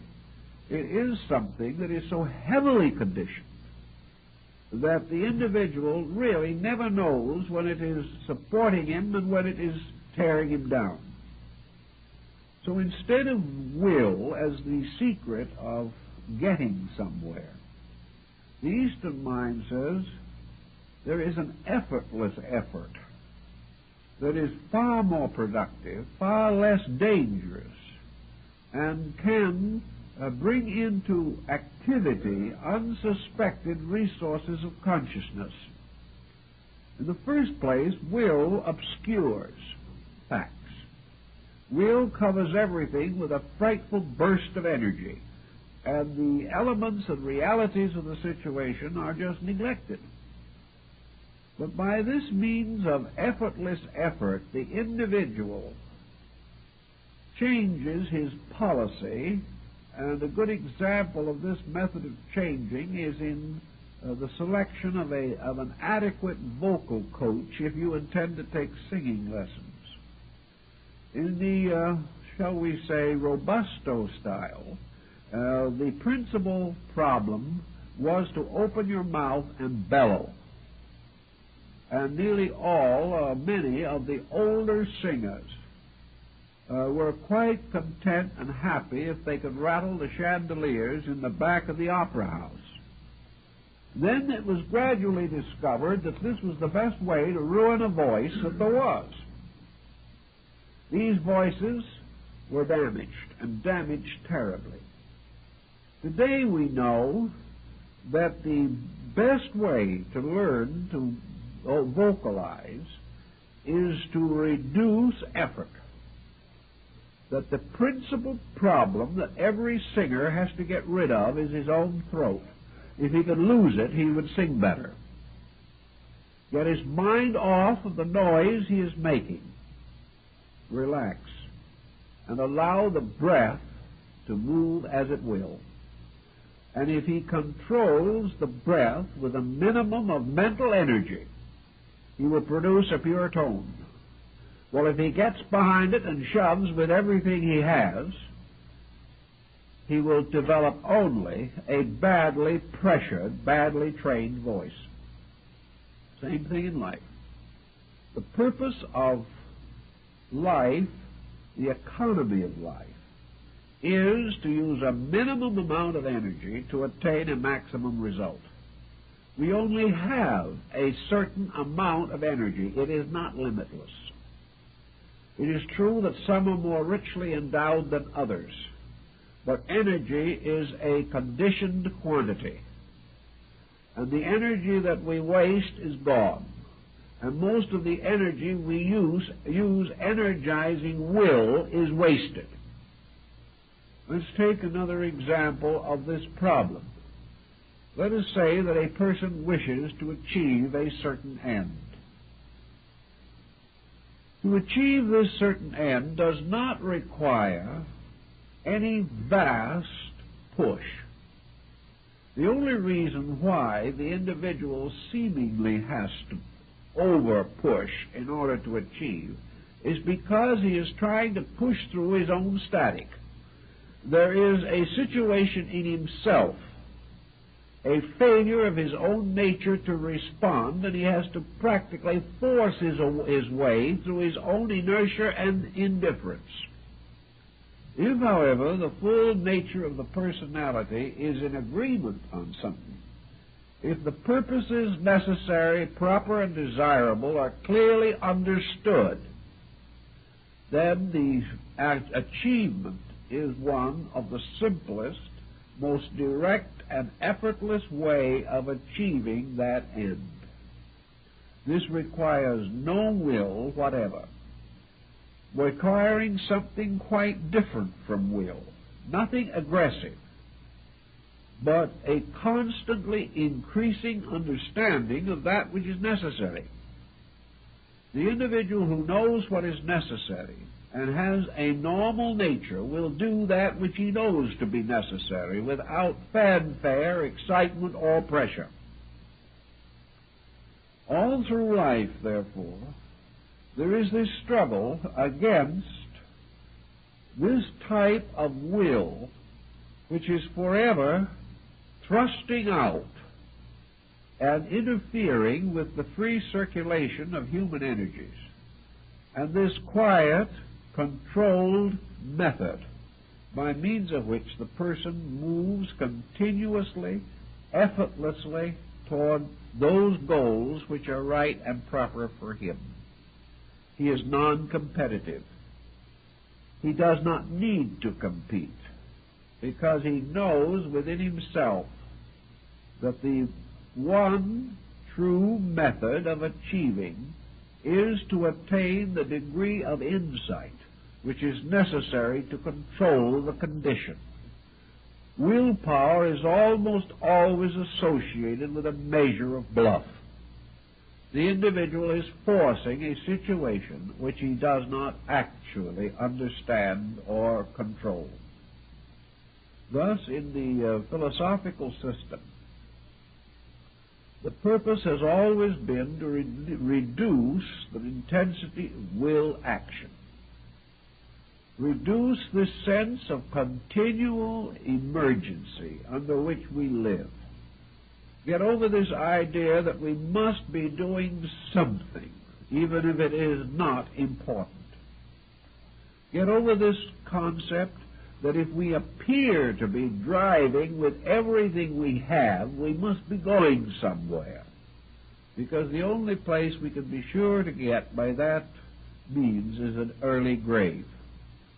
It is the importance of the quiet, coordinated continuity of enlightened purpose. This is what actually wins and conserves almost all of our natural energy and resource. We can proceed on a minimum of energy expenditure and achieve a maximum of constructive results.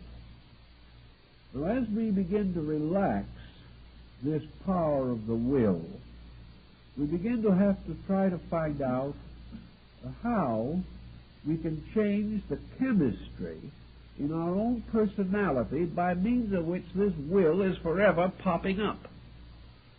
The fact that we are willful seems to confront us with a problem. We can't just say to an individual, don't be willful. We might as well say to him, don't worry. He's going to keep right on worrying because it's his nature to worry. Therefore, the only way you can change the human being is to sneak up on him in some insidious manner and alter the syndrome. You can't touch him head on. You can't tell him to change. But you can do what Confucius did. And Confucius was a very wise man in these matters. He said to his disciples, when you see the great prince who is very arrogant, very proud, very self-secure, don't go up to this man and tell him that he's wrong. Don't tell him that he's a fool, because he will probably reward you by having your head chopped off. And you will be the fool for having taken such an attitude. Do not attempt head-on collision with willful people. Do not attempt a head-on collision with your own will, because it's going to be a losing fight. How are you going to brace yourself against yourself? Where are you going to put this fulcrum with which you expect to turn over your own disposition? You have no place. The only thing you can fight will with is itself. And this is a kind of shadow boxing that seldom gets anywhere. So Confucius said, you can do this thing, but you must do it in an entirely different way. Wherever there is tremendous will intensity, there is also an area of intense guardianship. The individual who has his mind set on something, who is determined to accomplish something, and who is extremely willful, is ever upon the defensive against anyone who is apt to interfere with him. And he is also on the defensive against interfering with himself, for he would consider any mitigation of his own intensity by himself as only a symbol of weakness. He is going to be very hard to work with. So Confucius said, when you see the great willful prince who is going to do exactly as he pleases, don't tell him about it at all. Teach him music. Just leave his will the way it is. But add something somewhere to the pattern of his consciousness. And immediately the total syndrome will change. It has to. The individual who changes any part of his nature changes all of it. Don't go after his vital defense areas. Take on some other phase of his nature. If he is quarrelsome, teach him to paint. If he is an individual who has tremendous mental and emotional intensities, teach him the tea ceremony, as they do in Japan. Take him out and let him become aware of another kind of world. Gradually induce him in some way to make some change of some kind in himself. Perhaps he can be induced to take up a hobby. Perhaps he can be convinced that some philanthropy or charity needs his managing ability. Perhaps he can be flattered or in some way or other impressed with the need for travel. Don't touch the vulnerable area in yourself or anyone else. because you will bring against yourself the whole total pressure of your own will. You have to get behind the will, realizing that as you become civilized, the will become less intensive. Thus, the total integration of your personality is the only way to ultimately subjugate the will. The will not press unless you have pressure.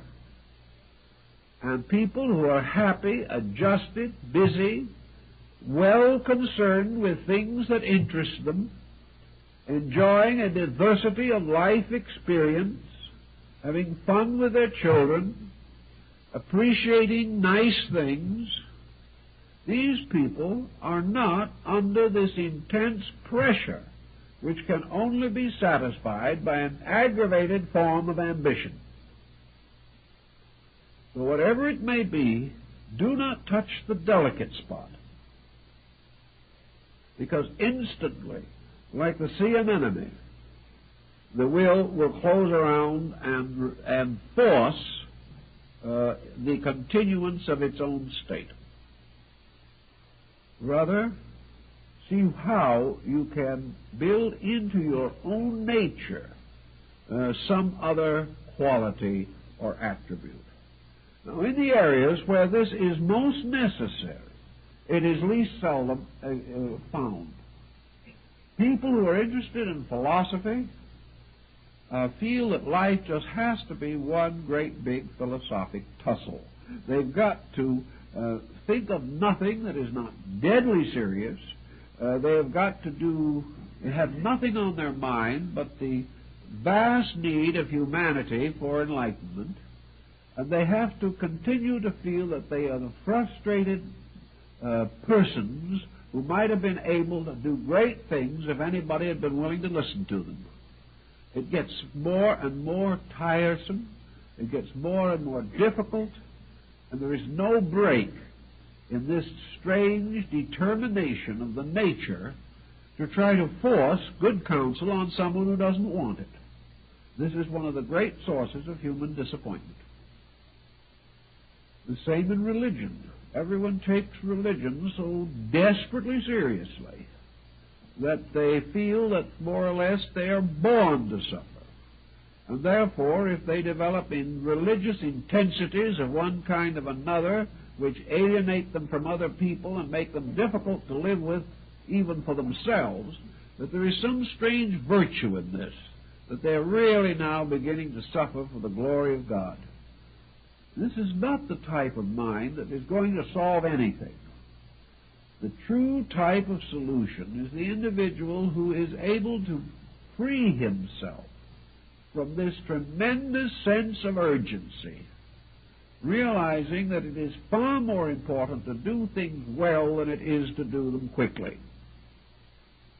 So if possible, begin to balance into yourself elements by which you broaden and deepen appreciation of fineness, enlarge your interest in various areas which are now neglected, and if you are in some strongly professional pursuit that is humdrum and routine, try to make your avocational life, the parts of your day that are not dedicated to these necessary labors, make them as colorful and interesting and dynamic as possible. The individual who works all day and then goes home and sulks all evening is simply destroying himself. He must break away from this pressure of urgencies, or else he will ultimately be replaced by another man. Industry Day is wearing out men in 5 and 10 years. The individual, under the pressures of the moment, is unable to meet this tremendous drive of industry. He wears himself out. And yet a Taoist monk could meet that drive for 50 years and be undamaged. He would get the work done, too, but there'd be no tension in himself, no stress, no strain, no fear. And because he was quietly, continuously fulfilling certain routine duties, the larger part of his mind would be free for his own thinking. He would never obstruct or obscure the whole mind with worries and anxieties over a small particular fragment of his intellect. So if the individual can gradually enlarge interests in a reasonable and sensible manner, he will find that he can gain a great deal of vitality and energy from this type of procedure. The opposite of this driving will is gracious adjustment. The individual who can adjust can survive. And a certain quiet graciousness gives us the remedy against this constant pressure of our own desire. Now, in Buddhism, of course, the emphasis is to get rid of the desire itself, to enter finally into a state of desirelessness until there is only really one desire left, and that is the desire to serve others. This desire perhaps is not as dangerous as some, but even this in Zen must ultimately be rejected. But in the common way of things, the reduction, the gradual, systematic reduction of desire has no effect upon efficiency. In fact, if anything, it improves it. Because the individual who is tense always takes longer to do anything. The nervous, pressureful, uncertain, fearing person is all thumbs. His work will be loaded with mistakes, and in his desperate effort to be always right, he will be frequently wrong. If this same person reduces these pressures within himself, he will achieve much more. I know one example, a person came to me who was really in a bit of a dither about the whole problem. He had that kind of an ego within himself that simply couldn't bear being wrong. Of course, he was wrong all the time, but he didn't find it out. But whenever it seemed that he was about to discover it, every resource of his nature tried to conceal the fact from himself. It was not that he was really so tremendously, sincerely dedicated to his profession. It was nothing but ego. He could not stand being wrong. And because he was always afraid that he would make mistakes, he made them by the dozen. Every moment, trying to protect his own infallibility, he made errors that were humiliating and very nearly cost him employment. If this man was able to simply stop the ego factor, he was well equipped to do his work. It wasn't that he did not know how. He was simply psychologically muscle-bound. Whenever a problem arose, tension came with it. Tension and fear. And his fear was simply the fear of humiliation. It never occurred to him that he would make mistakes and should be the first to admit that he made mistakes. After considerable working with this chap, I was finally able to get him to the point where he conceived that it was possible that he could, on rare occasions, make a mistake. This was the understatement of the generation, but at the same time, he finally got that far. And almost immediately, even this little break in his armament began to produce better results. And when he saw this, he did go on a little further. And after a while, he came to me and he said, I've made a signal victory. I've just made a mistake and laughed at myself. I've just said to myself, you see now just what a fool you can be. And he says, I think I'm cured. And his rate of error went down immediately. As soon as he admitted it, as soon as he was willing simply to face it, he relaxed. And the tension which made the mistakes was removed. Willfulness does this time and time again. Willfulness creates its own obstacles. Willfulness forces the individual into an eternal defensive. He must constantly protect himself against something. And this exhausts him and opens him to countless errors because he no longer had the energy with which to organize his own thinking. He was confused by the pressure and the fight going on within himself. If we as students of philosophy are really trying to get something beneficial out of religion or psychology, as our interests may lie,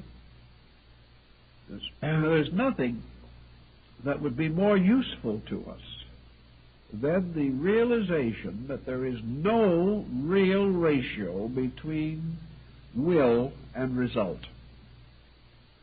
That it is not that the will signifies the strength of the person. The will is not the thing by which achievement is attained or made inevitable. That which is the real source or mainspring of progress for ourselves, within ourselves, is this thing that psychology terms insight. It is becoming aware of where the values are. It is becoming aware of that which is next for us. And it is gradually developing the quiet resource to do that which is next, without fanfare and without tremendous dynamic. The individual does not need this will factor in the majority of instances.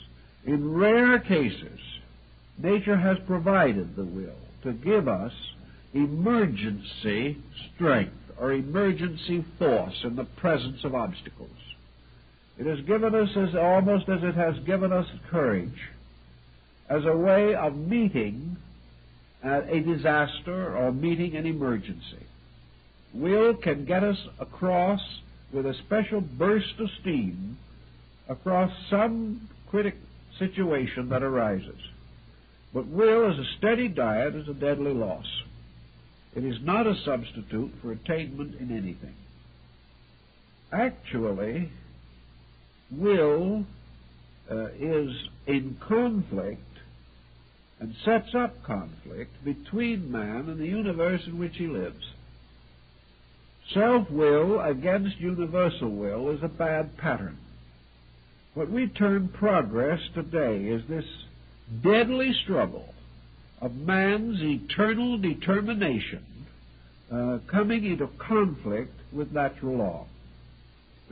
Now, man may win to a degree, and he begins to think now a little more optimistically about conquering space and hopes that by means of the Einsteinian formula he will discover that he can outwit time and live long enough to get to another planet, star, or sun and come back.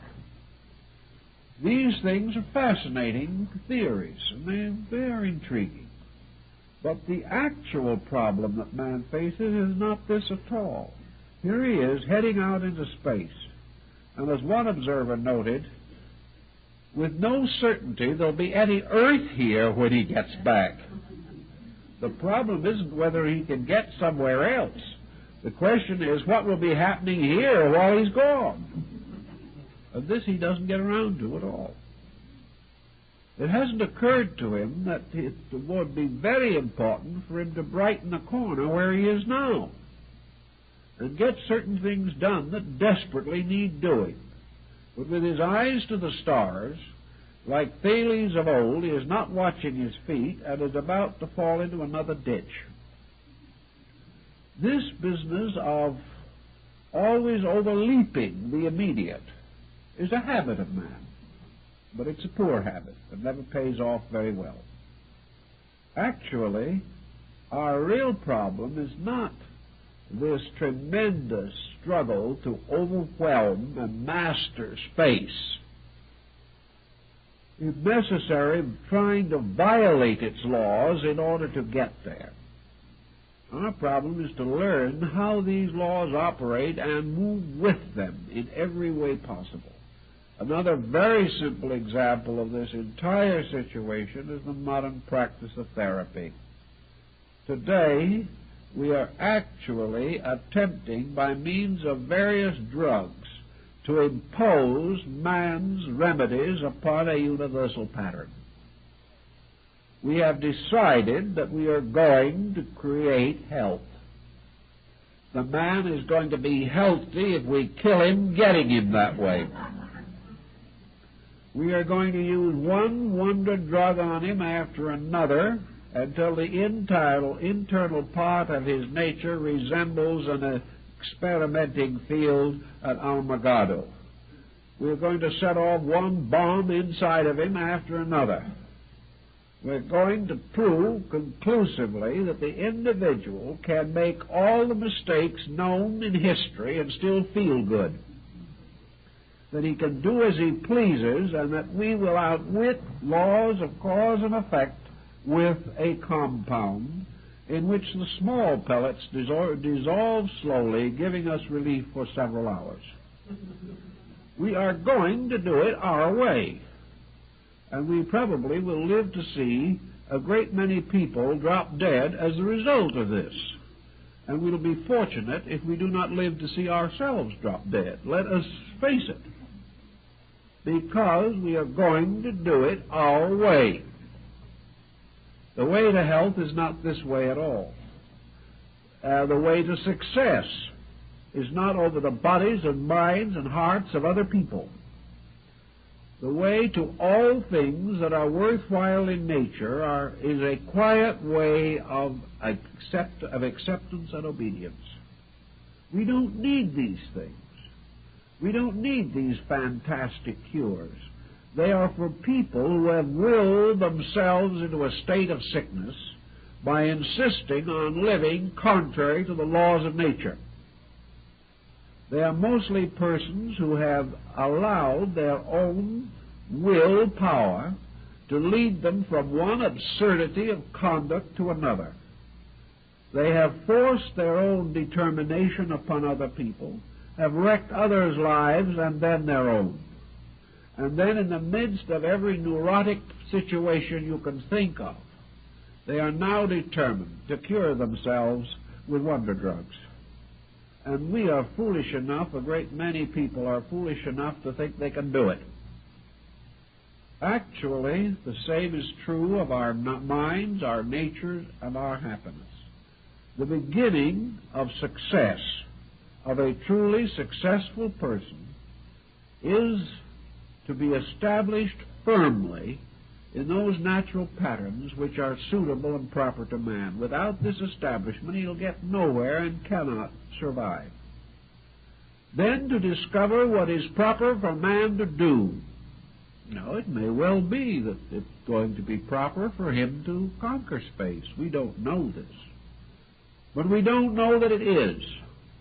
But we know that between his present state and the conquest of space is a vast area of self-conquest which he has never undertaken. So before we go out trying to change the face of the universe, it might be better to make sure that our own natures are adequate to our needs. There is no use extending our domain into space and doing to other planets what we are doing to other nations right here on this earth. Wherever we go, wherever civilization moves in, trouble comes with it. This is not what was intended, and this is not what should be. But it will be this way as long as everybody moves by impulse and nobody by common sense. Our common sense has the best chance to function when we are not kicking ourselves around or bossing other people to death. If we can relax and be fairly quiet and subdue these intensities by simply not stimulating them, we can perhaps get some thoughtful, reflective relationship with ourselves. If the average person could sit down quietly and experience communion with his own inner nature for 1/2 hour, it might change the course of his life. It certainly would help considerably. But driving on, always objectively, always on the outside, always neglecting the inside, the person simply has no reference frame, no security in time of trouble, and nowhere to go except in this strange, mad race to his own extinction. Buddha was of the simple opinion that you sometimes have to help nature in these kind of problems. So he created a set of obligations or rules which he imposed upon his monks and arhats. These rules were almost identical in every detail with the monastic rules of Europe. There was very, very little difference. But they were based on the simple process. If you want to find out what truth is, if you want to experience internal liberation from your own negative dispositional pressures, then you have to gradually remove the temptations from your life which make you a victim of selfishness. Therefore, Buddha pointed out the importance of the individual gradually relaxing away from the sense of possession. Not that he was to be beggared, not that he was to give up everything, but that he was no longer to think of things as belonging to him. Rather to regard everything that exists in this world as belonging to itself, and that the best that we can possibly attain at any given time in our lives is a certain guardianship over natural things that were here before we came and will be here after we go. We can never own them. The only thing we can do is have a short lease on them. And our most important problem is to see that when we give them back to this stream of life to which they will always belong, that we give them back in as good condition as we got them in the first place, that we did not receive something beautiful and put it back broken and defaced. We cannot possess. All we can do is use. By what right do we then have temporary proprietorship? There is only one right recognized in nature, and that is the right of use. That individual is entitled to use that which he can use wisely. He is entitled to have at his disposal such resources as he can intelligently apply to the improvement of himself and others. Other resources do not belong to him. Anything that he wastes, anything that he squanders, anything that he uses for destructive purposes, he has no right of guardianship or even temporary possession. He proves his right to have by his ability to use. The individual has, therefore, in this world, nothing that he can call his own. He has nothing in this world that he can do that will actually solve the problem of his own existence. Whether he is a success or a failure, man is born, man suffers, and man dies. If we could break this tremendous exertion of will to achieve things which cannot be achieved and are not valuable after they are attained, and get out of this desperate determination to conquer a world which must ultimately conquer us and swallow us into it again, we could relax. When we could relax, we could be good friends. We can be good parents. We can have beauty, music, art, literature. We can love poetry. We can take those walks along the side of the mountain. We can backpack into the hills if we want to. We can earn decent livings and good livings, but we can earn them quietly with a full realization that by this labor we are paying our own way in life, but that we are not here to gobble up. We are not here to dominate markets. We are not here to build corporation on corporation until the whole thing falls apart of its own weight. We are here to work together to build a world such as we would like to leave to our own children, a world of peace and quietude and brotherhood. We will not do this with mad expressions of willpower. Even if these willpower expressions are an over-resolute determination to have peace, even if we have to fight for it. This is the whole problem. We do not achieve peace by overwhelming or combating or fencing with the wills of other people. We achieve peace by quietly accomplishing those labors which we know to be best in our own small world, in the circle where we live. And we gain not only peace, but we gain better health, better enjoyment, freedom from the tremendous temptations which lead individuals into one dilemma after another, and such dilemmas as are now arising are enough to frighten the angels. We do not need these things.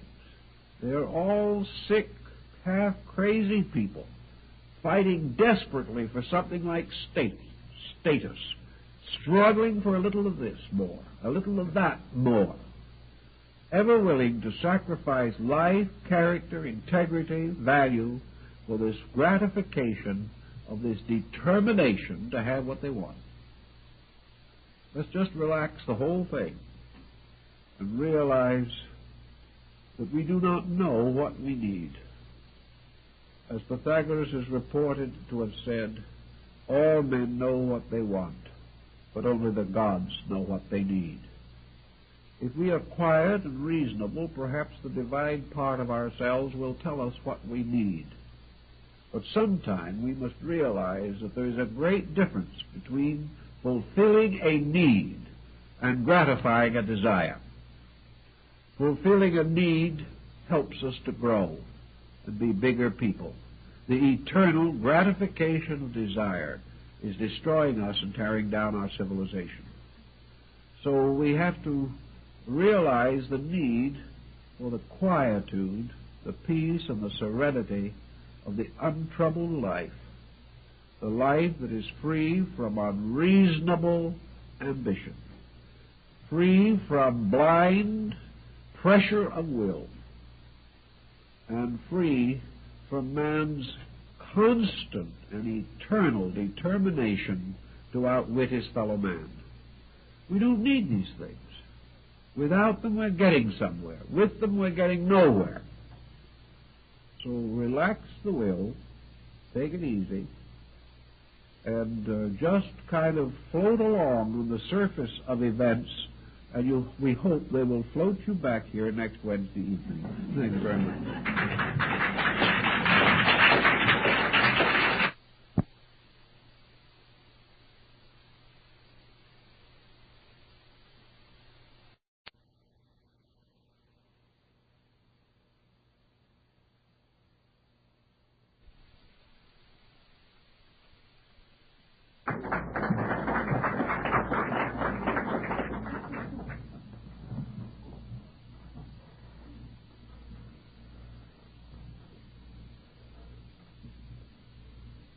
We all experience some measure of growth through the process of living. And we recognize this growth in that in some way it bestows upon us a more adequate attitude, a more reasonable point of view, or greater courage of decision and determination when need arises. A person said to me not long ago, when I was growing up, I had a very bad temper. But I worked on it quite sincerely, And now my temper is more controllable, and I am less likely to give way to blind impulses or negative attitudes. So, this person concluded, I think I have grown a little through the years. Thus, we think of growing as a progressive process of self-improvement. Sometimes we feel that it is thrust upon us, more or less against our wills. Other times we strenuously attempt to cultivate some sense of increasing ability to cope with circumstances. Growth is a word, however, which applied to the inner life of man is rather abstract, confusing, and it is used very loosely to cover a wide variety of processes which we do not really understand. Perhaps the architect has something to offer in this particular phase of our living. A man designing a house watches day by day the physical structure growing and developing through layer upon layer of stone or masonry, or through the continuous efforts of artisans who by degrees bring the structure to completeness. This process of bringing things to completeness by naturally and inevitably slow procedures sort of reminds us of the idea of building personal character. To the thoughtful person, growth is not a sudden leap toward light. Growth in man as in nature is a slow, regular, continuous, almost imperceptible procedure. Without the assistance of special types of cameras, we cannot watch plants grow. But we do know that if we return several days later and view the plant, we can observe the changes in it, the unfoldment and enlargement of it, and we see that it is filling gradually the archetype of its own kind. Growth is not something we can measure always in terms of moments, but it is something that accumulates, becoming a gradually increasing force for the attainment of some end which we desire or we regard as necessary and proper. Now, when we study man, the question always seems to arise as to what part of man actually grows. We know the physical body develops and reaches maturity, that a growth does take place there. But having once achieved its own maturity, the body continues on a more or less level platform for the greater part of life, and then shows definite signs of decline. The physical person does grow, but it is impossible to conceive this growth as being identical with the development of the person inhabiting this body. To a measure, there seems to be a connection. We know that we have come to expect degrees of physical growth to be associated with consistent degrees of mental development. We do not expect the small child to be an intellectual. We do not expect the small child to grope with problems that are suitable to an adult.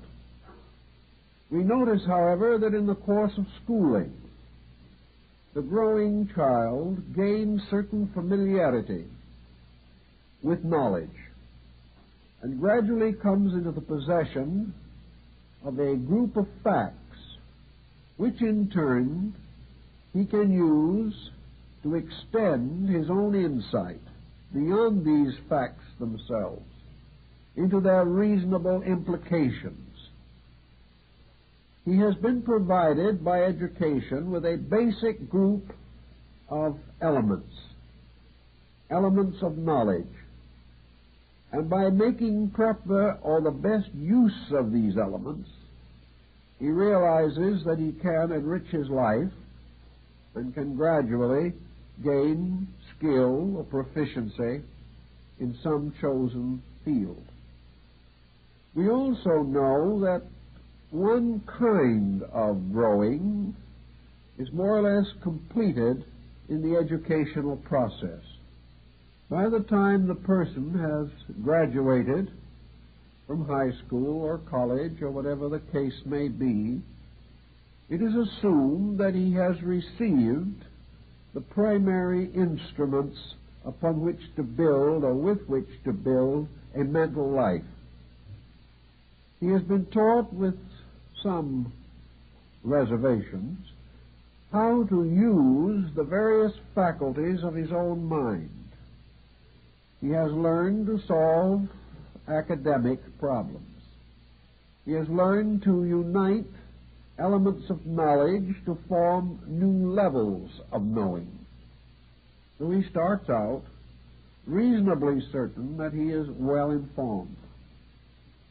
It is not long, however, before he discovers the necessity for another faculty, a faculty that is not based entirely upon textbook knowledge, but which perhaps we may call judgment.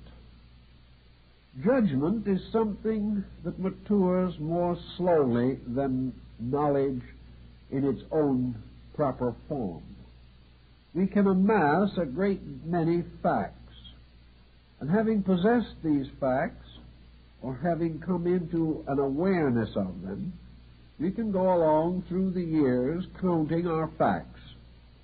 We can bring them into the forepart of the mind at will. We can use them to interpret other facts or to recognize things similar to those which we have learned. But there comes a time after schooling ends usually where the person is forced to face personal judgment, personal responsibility, and to make personal decisions. This seems to require other forms of knowledge.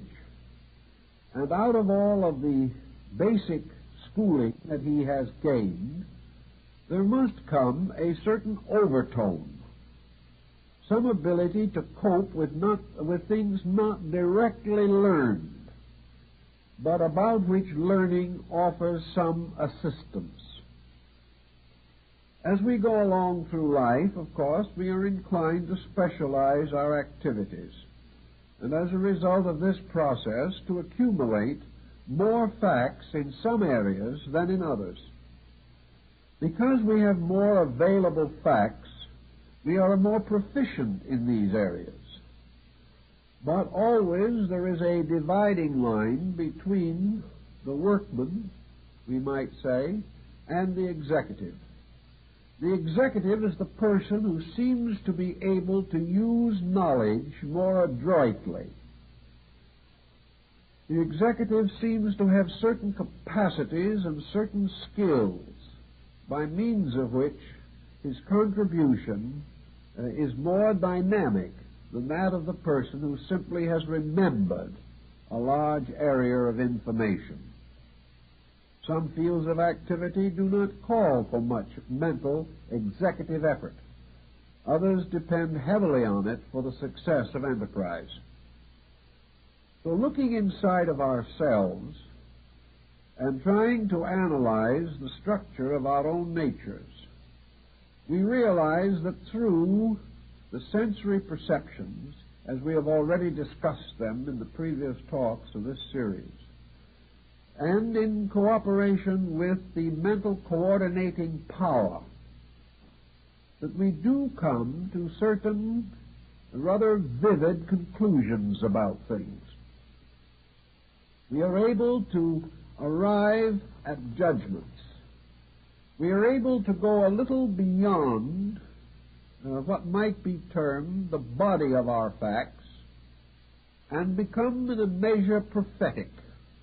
We sense larger meanings, although we may not possess the full understanding of them.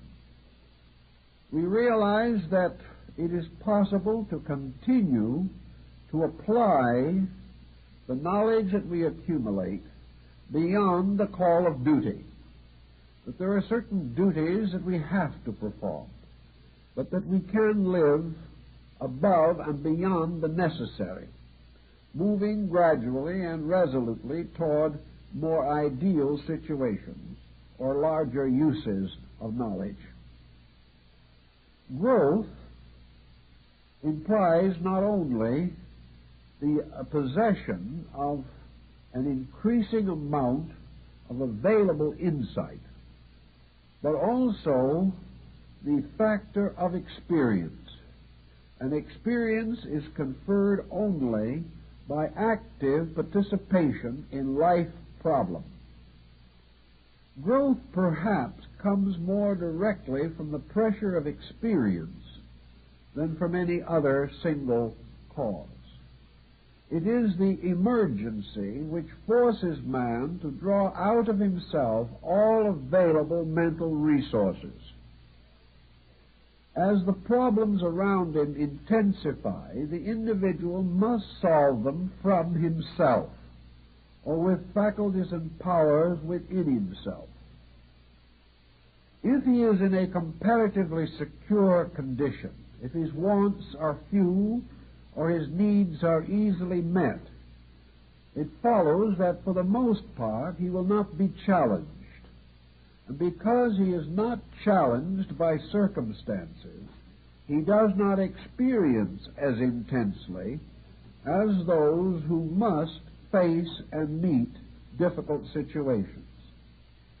So growth has a great deal to do with the experiencing of the relationship between knowledge and fact. If everything that we learned was absolutely true, and if every situation that arose in life was completely academic, there would be very little growth.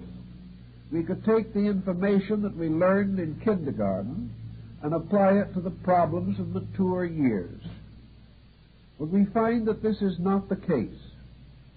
We observe that the individual, proceeding down through the years, is constantly required to face situations which he is not able to adequately meet. One of the common situations here is our inability to visualize, even abstractly, the number of possible situations that can arise in life. The old Jesuit father, Athanasius Kirchard, made an effort to estimate some of these incredible factors. He found that a comparatively small group of basic units, perhaps not more than 20 or 30, could be brought into so many conceivable combinations that an individual writing down these combinations at the rate of 10,000 a minute could not live long enough to write them all down. In other words, a comparatively small group of basic situations can result in combinations extending into the billions of billions. This means that in our experience, no two situations will ever be exactly alike. And none of them will ever be exactly alike the example in the textbook. This can be taken for granted. I remember a young doctor who had recently hung out his shingle, and one of his earliest problems was an acute appendicitis. He thought back very, very carefully to his experience in dissection. He also brought out all the books and the charts to make sure that he knew where everything was when he got started. As the operation proceeded, his confusion grew. The appendix was not where it was supposed to be. He discussed it later with another doctor, and the doctor smilingly said, "Think nothing of it. It never is. Whatever you may expect, that it will not be." So the individual, having learned certain broad expectations, finds that from the moment he begins to live, he must apply a certain measure of individual ingenuity to the situations that arise. They are not going to be academic. They are not going to be the probable and the expected. In every combination of factors, there is something that seems to make that combination uniquely difficult. To face this unique difficulty, the person must therefore add to his general knowledge a certain resourcefulness. He must be prepared for emergencies. He must adjust to them. And he must have certain imagination, a power to experience the possibilities of things and be prepared for them. Thus, growing has something to do with the enlarging of the area of the known patterns into which circumstances conform themselves as the result of constant contact with those patterns. This means further that through each experience that occurs, the individual adds something to his basic fund of knowledge. This fund, therefore, grows constantly unless the person closes his mind to growth. Assuming that he is a normal individual, he finds that this increasing fund of knowledge provides him with greater securities. He is less likely to be surprised. He is less likely to be bewildered. His expectations have no longer the very close patterns which come from theoretical knowledge. As he goes along, therefore, he experiences a greater resourcefulness. He experiences greater assurance. And as the skilled surgeon, after many surgical experiences, gains a certain facility to handle emergencies. He senses and knows what to do because he has been faced with numerous situations before. And out of his growing experience patterns, he is able to come to more immediately useful conclusions about situations wherein he may be not entirely adequate or informed. So this process of growth for us is simply the heaping up of greater resources in ourselves. And as these resources increase, we observe a more satisfactory personal relationship with life. Now, in the grand days years ago of popular metaphysics, we had terms which were rather delightful and naive, and many people took them quite seriously. An individual who seemed to be especially well integrated or extremely learned or profoundly experienced was referred to as an old soul. This individual had been on the road a long time. He had passed through many different situations. He had become adapted and adjusted to the emergencies of existence. Another person who appeared to be what we now term a perpetual adolescent was referred to in those gay days as a young soul, one just starting out. Why one was older than another was not exactly explained, but it was assumed that perhaps down through time or eternity, what we call the old soul had been especially diligent in learning, whereas the so-called young soul might have started out at the same time, simply played hooky too often from school, did not gain the necessary experiences, or had slight aptitude for learning.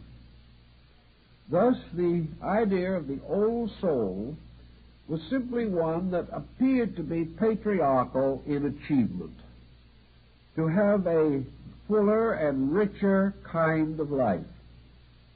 Now, there's no doubt in the world that people are born with different degrees of insight and different degrees of resolution. It seems that some from the beginning have an aptitude for knowledge of some kind.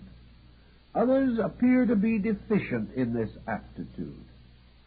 Some are naturally thoughtful. Others appear to be born thoughtless and never seem to recover.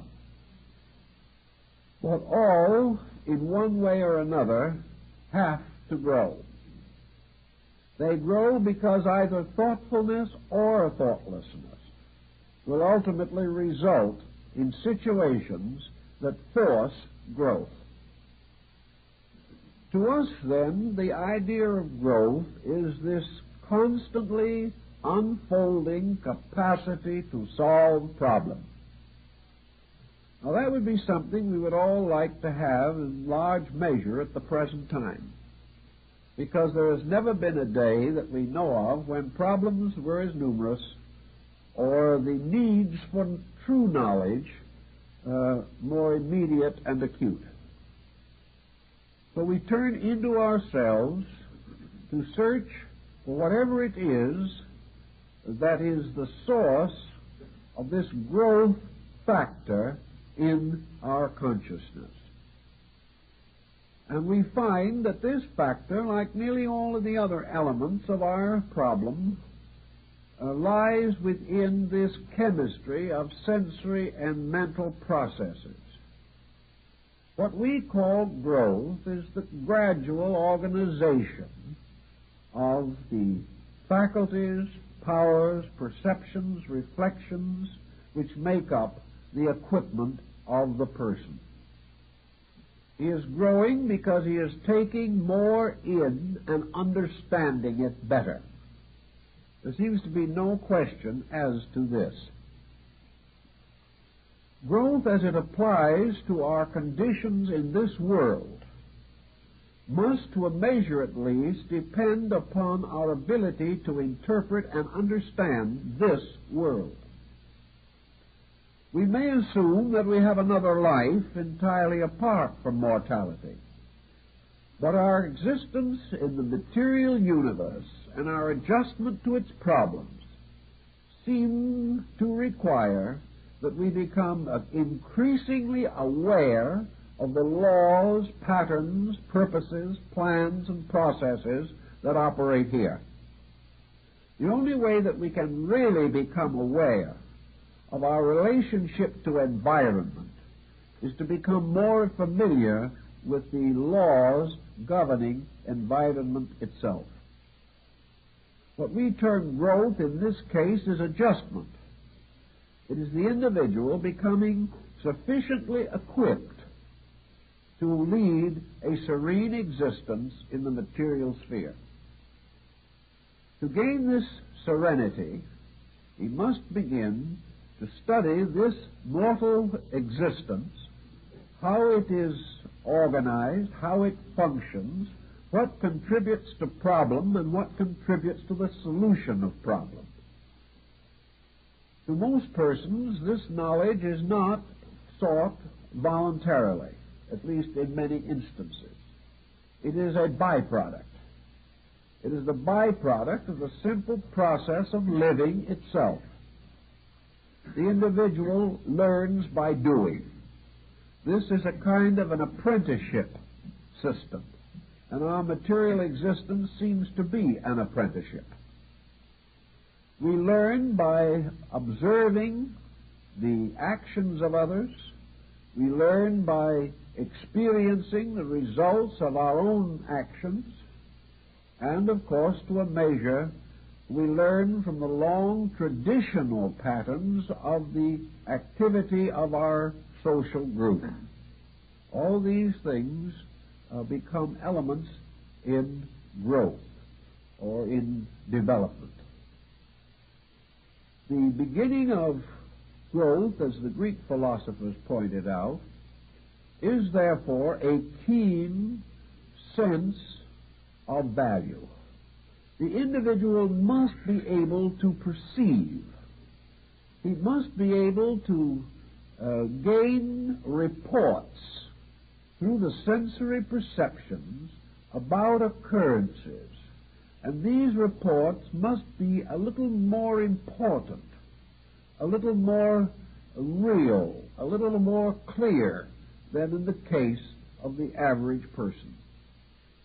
One of the ways, of course, to make the testimony of the senses more valuable is to give greater personal attention to these testimonies. Things that go in one ear and out the other do not contribute too much to our conscious life, although they may be subconsciously recorded. The individual, to get the most out of the experiences, must focus attention upon experiences. They must be things important in themselves. He must have a tendency to weigh and examine and estimate the results of his own conduct. If he is indifferent to his own conduct, if he is unable to perceive any patterns between his actions and their consequences, he is not gaining very much in the form of experience. Experience is not just what happens. Experience is the ability of the individual to interpret what happens. If his interpretation is wrong, the experience does not contribute to his growth directly. Ultimately, however, his mistake will become the basis of a further experience in which the mistake must be corrected. But a person who is prejudiced, highly opinionated, fanatical, or bigoted will not correctly interpret experience. So an immoderate attitude on the one hand and a lack of interest on the other will both reduce the importance of the experience factor. Experience must be accepted with an open mind and must be subjected to the best processes of thought which we are capable of bringing to bear upon it. An experience, therefore, is an open invitation to growth. But this invitation is not forced upon us.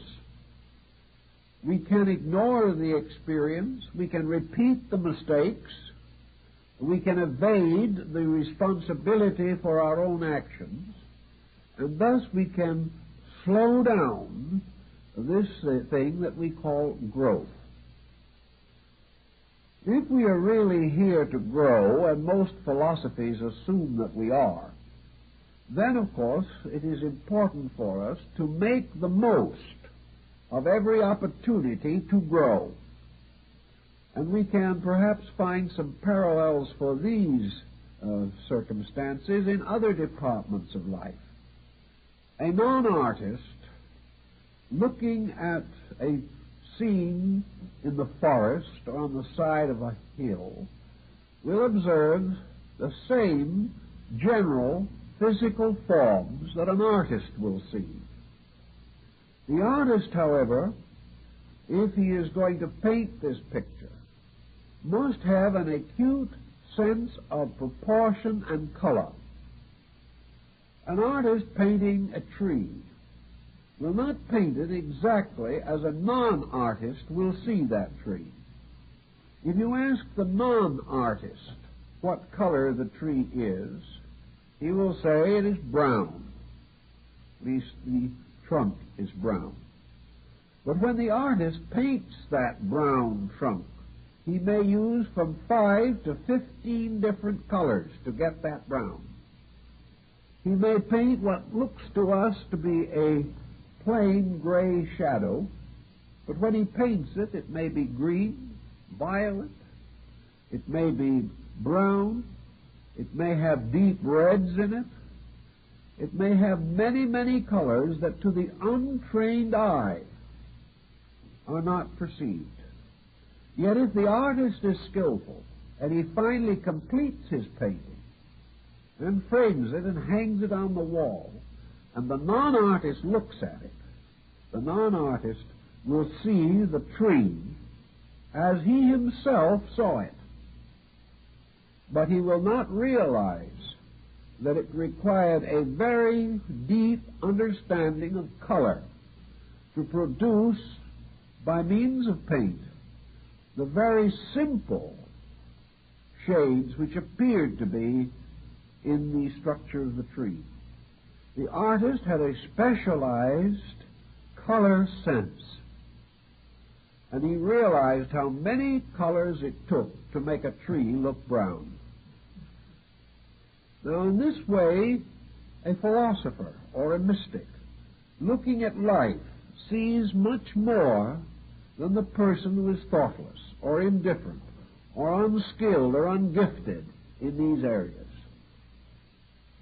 As we become more thoughtful, however, and we are sincerely concerned with the processes of self-improvement, we naturally become more attentive to details, also to masses. We begin to study the elements which make up patterns. These are no longer simply colors as we know them on a painter's palette. Lord Bacon called these moral colors the colors of good and evil. And there is a beautiful sense of value there. The discovery of the infinite tonalities of incidents.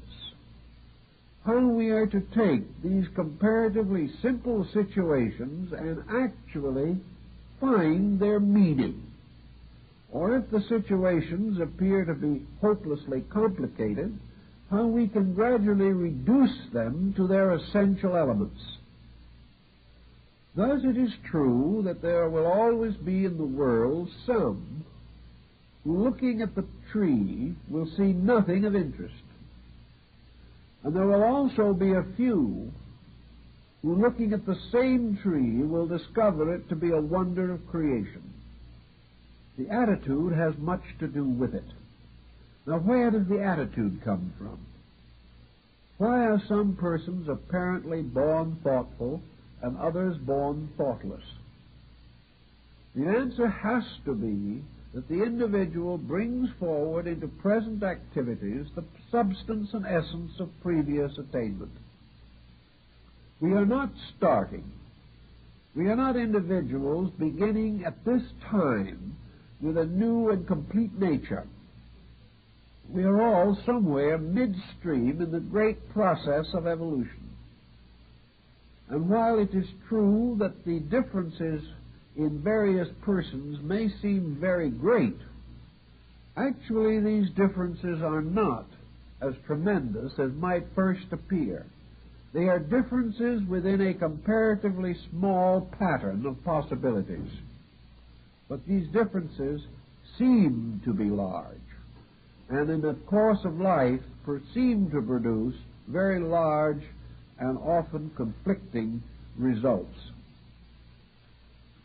In the general study of mysticism, and I think in a sense are thinking about the Buddhist machine of the sensory perceptions, we do gradually come to realize that the highest testimony of these perceptions will be the ability to perceive the depth of value in things.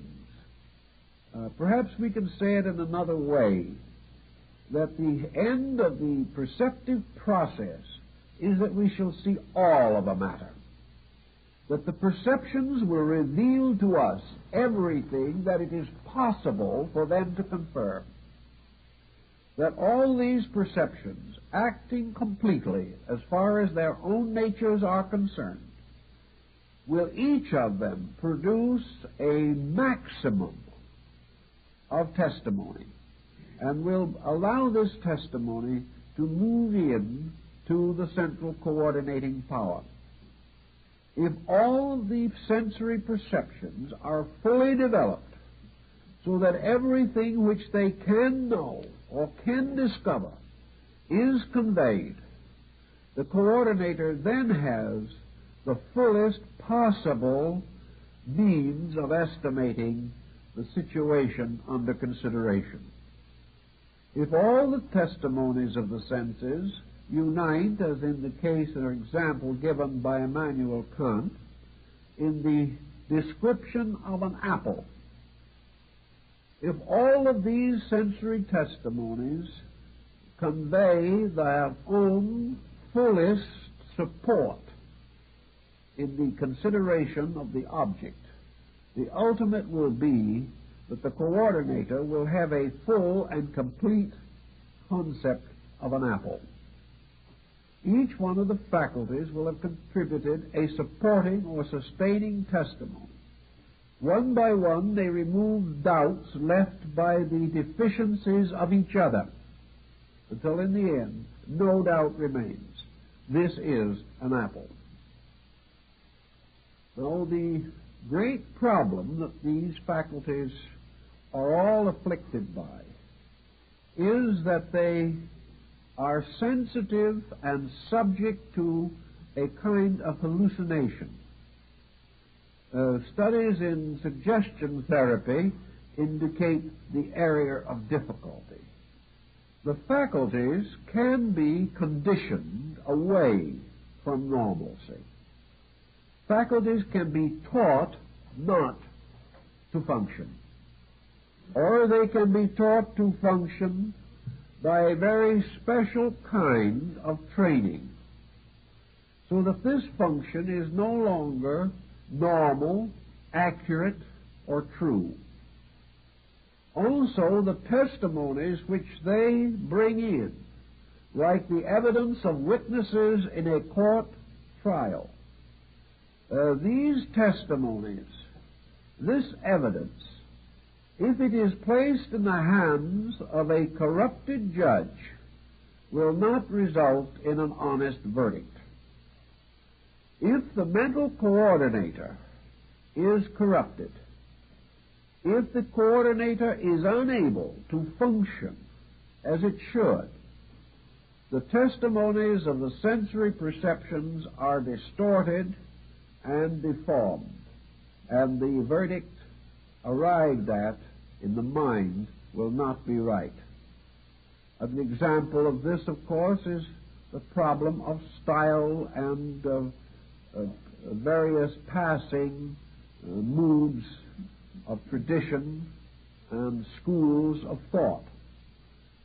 For example, some years ago, certain impressionistic artists produced some rather strange and mysterious productions. To most people, these productions were meaningless. Some were extremely distasteful. Still others really hurt the person who tried to look at them. And a little trip through the Museum of Modern Art in New York can be a pretty soul-disturbing adventure. But after 12, 20, 30, 40 years of the modern art trend, we found people beginning to ask each other such questions as, is it good? Or am I wrong? This person says it's wonderful. That critic says it's the noblest job that was ever done. certain person has just bought this picture for $75,000. I don't like it. Am I crazy? Is the man who bought it crazy? What is wrong with what? Or who?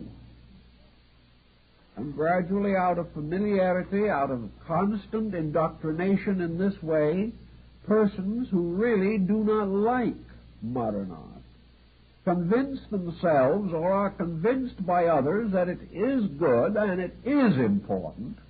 And first thing you know, we find one of these strange pictures hanging on the wall of one of their rooms. They still do not know what is good about it. They still subconsciously do not like it, but they feel that they should. After all, everyone cannot be wrong. Now, we have the same thing in religious bigotry. If we belong to a group of people in which perhaps we know that there are millions who hold the same extremely traditional points of view, that are just as conservative as they want us to be, and yet we feel that these ideas are too small, we are gradually subjected to indoctrination. In time, we may become just as narrow-minded as the person whom we might resent, simply because in due course we have sold ourselves an attitude which destroys for us the validity of our own experience. In a more personal way, an individual will develop gradually a habit of being sorry for themselves. Self-pity is a very pitiable condition, yet many people develop it. After a time of being sorry for ourselves, we establish a habit pattern. And in the due course, practically every testimony that comes in to our sensory structure is distorted or in some way exaggerated so that it will appear to contribute to our own misery. In this way, we can continue to become more and more sorry for ourselves. Experience finally ends as nothing but the final justification that we have been picked out of the universe to be made miserable. Every other factor is lost. Nothing is recorded but that which supports the intensity of our own viewpoint. Now, no one is completely clear of viewpoint. Some have it in larger doses than others. But we all have certain attitudes, certain convictions, certain beliefs that to us are just frightfully important. We cannot conceive of any fact being in conflict with what we want to believe. So we proceed to eliminate the fact rather than change ourselves. When these types of attitudes become fixed in our natures, we cease to grow. Growth is blocked, therefore, by any attitude which destroys the free circulation of facts in our own consciousness. The individual is no longer able to look at a fact and say, I was wrong. A person who cannot do this is cutting off his own experience benefits very definitely. Experience always must lead us, finally, to the correction of our own conduct into conformity with the reality of the matter under analysis or thought. The moment we try to force the fact to change, we are in trouble. Facts will not change, but we can imagine that they do, and can go on for a long time deluding ourselves in these particulars. But wherever delusion comes in, the facts become less available. It is as though the light of reason was obscured by a heavy fog, the fog of our own opinions. In the problem of yoga, or in the mystical disciplines of the Near East and ancient times, one of the ways to grow was to clear the channels by means of which man is aware of life. As long as these channels are blocked or obscured by false attitudes, the person cannot grow graciously. He makes so many mistakes that nature becomes an instrument of retribution for that person. Nature seems to turn on him and hurt him. Nature hasn't turned at all. The individual has only gotten into such a bad relationship with nature that he is hurting himself. In the machinery of cognition, anything which destroys the smooth running of the machine is bad. I remember in the old days when we had bookkeepers and accountants who didn't have computers and things of that nature and had to work it out almost entirely with their own basic knowledge of mathematics. Many of them did not even have an adding machine. And in the old days, when the adding machine was first introduced, those who had not been trained to use it considered it a very unpleasant device and continued to do it in the old way. But there was a terrible catastrophe when the bookkeeper, having about 40 or 50 different number patterns in his mind, and just getting them drawn together, was interrupted by someone talking to him. The entire pattern that he had added up sort of dissipated instantly, and he had to start all over again. In other words, he was interrupted, his mind was turned away from the sum he was gradually adding together, and if this happened too often, the poor old man frequently got a little irritated about the whole thing. The same process takes place within our own thinking. If we are building up a beautiful pattern of consistent and related subjects and matters, if we are gradually getting at the facts of a case, and then a prejudice flashes into the situation, or the individual suddenly turns against fact by some subconscious process in himself, the whole structure falls apart. All of the validity of the gradually forming pattern is broken up, and the mind has to start again to put the pieces together. To meet this, our ancient brethren always insisted that the only way to gain the greatest amount of experience is to reduce the personal equation in the use and estimation of experience. The personal equation is always one that is very highly tinctured by personal desire and personal advantage. Where this becomes too strong, facts will never be known. So to gradually reduce the pressures of artificial elements over-influencing or interfering with the natural arrival of the mind at its conclusions, these interferences and obstacles have to be gradually eliminated. This was the reason why the meditational processes were set up. They were intended to reveal to the person the possibility of being unconditioned in his own nature in the acceptance of facts. If he could be neutral as far as the fact was concerned, he could then receive the honest report of his own coordinating faculties.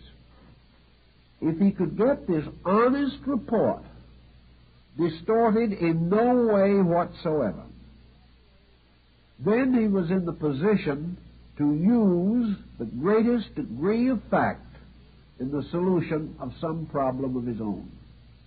If he had these facts and had them clearly set in his own mind, he could then make decisions which were useful, which advanced his condition, and which contributed to what we call his growth.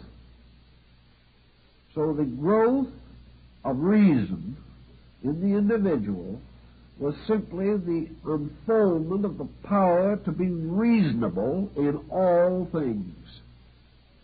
To be reasonable means to avoid exaggeration. It means also not to overlook small things because of the pressure of masses. It meant very definitely not to overlook virtues in other people because we do know that they have vices.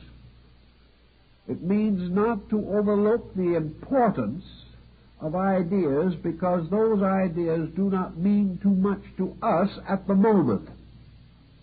It is this process of getting greater thoroughness into all of the procedures of life.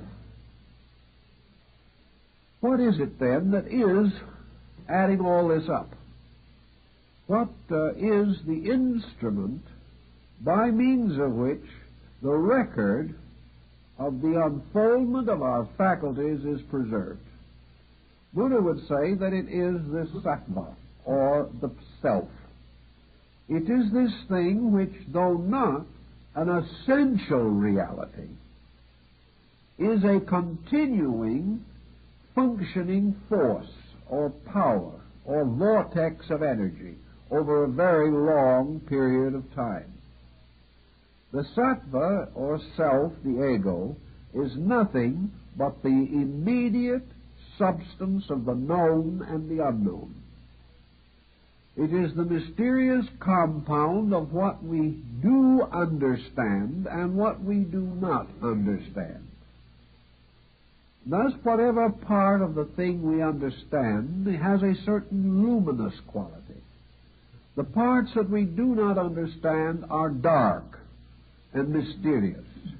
And this luminosity and this darkness make the lights and shadows, or contrasts, in our thinking. Wherever we are aware, wherever we know the true shapes of things appear, where we do not know, imaginary forms seem to fill in the mysterious gray intervals. The child who is a little afraid of the hole in the dark may be frightened at the thought of entering a dark closet. They may conceive this closet to be the opening of a great pit leading into mystery, madness, and death. And small children are frequently afraid of these holes in the dark. Yet we all have these. For wherever there are areas within ourselves of the unknown, they are the areas of mystery. And mystery is closely related to misery. Wherever this darkness has no definition that we can truly see, we are going to imagine definitions. We are going to always populate darkness with danger. We are going to be afraid of it. We are going to be prejudiced against it. And we simply cannot realize or believe that darkness is simply an area of the commonplace upon which the light of fact has not yet been cast. But with light and shadow forever mingling in our activity, the sattva, or the self, is the strange blending of hope, which is of light, fear, which is of darkness, good, which is of light, evil, which is of darkness. Always there will be the danger that we will need some form of knowledge that is not available because it is still in a dark area. The egotist doesn't believe in dark areas. He believes that whatever he does see is all light. And because he is over-convinced of his own knowledge, he falls easily prey to his ignorance. He is therefore the easiest of all persons to deceive and exploit. Actually, the personality, the ego, is this mysterious alchemical mixture of the known and the unknown. And whatever elements are composing this, each of these elements also has its known and its unknown factors. Even to the greatest mathematician, there are facts of mathematics still dark. Even to the merest child beginning to reach out into the mystery of material existence, there are still small areas of light. Nothing is completely light, nothing completely dark. No science has exhausted all its mystery. No art has perfected all its works. In everything, there is a light in the midst of darkness. There are the areas of the known against the vast areas of the unknown. And in man's experience, that which he has experienced is light. That which he has not experienced is darkness. And his ego is composed of the fusion of these two, this strange marbleized pattern of light and dark, this wonderful mosaic of alternate colored stones. And everywhere, at every time in life, the decisions that we make, the attitudes that we hold, the conclusions that we reach, are in perfect conformity to these areas of light and darkness within ourselves. Where there is darkness within ourselves, there can be no certainty in our decision. Where there is light within ourselves, there is a measure of certainty. But in experience itself, we realize that all certainties finally vanish again into uncertainties, and that no matter how much man knows, he is forever surrounded by a sea or area of the unknown, which is vaster than any possible achievement or attainment which man himself can hope to achieve. Yet by the very circumstance of nature, man is not required to have light beyond those problems with which he is concerned. He is not expected to function in a universe for which he has no faculties of adjustment. Thus, for him, light and darkness are comparatively simple factors. Factors in which light more or less tells how far we have come, and darkness warns of how far we have yet to go.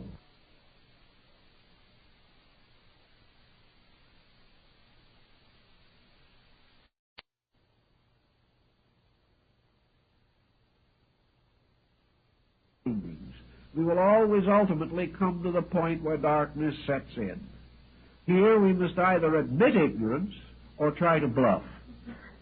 Or we must deny our own ignorance and try to force an opinion or some form of a concept upon others concerning that which we do not know.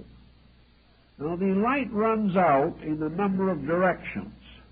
One of the directions in which one of our deepest problems lies is that the area of the unknown, for most persons, involves the inner lives of other people. We have the greatest amount of light on surfaces. We have a considerable amount of physical light on physical surfaces. We look out as we drive our car, we see the roads, we see the trees, we see the people. There doesn't seem to be any lack of light.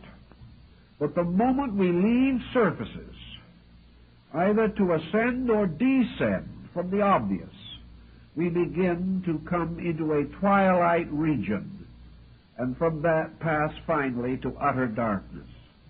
When we try to understand other people, we realize that what we call understanding them is nothing more than bestowing our own attributes upon these other people.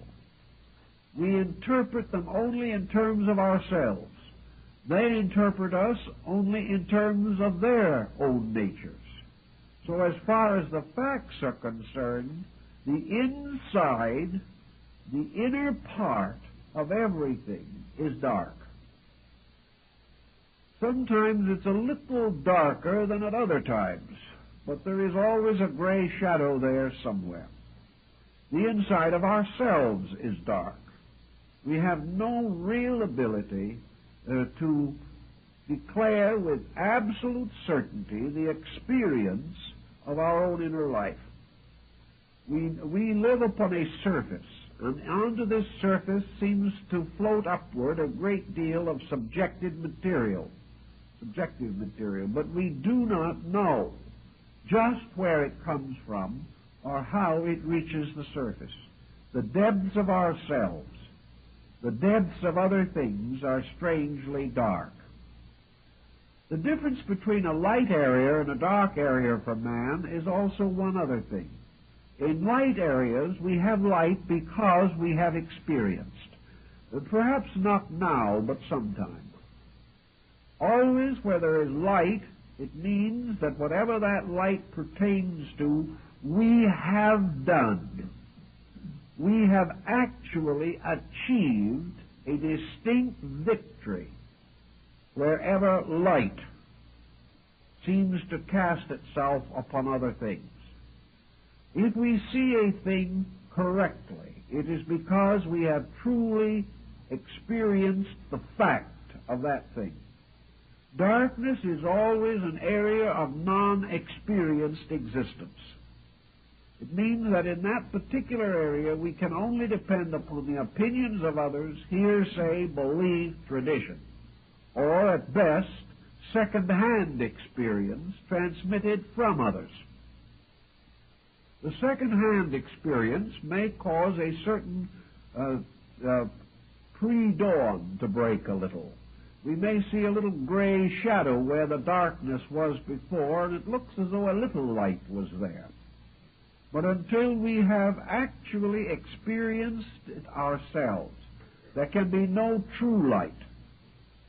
For this light cannot be reflected from the consciousness of other people.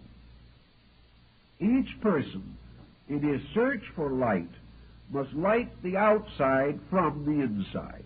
There is no escape from this absolute necessity. To grow is then to be able to increase the areas of light. To grow is to gradually take the shadows away from dark areas. And as we take the shadows away, the facts of those areas, now lighted, become available for use. The more of these lighted areas exist, the more certainties we have. Let us take an anthropological point of view for a moment. Our remote ancestors had mostly darkness and very little light. They feared everything. They feared physical darkness. They feared a clump of trees a few hundred feet from the cave where they lived. They feared every animal, every creature. They feared the sky and the winds and the lightning and the thunder. And they bestowed upon practically every energy of nature the power to hurt them. These persons were therefore forced to exist in a vast world of fears. For wherever there is no light, there is much fear. Down through time, this very process of growing has gradually reduced these fear factors. We no longer regard the thunders as the voices of angry gods. We no longer think of lightning as something aimed at us because we have broken some taboo or have failed to make proper offerings on the altars of demons. We no longer regard everything around us as fearful. Little by little, we have come to understand some of the elements of our own existence. Wherever we have understood, light has come, and on this understanding we have built progress. And this progress is a collective form of growth.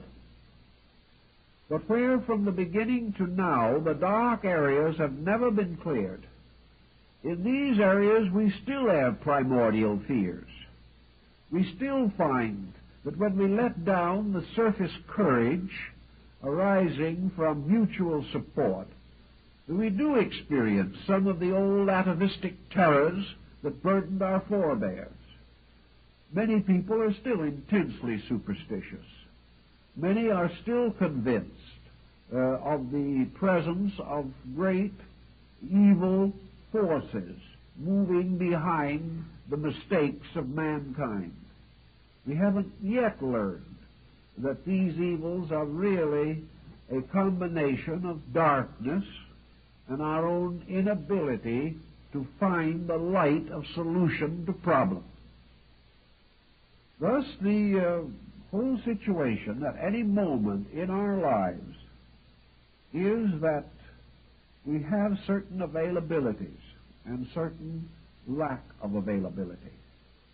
And if this was clear to us at every moment, it would be very wonderful.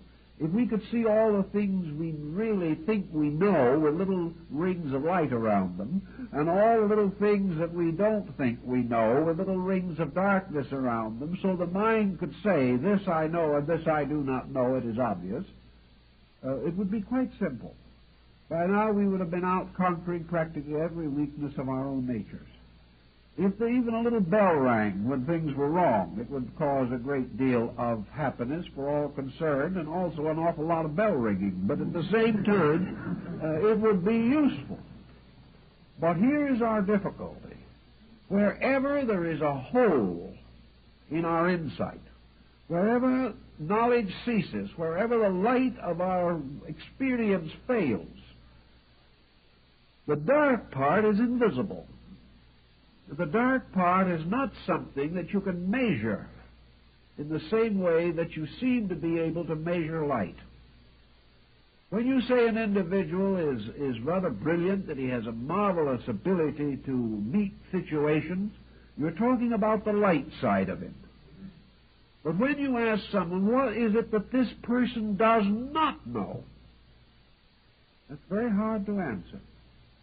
You have a suspicion, it's a long list, but you don't know where it begins or how. When you say to yourself, where do my own certainties end and my own uncertainties begin?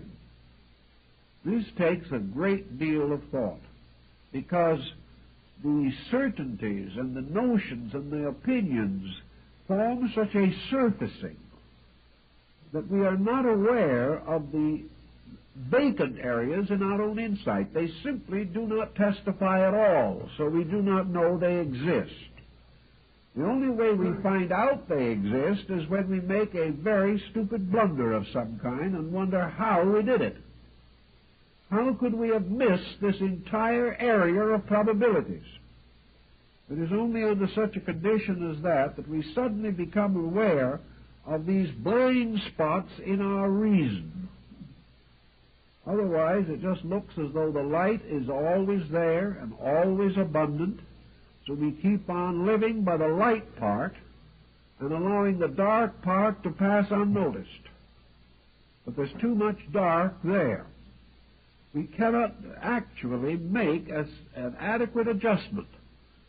We cannot be in the presence of so much that we do not know and still at the same time make a good job of living. One way in which we can, of course, come to some conclusions about this subject, at least academically, is to try to list the things that we know, the things that we do not know.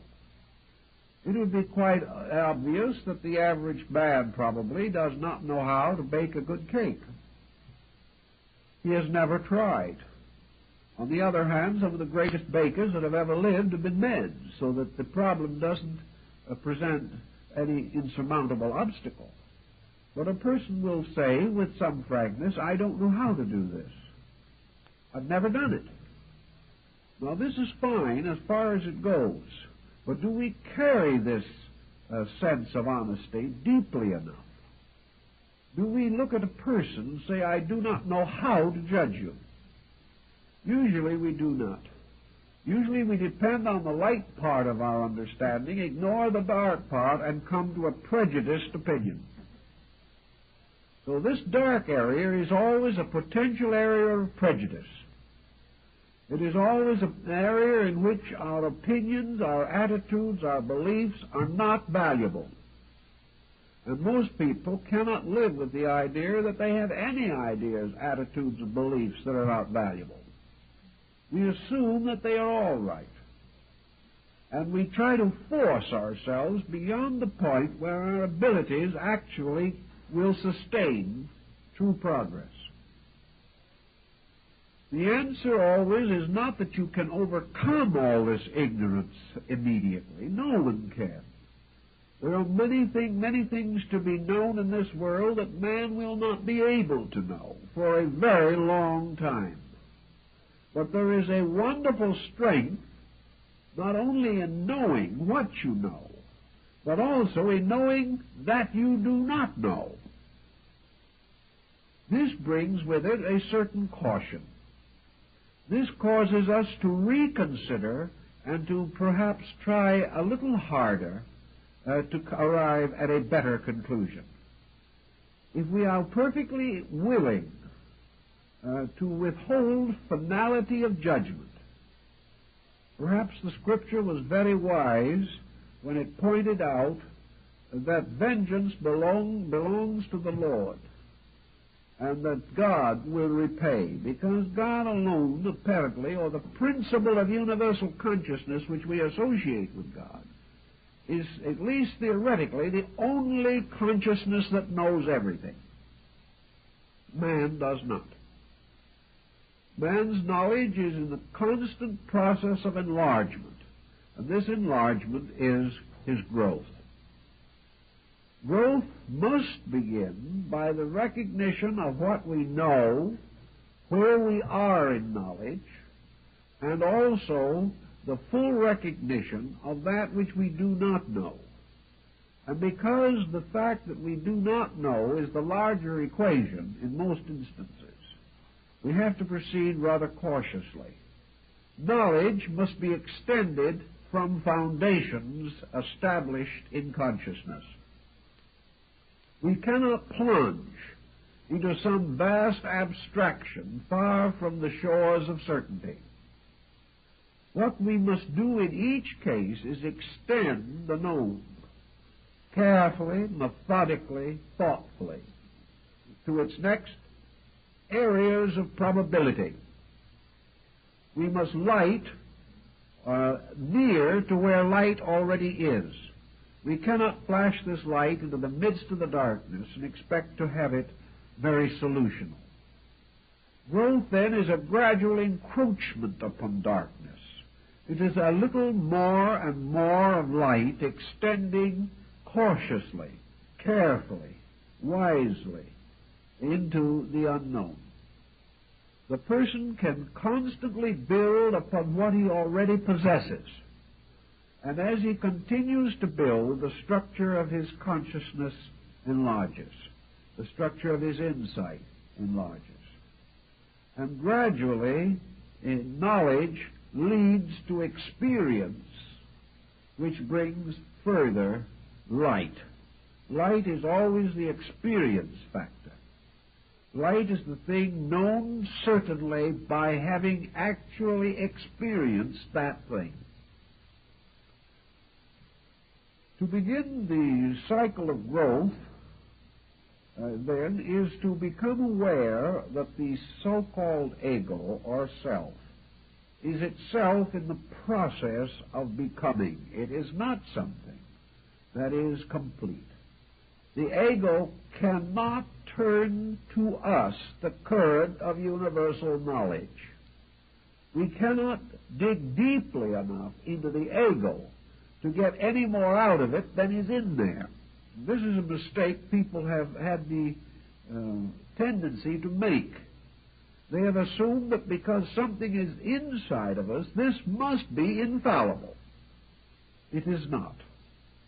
The judgments of the ego can never be greater than the experiences which are stored in the coordinator, or this force factor which brings all experience to bear upon new experience, or brings experience to bear upon the challenge for the need of experience. So there's no use hunting inside the personality for infallibles. They will not be found there. The best that is going to come out is the best that is in there. Now, there's much more in there than there used to be. That is why, in spite of our mistakes and in spite of our neglects, man is growing. He is growing because little by little the content of the experienced part of knowledge is constantly growing, but slowly, not nearly as rapidly as we wish it would grow. There is also another very tricky factor which you seldom hear discussed and which does not usually obtrude itself into this problem. Namely, that as man is learning by experience to adjust to certain situations, the processes of history are making these situations themselves extinct. The individual may have passed through a great deal of experience in the Roman Empire. Let's imagine the consciousness learned certain things in the Roman Empire, or in one of 100 previous embodiments. This would be much more helpful if we still had a Roman Empire, but unfortunately we do not. So experience divides itself very clearly into two levels. Experience which is only useful in a condition which itself is highly time-bound. The experiences that we may have passed through during the Crusades or during the medieval period in history will not necessarily be sufficient to equip us for the problems of today. Just as the young man today graduating from school could not go back 10 years from now and take the same examination and pass. He could not do it. Not because he is not thoughtful, but because the whole system of instruction will have changed, and he will not be able to adapt himself to it without taking the entire course over again. Very few graduates could graduate a second time 5 years later. This means that there is an experience pattern that is extremely immediate. This is very largely the experience of particulars. The problem as to whether we should eat with our fingers or knives and forks is a very transitory problem. Also, the skill we may learn in driving an automobile may be of no use to us, except for the particular embodiment in which we now find ourselves. But behind and below this level of passing experience patterns, there is another which reminds us of the fact that essential elements do not change very rapidly. For example, the person learning to drive a car conscientiously, intelligently, honorably, and with due consideration for the rights of others may never drive a car again after he gets through with this life. But his due consideration and his conscientiousness and his thoughtfulness and his prudence will be useful forever. Thus, we cannot tie these achievements entirely to an incident or to a level. For true growth is always a growth of principles. And this is why so much of modern education is wasted. Because unless principles are given, the individual learns things which have no permanent utility. The person who learns to keep the police code may be a criminal himself 2 years from now because the code will change. but the individual who recognizes the basic rights of man around which all codes are built will be honorable under the Roman Empire or under any other system that ever comes into existence. If his own integrity is right, he is growing. And in this process of growing, he is building a character which will serve him better wherever he is as a person. The real reason behind growth is always the maturing of the power of the individual to keep the rules of existence. Now, among the most shadowy areas of our personality, all those areas, there is that general area which has to do with principles. We have great difficulty in understanding the more abstract phases of universal law. Certain laws we can see and work with. We recognize the law of gravity. We recognize that water has a tendency to flow downhill and things of this nature. But when it comes to the moral laws of life, we are not sure of them at all. And when it comes to the great question of what the universe expects and demands of us, there is really very little uniformity of opinion. These great areas of principles, what is truth, what is beauty, what is love, these great thoughts generally catch us in dark areas. We do not know how to cope with them. When we think of love, we can only think of human affection. It is very difficult for us to conceive of a universal affection. When we think of beauty, we think of it in terms of what we like now. We have no real understanding of its deeper significance. We are subject, therefore, to shifting standards in all these things. When we ask ourselves, what does the universe want me to do next? We are in an area where there is not too much light generally available. A little, perhaps, a little more than we admit sometimes, because we're not always very anxious to do what the universe wants to be done next. It may interfere with what we want to do next. But if it does interfere, and we permit our own purposes to overshadow universal purposes, we're not going to grow directly. We're going to grow the hard way, through having broken faith with the rules of the game. But let's say for the moment that we really want to grow, and we want to do what is next. We want to do what is best for all concerned. We would like not to evade anything. We would like to head into that experience which will most enrich us and will most help us to grow. All philosophy agrees that to make this decision, the first requirement is that we become impersonal. We cannot serve God and Caesar successfully at the same time. Caesar, in this case, being ourselves. We cannot do exactly what we want to do and still be uniquely attentive to the universal plan of things. We're not that far advanced that our own desires will always conform with universal good. This is too much to ask. So the decision must be that before we can decide what is good, we must be willing to accept the decision and do that which is indicated. We must be perfectly willing to put this good above our own personal feelings. This is a conflict. It is always a conflict, and is the reason why all over this world today there are people who have beautiful ideas but are not doing very well with them, actually in practice.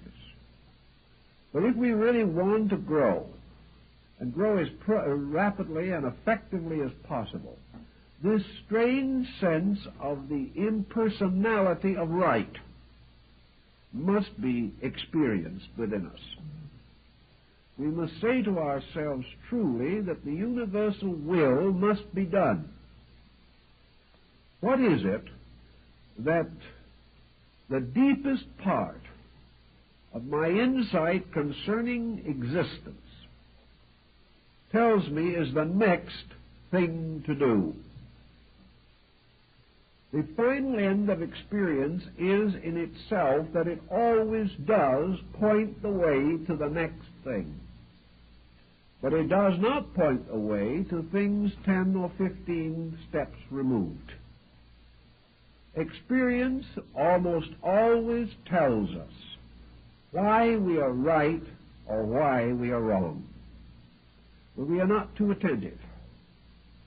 So we can say that if the person will place that which is right and that which is necessary and that which is good above his own personal desires, he has a very good chance of being able to estimate the next thing for himself. In a broad, general manner, one thing we can nearly always point out as a formula. Not always, but it is an overwhelmingly common formula. And that is, if it's hard and you don't like it, it's next. Now, this is practically Scripture. If it is the thing you say, Lord, deliver me from, that is probably what you should be working on. If it is next to impossible, it is next. Most folks would rather do the things which are easy. This means they would rather repeat previous experience. If they've gotten so good at it for the last 50,000 years that it just practically is automatic, then they're willing to make a supreme effort and do exactly what they intended to. But if it's difficult, if it means that the person has to make some unique and rather unpleasant effort, in the general thought that all effort is unpleasant, if the person finds that it is not the thing that a lazy man can do, if it is not a continuance of the existing pattern, then probably it is high time to do something about it. Another good rule is, if something is hurting you, your next problem is to find out why. This process of going on, being hurt forever, and simply suffering is not nature's plan. If you are sitting on a hot stove, do not assume for a moment that the infinite requires you to stay there. But it may take a certain amount of energy to jump off the stove. But certainly at that moment, that jump is next. In each instance, the immediate problem is nearly always the challenge. The immediate problem is the thing that must be now faced. And we must gather up all our resources to face it. For the moment we face it, it ceases to be a problem. A problem solved ceases. A problem unsolved comes back and nags us through ages, if necessary. No problem unsolved will ever really disappear. No problem unsolved can be completely left behind. We may push it to one side, we may put it off for the moment, but if it's there, it will come home to us in the end. This process of pushing it off and having it hit back, the process of tossing it to one side and having it bounce back and hit us again, means that the longer we procrastinate a solution, the more we will suffer from the problem. So the growth is the sense or the concept of moving into the problem now. To move into it not with regret, not with pious sense of martyrdom, not with a deep soul-shaking sigh. The problem is to move in on it, solve it, and watch it dissolve. Once we move in upon the problem, experience the power to solve that problem, we have achieved a step of growth. Now, the problems that beset most of us most intimately are of three general kinds. The first is dispositional.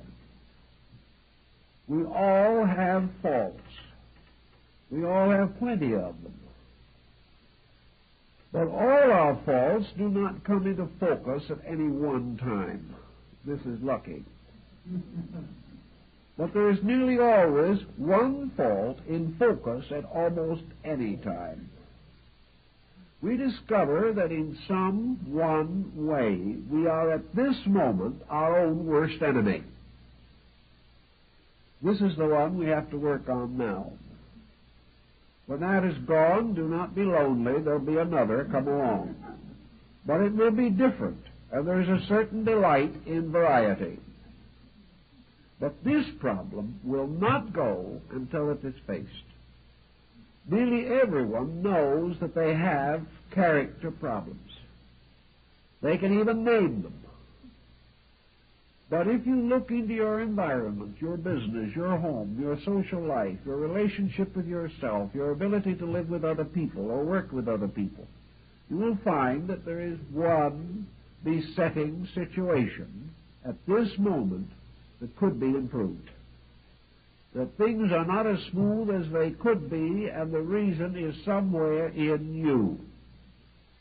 You can say you're tired. You can say you're nervous. You're saying you don't know any better. You're saying that other people just simply prod you along until you can't stand it any longer. But the problem is there, and the problem must be solved. The only way that it can cease to be a problem is to be outgrown. The second type of problem, which nearly everyone faces in the course of their daily life, is adjustment to situations around them. Here we have the individual in the presence of something that he feels he cannot change. Other people will not do what he wants or what he expects them to do or what he believes they should do, but they have the monotonous habit of being there anyway, making things more complicated for this individual. The answer here is now a matter of adjustment relationship. If the situation is essentially bad, then it may require courage to break the situation, to admit that it is wrong and to admit that we're staying in it because of some weakness or some instinct to compromise or dishonesty, or some selfishness, or some status symbolism. And we are not willing to admit the fact that the pattern itself is bad. Perhaps nature's next lesson in experience is the individual giving up what he wants in order to attain peace of mind without which he cannot survive. This is a decision. If he decides wrongly, nature continues to penalize him. He has to finally decide whether he is going to sacrifice the lesser for the greater or vice versa. So here is an immediate area of problem in the life and condition of the person in his relationships with other people. The third area in which a problem perhaps presents itself lies in the matter of gaining new skills. There is nothing an individual dislikes more than the thought of going back to school after he's graduated. But many persons want to achieve good things, have serious and sincere desire to attain, have the instinct to be able to use what is attained, but they are still impotent as far as their ability to do these things is concerned. So we have the individual who has high motives and no training. We have the person who would gladly give his life, but at the present condition his life isn't worth much. He has very little to give, which is a terribly frustrating thing and a very painful thing. A few break through this by tremendous resolution, but the majority are completely defeated by it. The moment we realize that what we know is not enough to meet the demands of our own ideals, our own principles, and our own convictions, then we have to learn more, regardless of what it costs. We have to give up pleasures to achieve these necessities which become the basis of more enduring pleasures in the future. So wherever a person is well-intentioned but helpless, he must in some way correct this by gaining the abilities to do the things that he wants to do and which he realizes need to be done. So wherever we can't solve a problem because we simply do not know enough, then in one way or another we must seek to know more. Now, the search to know more is a fascinating adventure in itself. But the desire for knowledge, apart from the proper use of knowledge, is itself a blind alley. The individual does not grow from what he knows alone. He grows from what he does with what he knows. For it is always the action that provides the experience which provides the light which is growth. So wherever we have any of these barriers between ourselves and advancement, we must either relinquish the idea of advancement or else we must overcome the barriers. Nature presses us to overcome barriers. It does this by constantly confronting us with small, nagging situations which we cannot quite handle, but sometimes feel that we ought to be able to. If we reject these small nagging invitations long enough, they heap up into large matters, and we suddenly come headlong into a great monument of neglect or evasion, which seems pretty formidable, and which can hurt us very desperately when we try to break through this kind of a barrier. So always try to get rid of the small things one at a time as they come up. Because if you can do this, they will not make the large things. And each small thing conquered and experienced becomes a new light upon other things. It's very interesting that every drop of experienced consciousness that we have enriches the whole of our total egoic insight. As we get further and further into the true mysteries of light, as we recognize them in the ego itself, we come finally to realize that the end of growth is a mysterious condition of universal light. Now, the moment light is universal, the moment light is not separated by objects.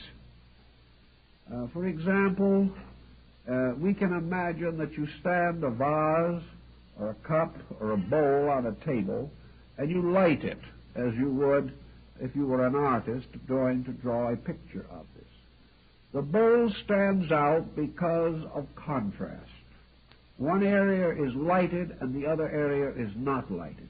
This results in modeling. It gives the picture its highlights and its shadows, and because of highlights and shadows, the picture exists. If there was nothing but high light, there would be nothing on the paper, whatever, except light.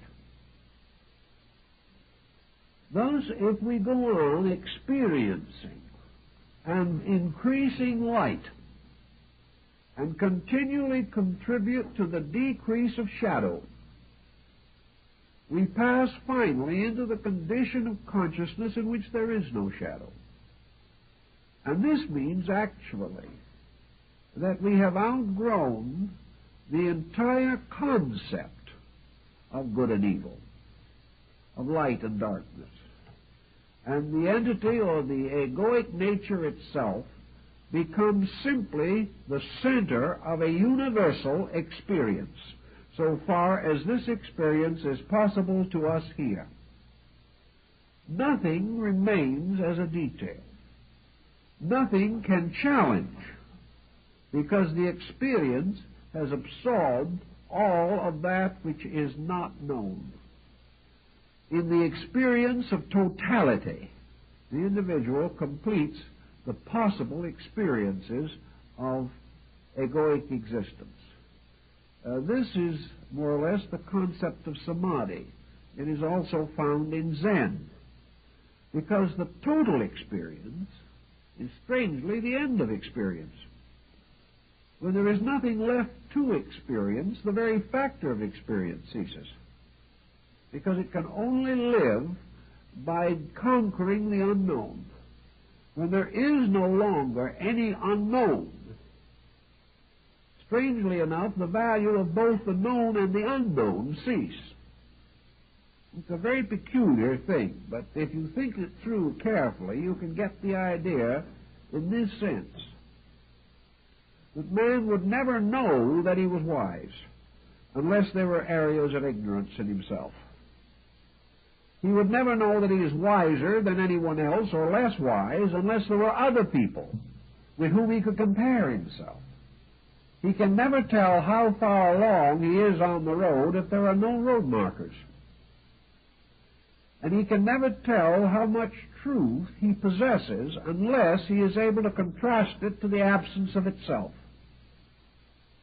If it should occur, therefore, that the individual achieves the total experience of the total use of all of his faculties and powers for the total purpose for which they were intended, you do not have a wise man, you do not have a good man, you do not have any of these qualifying terms that are meaningless without their opposites.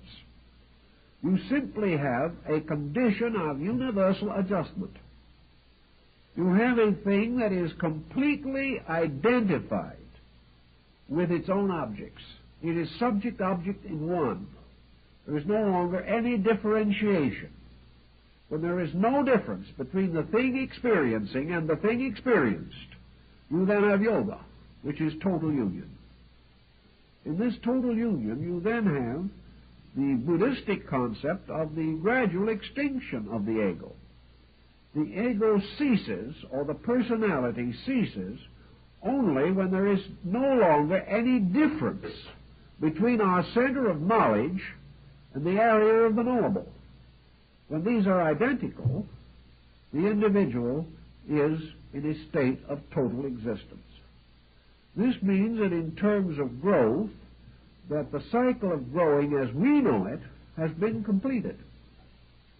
Thus, there being nothing further to challenge the consciousness does not come forward to meet challenge.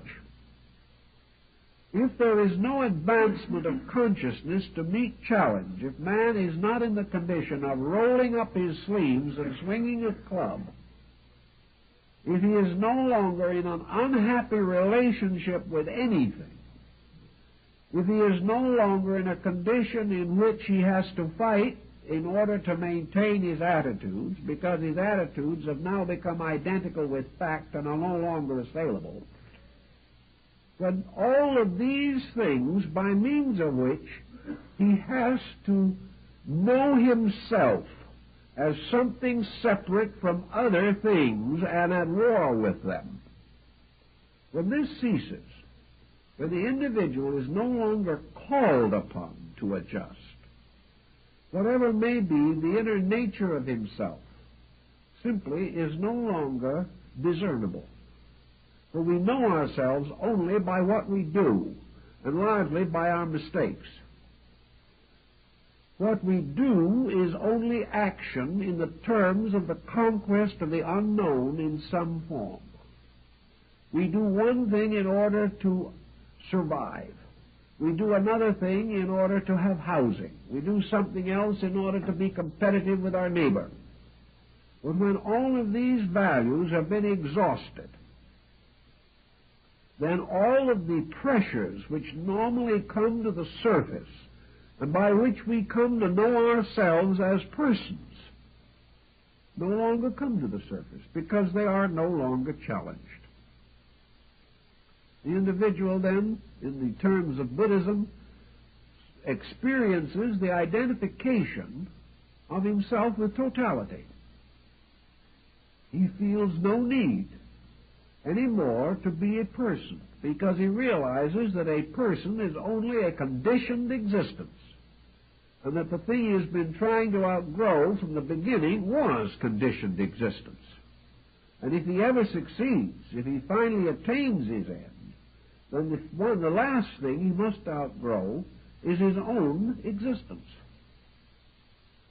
Now, it would seem as though this is a nihilistic point, that by outgrowing his own existence, he simply ceases. But this is not actually true at all, because this adjustment to the pressure of situations or conditions is only a temporary relationship at best. The ego, as the experiencing thing, cannot be the true person. It cannot be the actual reality. Because if this actual reality has an existence, it has to have a total adjustment at all times. The personality, therefore, cannot be the true being.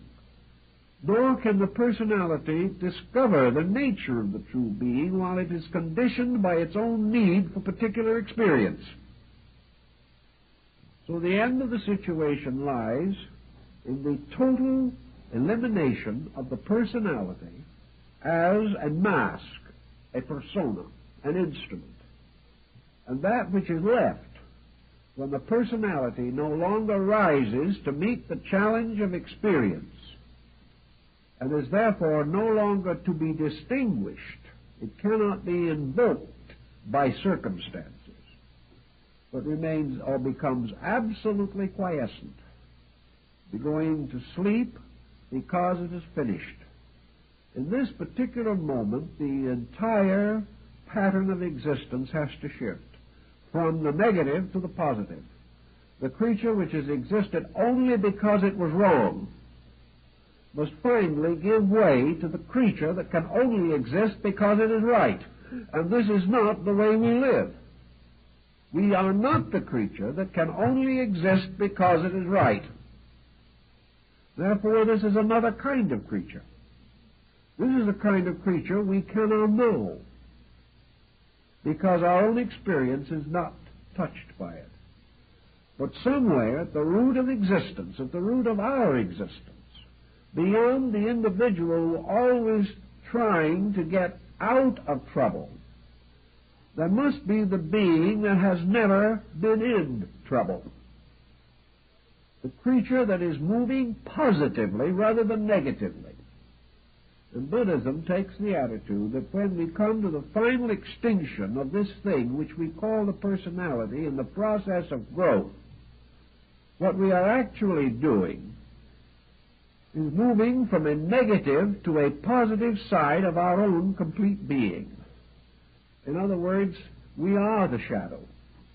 The shadow of light is our own personal being. The light is a reality. The darkness is the personality.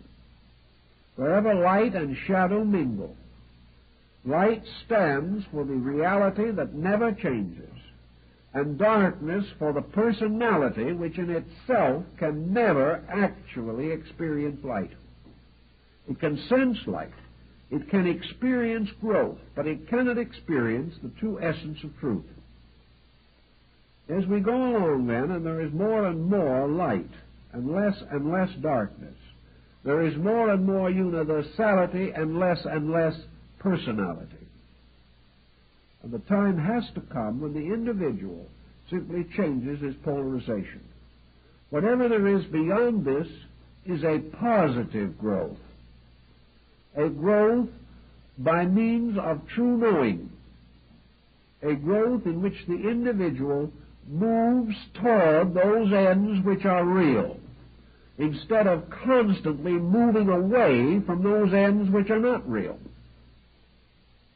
So in the very core of this thing, there is this switch about, in which, as to the personality by evolution has exhausted its ignorance, that which remains is the beginning of the reality, which then positively unfolds into light.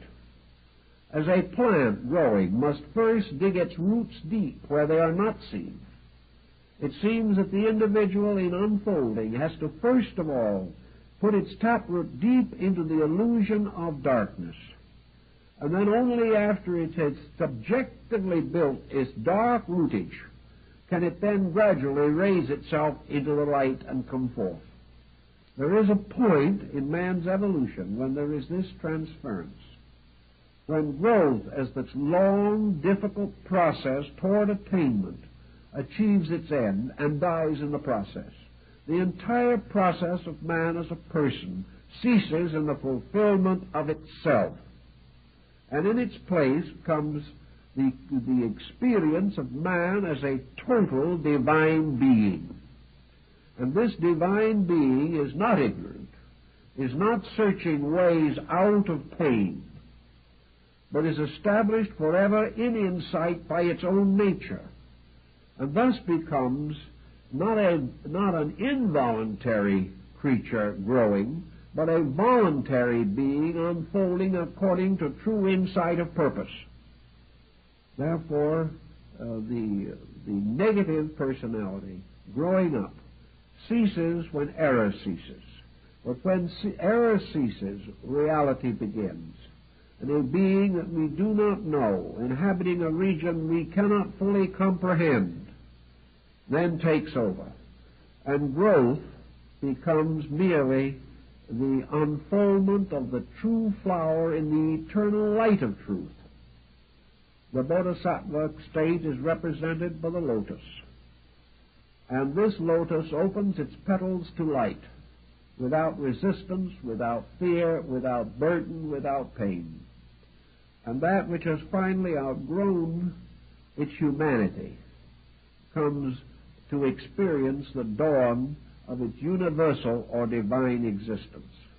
We do not have any words for this, but we do believe that growth finally ends in the end of the need for growth, and that therefore the conditioned existence of man ends in a conditionless state, and that which has striven so hard to climb from darkness into light finds that there is no need of itself after it has completed the climb.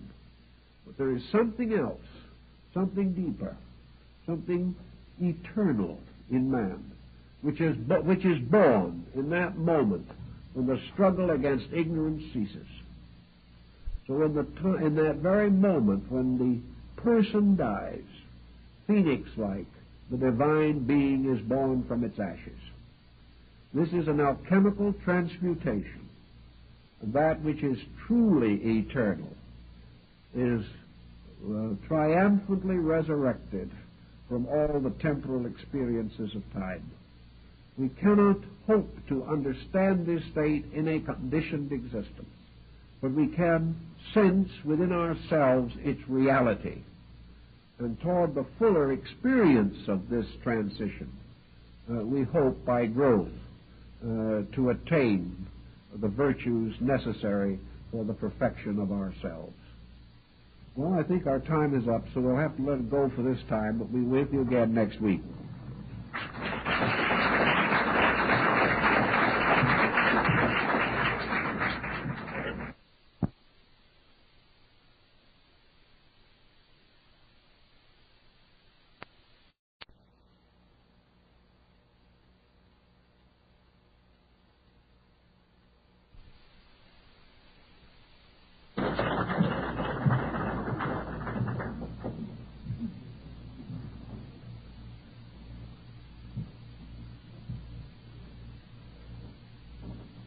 very frankly, we have this evening a difficult subject.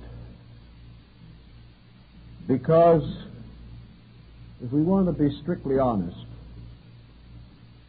we are dealing with a problem for which there are innumerable interpretations and about which there are countless convictions. But in order to transform these interpretations and these convictions into some structure that has specific boundaries, form, and outline, is exceedingly difficult. We think of the term self as primarily applicable to the totality of our own being or nature.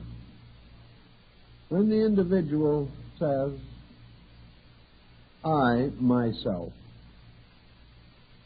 he is telling us, in a strange way, that he is affirming a total nature, a total being, a total essence, and that this essence is the sum and substance of his own existence. Our dictionary falls completely short of helping us because words have no real meaning beyond usage, and usage has never been able to penetrate into these exceedingly abstract realms. We know beyond question of doubt that there is some kind of an existence in us. And in the previous discussions of this series, we have examined various aspects of what we might call the self syndrome. We have tried to differentiate between various levels of cognition by which we recognize this self in us. And we have more or less come to the final conclusion that that which is recognized is not the reality.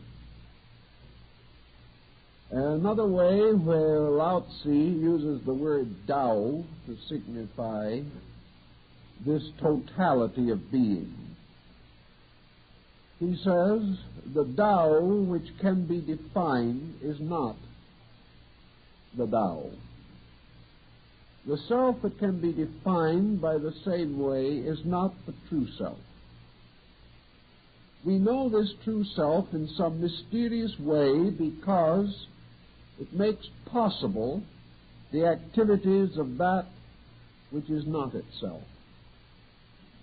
We recognize it as a mysterious power that confers its energies and resources upon faculties, members, structures, and numerous attributes which are not identical with its own nature, but may be regarded as extensions of that nature. We're in much the same difficulty in the more realistic and scientific field of energy. We can tell something of what energy does. We can tell something about energy by its consequences. We become aware of the reality of energy by its inevitable presence in all things. Yet we are still at loss to adequately define its own nature. Our ancient brethren used the word life in many cases to signify this strange, vital existence which bestows from itself a certain quality upon all things which are dependent upon it or exist within it. We divide life into two general areas, organic and inorganic. We recognize organic life as being clearly expressive of life itself. And we recognize certain qualities which make up organic structures. We know that they possess powers of accommodation, powers of reproduction, powers of growth, of assimilation. We also know that within life there must be certain archetypal processes, inasmuch as all organic structures remain true to the essential types to which they belong. When we use life with a capital L, the dictionary tells us it is a synonym of God. When we use self with a capital S, it is a synonym of God. When we use almost any of these great terms of source or origin, such as existence, or being, or reality, or truth, and we capitalize these terms, they become synonyms of deity. Thus, in the end, we unite all of our concepts of value in the concept of divine being. In our present time, where science is inclined to reject theological interpretations of things, it is not common to see such terms as life or nature or being or essence capitalized in the sense that they become synonyms of any form of transcendental creature or existence. However, as we explore into our own natures, we discover that we can remove layer upon layer of conditioned existence, and yet the unconditioned source of existence remains. We cannot say that self is identical with consciousness, or with mind, or with thought, or emotion, or activity, but we do recognize that all of these processes arise within the nature of something. We are unable to accommodate ourselves to the concept that behind this vast structure there is no integrated causal factor. Lao Tzu, who was so astute in many things, used our rather familiar element of water as a means of expressing or explaining life. The ancients were already aware of man's strange dependency upon water, that in a way we are dependent upon light and water for existence, for survival. Without water, the seed will not germinate. Without water, the soil becomes barren and sterile. And all creatures together are dependent upon this element for the development and survival of their own intricate and contrasting natures. But water is something in common in organic structures. So Lao Tzu contemplated the idea that we could use water as a symbol for a life essence.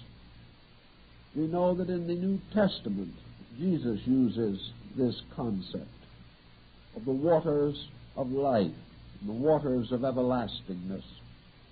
The Egyptians had the same opinion about it. So that one aspect of life has been the universal diffusion of nutrition, that everything is nourished or sustained by something that can bestow nourishment and sustenance. Yet we cannot say that a life is water. We cannot say that water is self. But in some way we can get the feeling from the symbolism of water that there are diffused energies, powers, or principles by means of which organic structures are sustained. And we know, theoretically at least, that inorganic structures must also be in some way sustained, although perhaps not in quite the manner with which we think of sustenance. In the Oriental systems, Buddhism and Hinduism, there are certain points of view that are worth considering.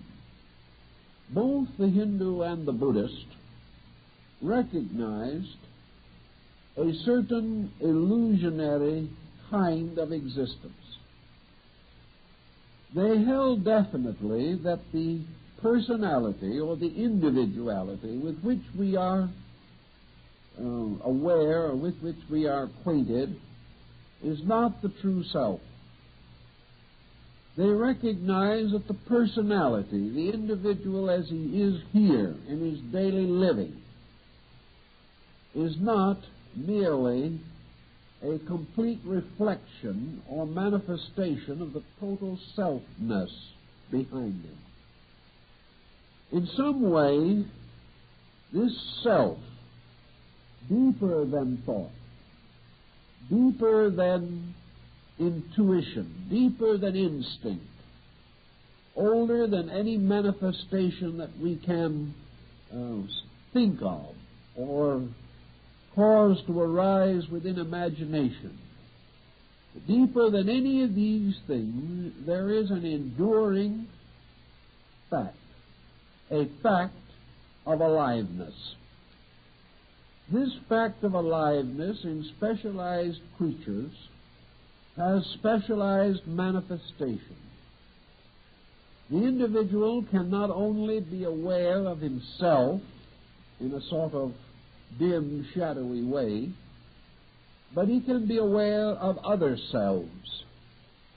He can come to realize that he lives in a world of beings, each of these beings dimly aware of an innate selfness.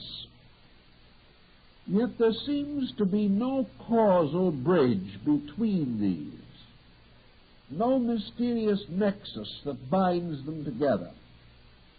In each instance, the self remains recondite, difficult to approach, and separate. We are not able to suddenly become another person. We are not able to share in the internal experiences of other people.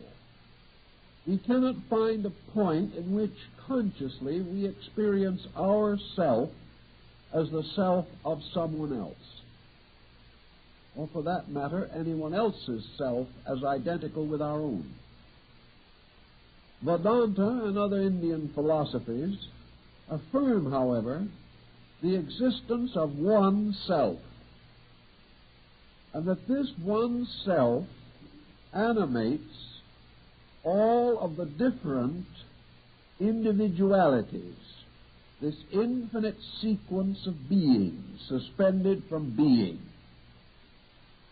These same people affirm it to be mystically true, to be experienced by certain meditational processes, that we can transcend individuality, that we can reach a condition or point in which we are no longer constantly aware that we exist as totally isolated creatures. by meditational disciplines of yoga or Vedanta, the individual seems to experience himself as coming nearer and nearer to a universal reality, subjective, not necessarily distant, but certainly obscure as far as his objective consciousness is concerned. Yet it is very doubtful that even the Vedantic or yogic mystic has ever reached a state of consciousness in which he has experienced an identity with another person.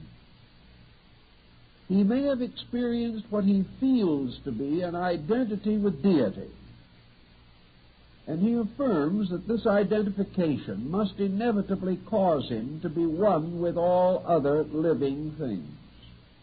But this identity does not cause him to become instantly aware of his brother's pain.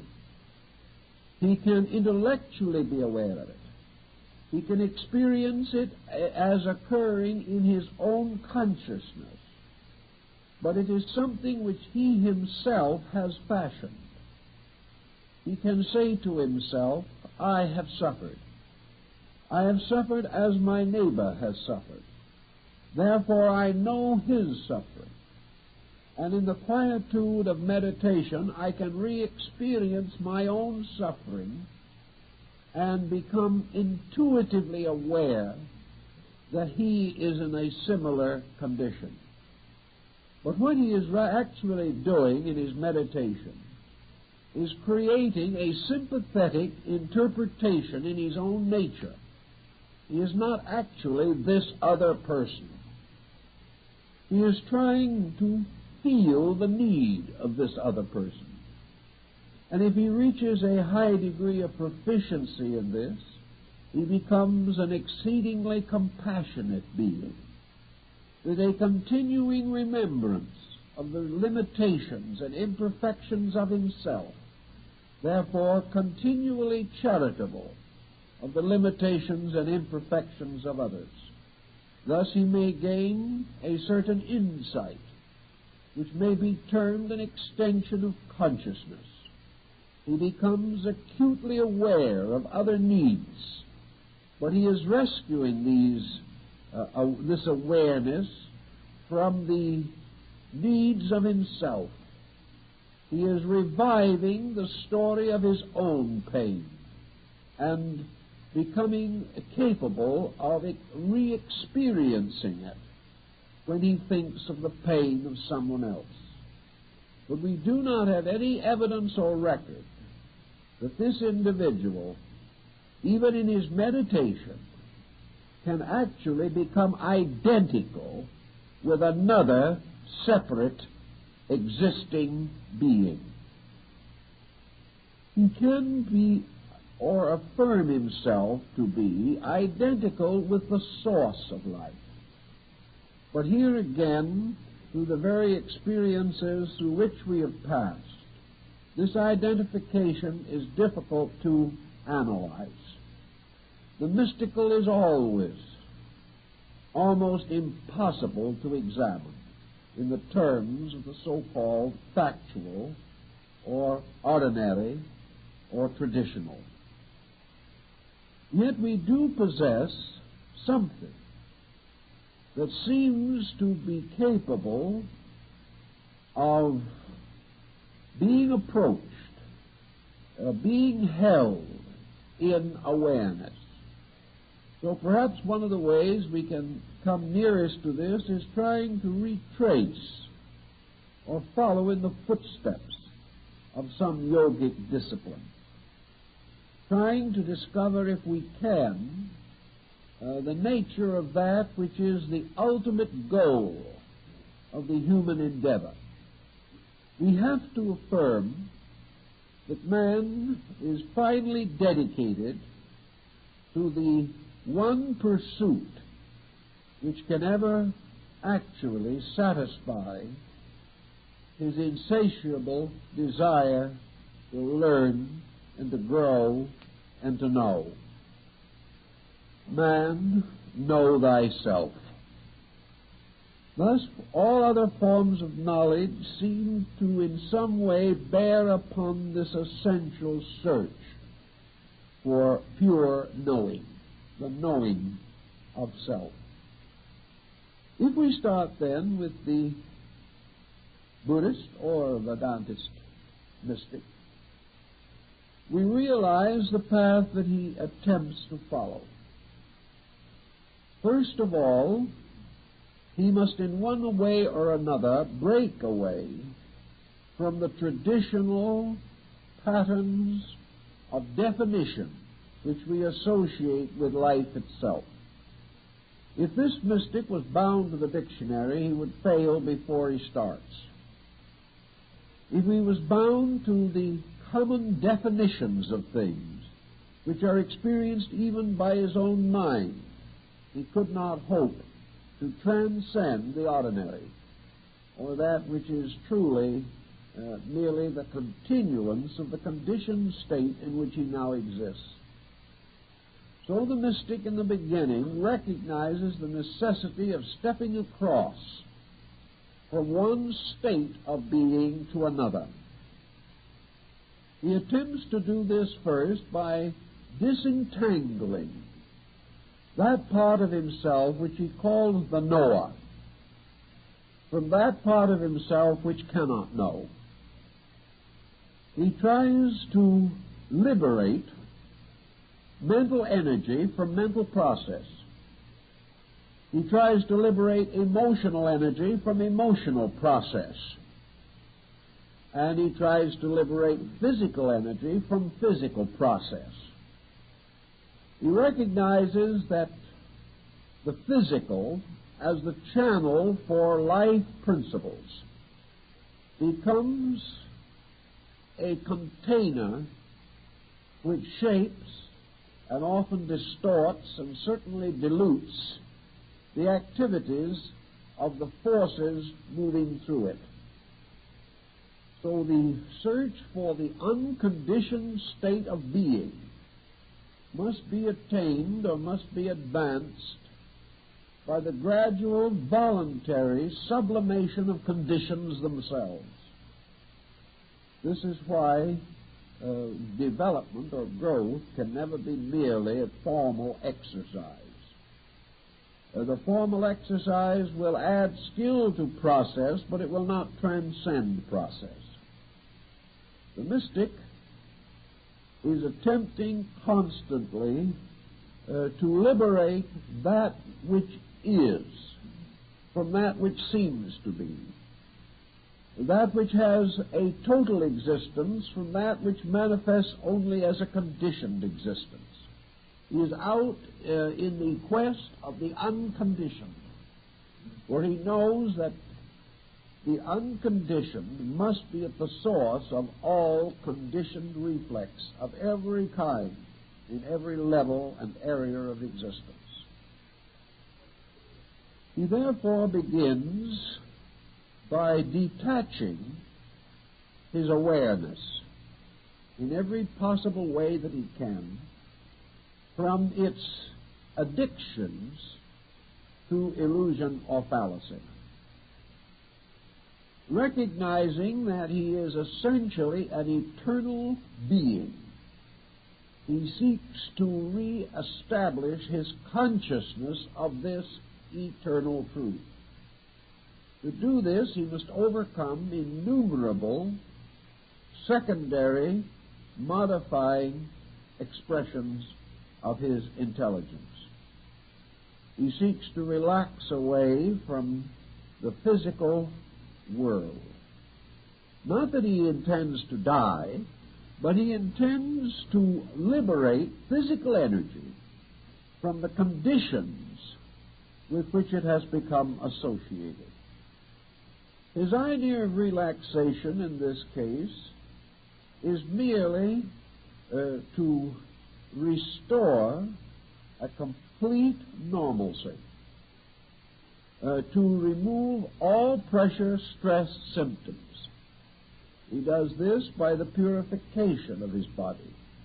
He does this by the gradual integration of his physical purposes He gradually divides his desires from his needs. He simplifies, in every possible way, body existence.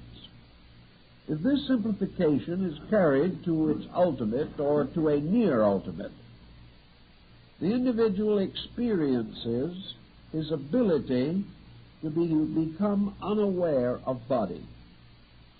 This does not mean he neglects it, but it means he becomes unaware of it as a conditioning factor of consciousness.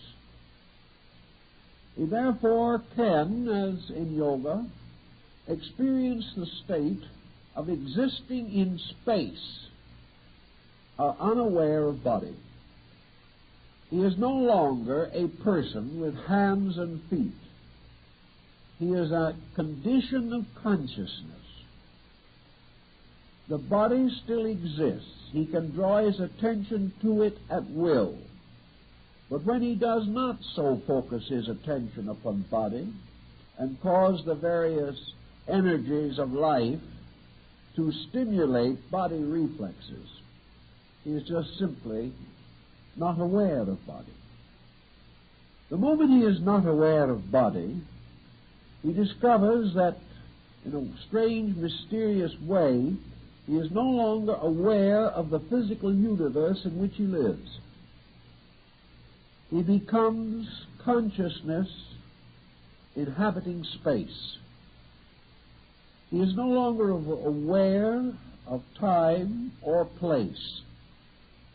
He finds himself timeless and placeless, but at the same time in a place at a time.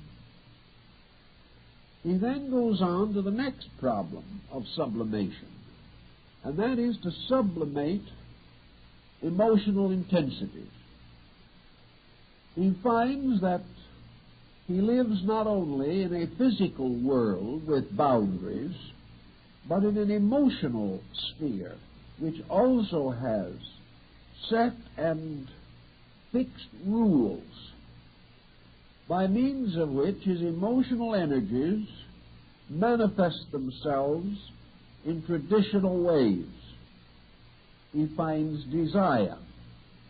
He finds self-interest, self-ness. He finds the impulse of ambition or possession. He experiences the immediacy of emotional attitude, pleasure, pain, misery. He experiences his relationship to life as emotional. If something is extremely wonderful, he may experience it with sadness. He may find himself contemplating deity as Dante did and bursting into tears. He finds the emotional equation there. And this emotional equation is a constant stirring up of conditioned attitudes. So he seeks the sublimation of emotions. He seeks to attain desirelessness. Not because he wishes to be less. And this is the problem that the non-mystic is always concerned over. The non-mystic feels that if he does not desire, he is emotionally dead. This is not true. The suspension of desire is in a strange way the fulfillment of all desiring, inasmuch as separate desires rising from a common desiring are insatiable in their demands. But to be relieved of the separate pressures is in some way to become aware of the total meaning of desire itself, to penetrate its conditions and discover the essence or substance of the desire energy. If he is able to quiet his desires so that he finds a tranquility or peace within himself, he then discovers that the world of objective desires, of sensory desires, gradually fades out, just as the physical world faded out when he relieved his consciousness of the burden of body. As his desires go to sleep in meditation or quietude, he therefore experiences the opposite of the state of desire, and that is peace itself.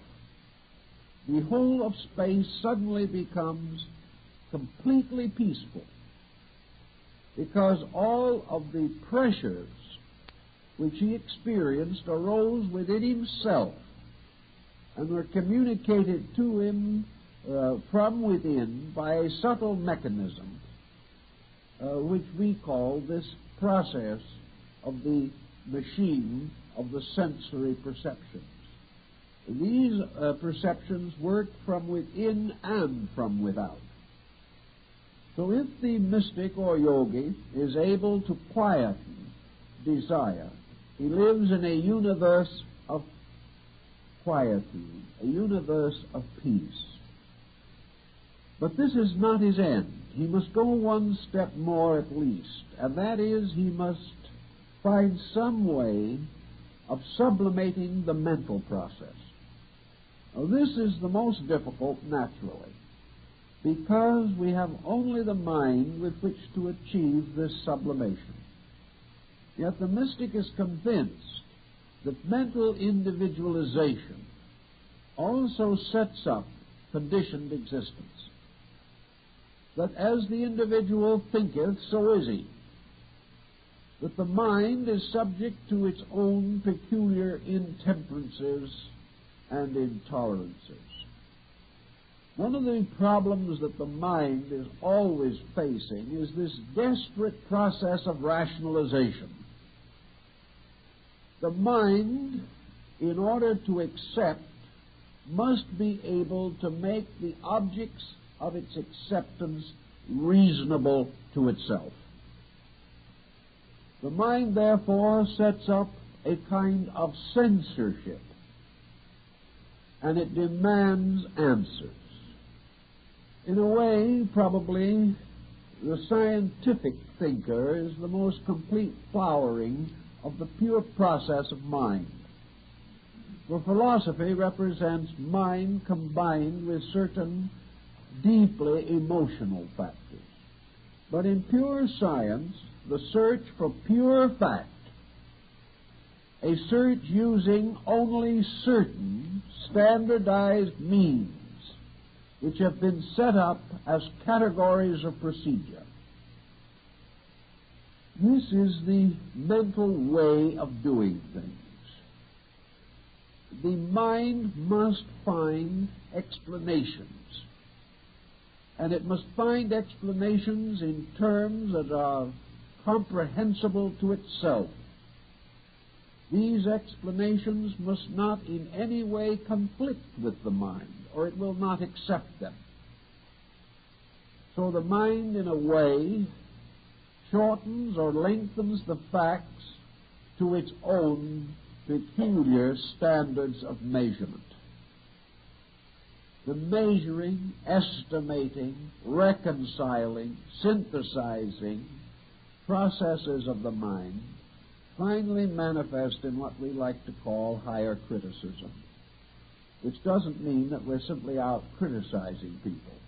Higher criticism simply means the application of mental laws to mental problems and the determination of the individual to be true to the mind when an emergency arises between, we will say, thought and emotion. This process of mental examination would cause us to naturally desire to put the universe in order as a system of factual processes, structures, and laws. This putting the universe in order, however, transcends our ability. We cannot. We cannot even fully grasp the detail of order. We sense the totality, but we cannot analyze the process. And the mind, frustrated in its analysis, loses face, loses cast, and loses orientation. The mystic, therefore, must proceed to this point in which he is no longer dependent upon the mind to provide him with the assurances of reality. As the emotions quieted down to create a peaceful state, based very largely upon a total, unquestioning adjustment or acceptance, so the mind must likewise be brought to this state of tranquility, which represents the suspension of all specialized mental attitudes. And as the mind is a structure of specialized attitudes, the moment these are no longer encouraged, as long as this process of mental dissection of phenomena is not sustained, the mind reaches a point where it likewise has only the rudimentary realization of the suspension of its own nature, which ends also in mental tranquility. The mind, no longer seeking to know, finds peace. It is always hoped that it would find its peace in knowing everything. But it doesn't take long in the course of growth to realize that the mind is not going to know everything. To suddenly confront this fact with hopelessness is a complete frustration of man's natural searching. He must have a different attitude in which the mind neither condemns him for his limitations or itself for its own inabilities and ineffectiveness.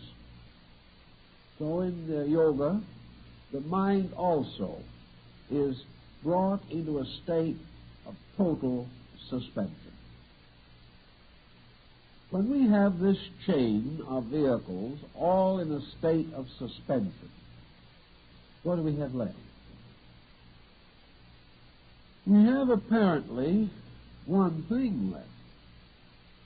Namely, we have the power by which we brought these physical, mental, emotional factors into a state of non-aggression. Theoretically, if we bring anything to a state of absolute equilibrium, that thing can no longer change itself. If equilibrium is attained, we take the dynamic out of this quality or force that is brought to balance. Once a thing is balanced, it cannot of itself destroy its own balance. Therefore, something else must destroy it. It must be in some way subjected to a conditioning situation. Now, the point that we want to make is this. When the physical body, the emotional nature, and the mental nature are all brought to equilibrium, the individual does not die. This means that there is a power separate from these things which can break the equilibrium. After a certain length of time, something causes the individual to determine to return again into an objective state.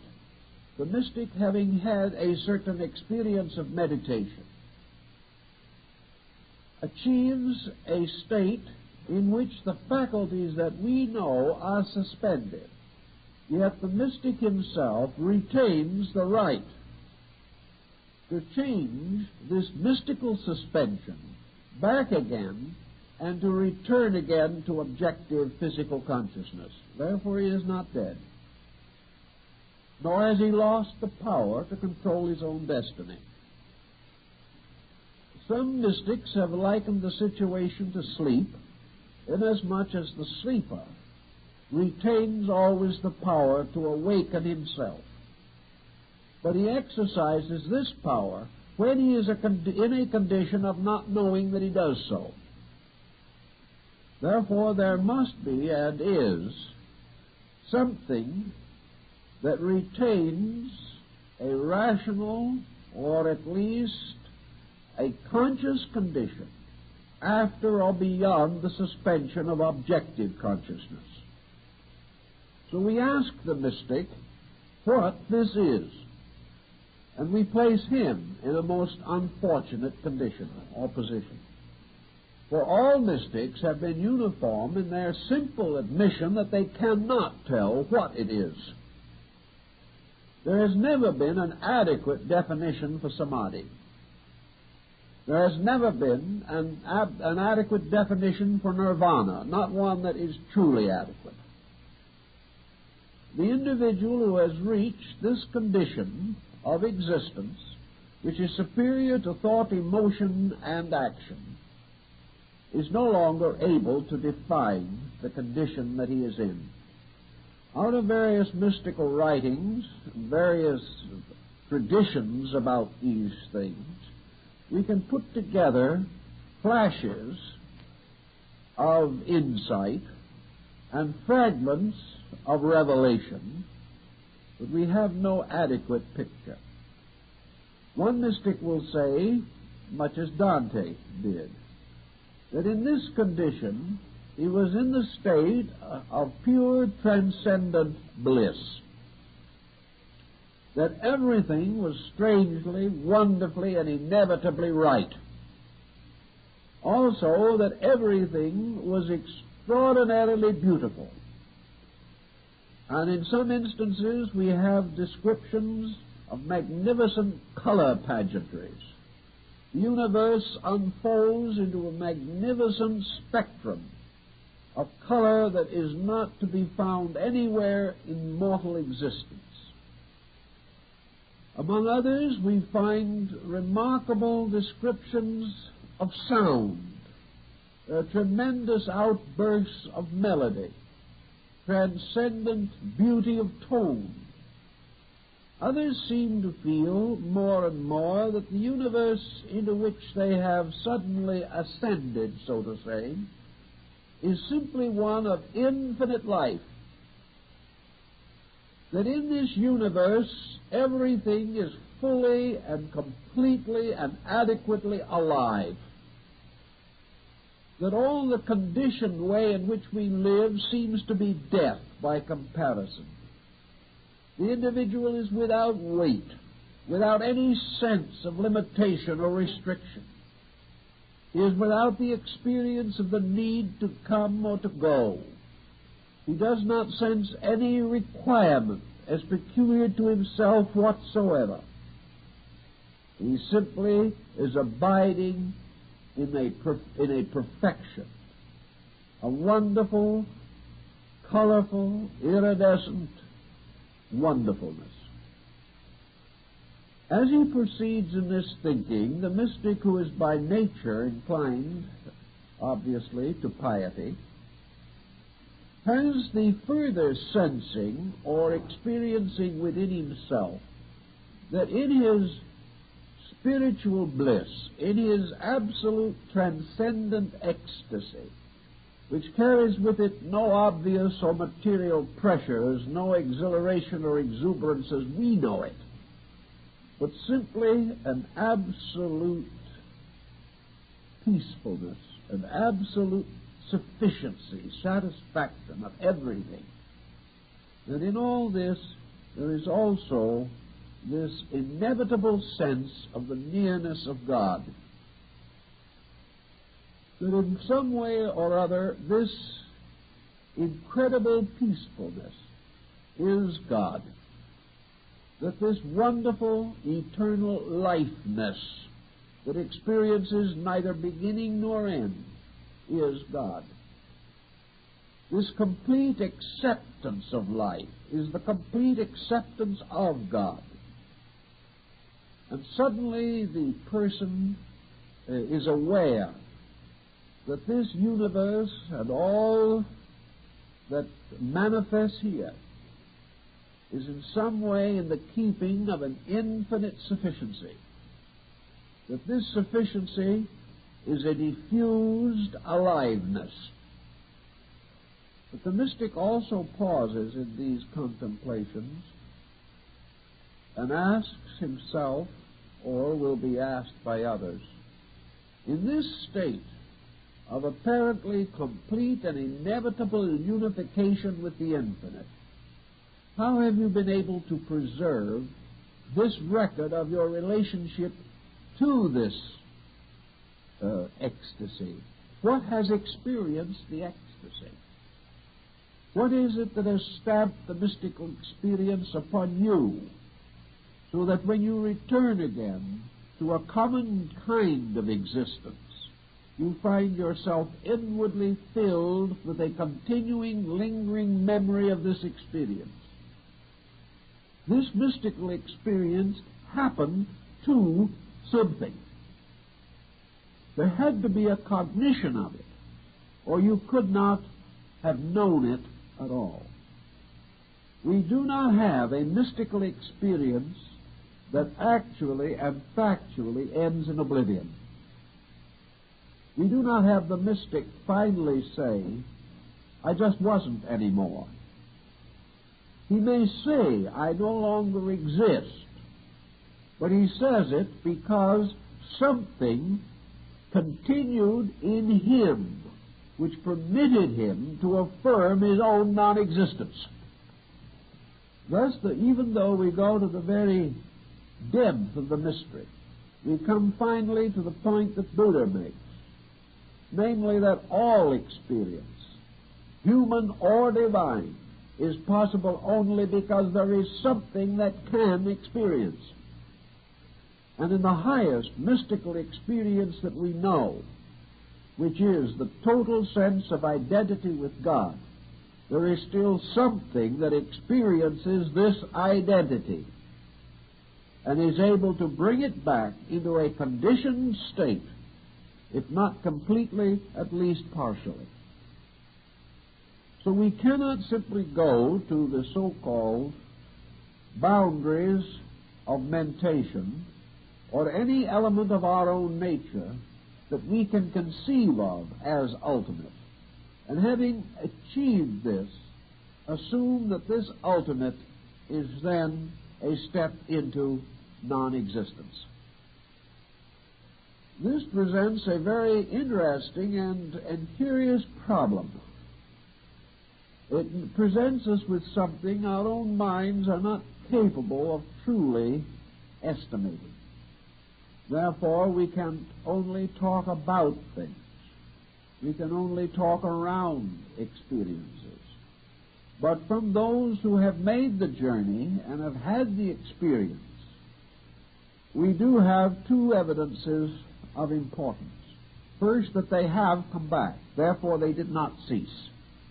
That which ceases utterly does not come back. Furthermore, they have brought back some record of a condition of consciousness beyond our own. And this means that there had to be something that could experience and record this condition. It could not be diffused into space alone and come back again as a personal experience experienced by a person. Buddha probably came as near as anyone to attempting to bring this matter into orientation. He held it to be inevitable that the so-called self-nature of man exists on three levels. The lowest of these levels is the personality with which we are generally confronted.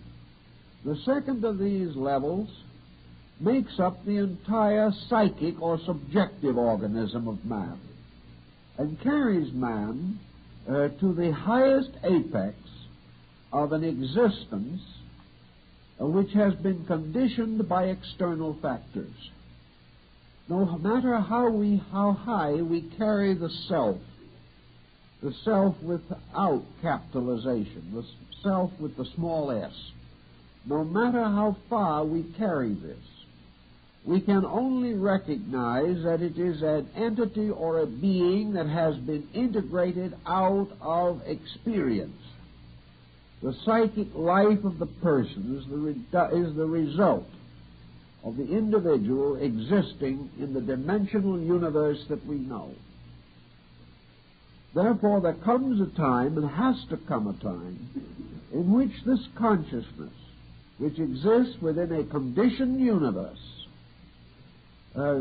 can be brought to whatever perfection or completion is natural to itself. The individual has not achieved this as yet, but certainly the great processes of evolution, as carried on by the doctrines of rebirth and karma, do ultimately cause the individual to exhaust the material or physical or objective experiences of living. Theoretically, he must come in the end to the time in which the mind, which is a product of the reaction of sensory perceptions and their objects, receives the fullest allotment of power of which the mind is capable of receiving. Thus the person achieves the infinite measure of personality. He comes to the condition in which he is as nearly a complete person as he can possibly be. This person is an internal person. Theoretically, it is the self-knower. It is that which knows the self with the small s. And up to the present time, in our general thinking, we have never gone beyond that point. For the reason that to go beyond this means to cut away from landmarks which have any tangible value. The moment we leave the world of conditioned existence, we leave the self which has been created by the experiences of conditioned existence. The mind is a conditioned instrument, a product of conditioning. The emotions constitute together a conditioned instrument, conditioned by feeling. The physical body is a conditioned instrument, created by the evolutionary processes by which all forms finally receive their problematic endowments. So we finally terminate man as a conditioned creature. And then what do we have left? What we appear to have left is, as Buddha tells us, is man himself, that in some mysterious way eludes all of these conditioned interpretations of his own nature. We can divest him of all conditions, yet he does not cease. We can take away from him all attitudes, yet he does not die. We can gradually cause the suspension of every faculty, emotion, thought that we know of. And yet the individual, relieved of the pressures of all of these, does not totally cease to exist. This has to mean only one thing, that there is an existence completely superior to embodiment, an existence which is not embodied, an existence which is not involved directly in any of the involvements of condition. If this were not true, then man, developing his own resources, would ultimately come to the point where he could use resource to transcend the mental, emotional faculty pattern and retain rational awareness. This he cannot do. So we have to finally divide this pattern, much as the Gnostics did, and recognize that there is not only the world principle, il d'abord, there is also a twofold superior nature, by means of which this lower world is animated. The Gnostics, in one school at least, called this upper duad of factors Anthropos and the son of Anthropos, the man and the son of the man. Jesus refers to himself as the Son of Man. And perhaps here we are in the presence of a further symbolism. For what we generally call the highest part of man himself seems to be this psychic entity, this mysterious causal root of our own experience. So that somewhere at the summit of the experience of ourselves is the sense of the blessed experience of virtue, the experience of all things in their noblest and in their best. And these things thus become, so to say, the fabric of our highest psychic or soul consciousness. This could well be the idea of Anthropos, the son of Anthropos. This is that part of man's existence which brings him as near as he can come to that existence which is beyond him. Perhaps another way of approaching it, much again in the Eastern theory, is to say that in addition to the inorganic form of life which we see around us, and the organic form of life to which we belong, there may be a third form. This third form, which is distinct and different. This third form, which can be a truly super-organic existence. An existence, however, that does not imply merely the pressing of the organic up to a higher level. There may be a level that is transorganic, that has a complete existence apart from the two that we recognize as the kinds of life which fill the universe. There may be a third order of life. This third order of life could be as different from the lower as the two lower are from each other. It could represent an entirely different kind of existence, a different dimension of existence, making use of faculties or powers or energies or principles beyond anything that we can even imagine. Buddhism takes this position, particularly the Northern School. It affirms that primarily that when man attains to the summit of the small self, when he comes as far as he can come toward the totality of his own experience of himself, he suddenly comes to a point or condition in which there can be no further such experience. He is then confronted with a dilemma, because beyond this point in which his own mind, being refined to its greatest possible degree, the mind is no longer able to even conjecture upon what is next. It is no longer able to bring any shadows of rationality out of this mysterious abyss of that which lies beyond itself. Yet the mind can only assume, therefore, that that which is utterly beyond its conception does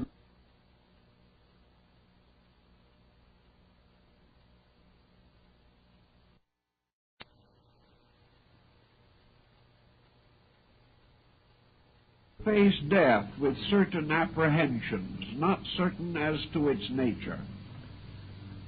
But by wisdom we gain a strange confidence over death, as expressed by Jesus and Socrates. and expressed perhaps by little people more than we know. The individual who labors quietly, giving his life, spending it in the service of others, moved perhaps by need or emergency to a gentle kind of martyrdom that we will never really appreciate. The majority of human beings, though they do not understand death, are not afraid to die. What perturbs them is the long, sometimes difficult process of dying. In the same way, man moving toward the void, in the mystical sense, is not moving toward something utterly contrary to his nature. He is moving toward something for which the entire existence in a conditioned state must have been preparing him from the beginning. Out of this conditioned state, therefore, there must be fashioned that which is necessary to carry man into the unconditioned state, or into a paraconditioned state beyond his present understanding. It would appear, then, that the entire experience of evolution, while it gives man an infinite number of faculties and powers and expressions and experiences and conditions, is actually all of it moving toward the mystery of the void. It is moving the individual toward this infinite point of transition, which culminates all life-death experience as we know it. It also becomes reasonably obvious that somewhere in this experience the individual must let go of the final thing that remains to him, and that is this mysterious thread of selfness that extends into and through even the deepest meditations of the mystic. There is some time in which the individual must cease to struggle against the infirmity of existence, just as there comes a time at the end of physical life when the individual must quietly resign himself to the transition. Accepting all things, he must accept the transformation of himself into something else, or into some other condition or place different from his present understanding.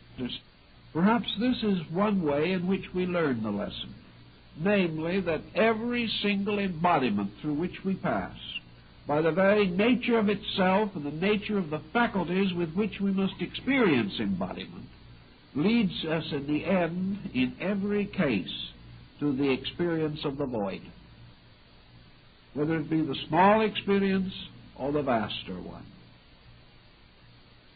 Once, as Buddha points out, once the individual has stepped across between these two conditions, he cannot return. He cannot come back from the void, because something has to happen in that transition, by means of which he breaks the link between himself with the small s for self and himself with the large S for self. He can return from the death of the body and be born again while the body principle continues to be active. He can rebuild his emotional bodies and he can rebuild his mental bodies in the processes of continual re-embodiment. But something has to happen when he steps into the mystery of the void. In that transition, the unit, the center, the focal point around which the total illusion of existence moves, this point is changed. If, as the ancient mystics affirmed, illusion is the foundation of separate existence, then if the illusion is completely removed, separate existence is removed also. Now, no one can really explain this matter except perhaps in terms of an arbitrary concept. But there may be the time when we will be able to trace it somewhat more effectively than we do now. Unfortunately, in these times, we are not trying to trace it. We are concerned only with our objective existence. If we had devoted half the energy to the conquest of ourselves, or the understanding of ourselves, that we have devoted to the effort to understand lesser things, we probably would at least have a greater insight into our own need and its ultimate solution. The southern school of Buddhism, the Hinayana, was called the Lonely Road, inasmuch as it was the search for the void as the immediate end of the life of the dedicated arhat, or saint. It was the duty of the Buddhist mystic in the early or primitive system of Buddhism to reject and renounce all things, and taking upon himself the robe and a begging bowl, to go forth to the extinguishment of his own personality. He must step by step tear down the mysterious involved structure that imprisoned him in the illusion of materiality. His only end, his only goal, his only purpose was final immersing of his entire nature in the void, the total extinction of himself in eternity. Now, it is amazing that such a doctrine would have had a great, powerful, important following, for it seems to be the most complete fatalism that is imaginable. How was it, then, that millions immediately rejoiced at this idea? The only answer to it has to be that somewhere within the deeper part of man there was the realization that this was true. That while the mind and the emotions could not justify the procedure at all, nor could any practical consideration as we know it support it, but somewhere inside of man, perhaps, there was this primordial or primeval realization that the entire economy of consciousness was pointing in this direction. There could be no other end. But when the northern school arose, the lonely wanderer seeking only the extinction of himself was no longer acceptable. Perhaps it was due to the fact that the faith passed into the keeping of other nations, other races, other times, other social groups with different basic attitudes toward the problems of life. These other groups, however, all agreed upon the same fundamental premise. At the end was the void. None of them changed this or modified it in any way. But the northern school took the attitude that when the hour of decision comes, when the individual, having achieved enlightenment, contemplates the extinction of his own nature, that there should be a further contemplation, namely that having achieved what very few have ever accomplished, having come as near to eternity as man can come and live, having approached the void to the degree that it became a strange drawing power which seemingly reached out to grasp the individual and absorb him. Having attained this, it was the better part of compassion and charity and benevolence to turn back and to devote further conditioned existences to the service of those in greater need. That there was therefore the rise of the Bodhisattva ideal, the ideal of the saint or the sage who had reached the threshold of liberation, but chose to return and help his fellow creatures to find their own difficult paths toward a better life. So the Bodhisattva became the ideal. And in the presence of this ideal, the dim figures of the emancipated Buddhas dropped back from the common experience of mankind. And in their place were the radiant teachers, those who had sacrificed eternity to labor for a while in the fields of time. This concept did not change the end, but it changed man's attitude toward the void. It changed his attitude toward the end of his own purpose. There was something in the old Hinayana that was selfish, man madly dashing after peace. And in the Mahayana it seemed, at least to many northern nations that perhaps were more genuinely optimistic than southern India, it occurred to them that this was the better way, that the individual always had that choice, even as the yogi in samadhi has this choice. There seems to be a time or a point in which he can choose to go on or choose to come back. And that if he is a great lover of mankind, a great unselfish being, he will come back. Because of all men, he is now best fitted to lead others to the consummation of their needs. Thus the decision at the edge of the void became a very important philosophical principle. That the individual either passed on into silence or returned. At the apex of this point of growth, the radiant figure of the Bodhisattva, however, stands not as an emaciated, emancipated ascetic. The Bodhisattva does not seem to be denuded of everything. It is not a struggling spark about to expire. It has not about it this sense either of exhaustion or of futility or of the utter renunciation of everything. It doesn't carry this impression at all.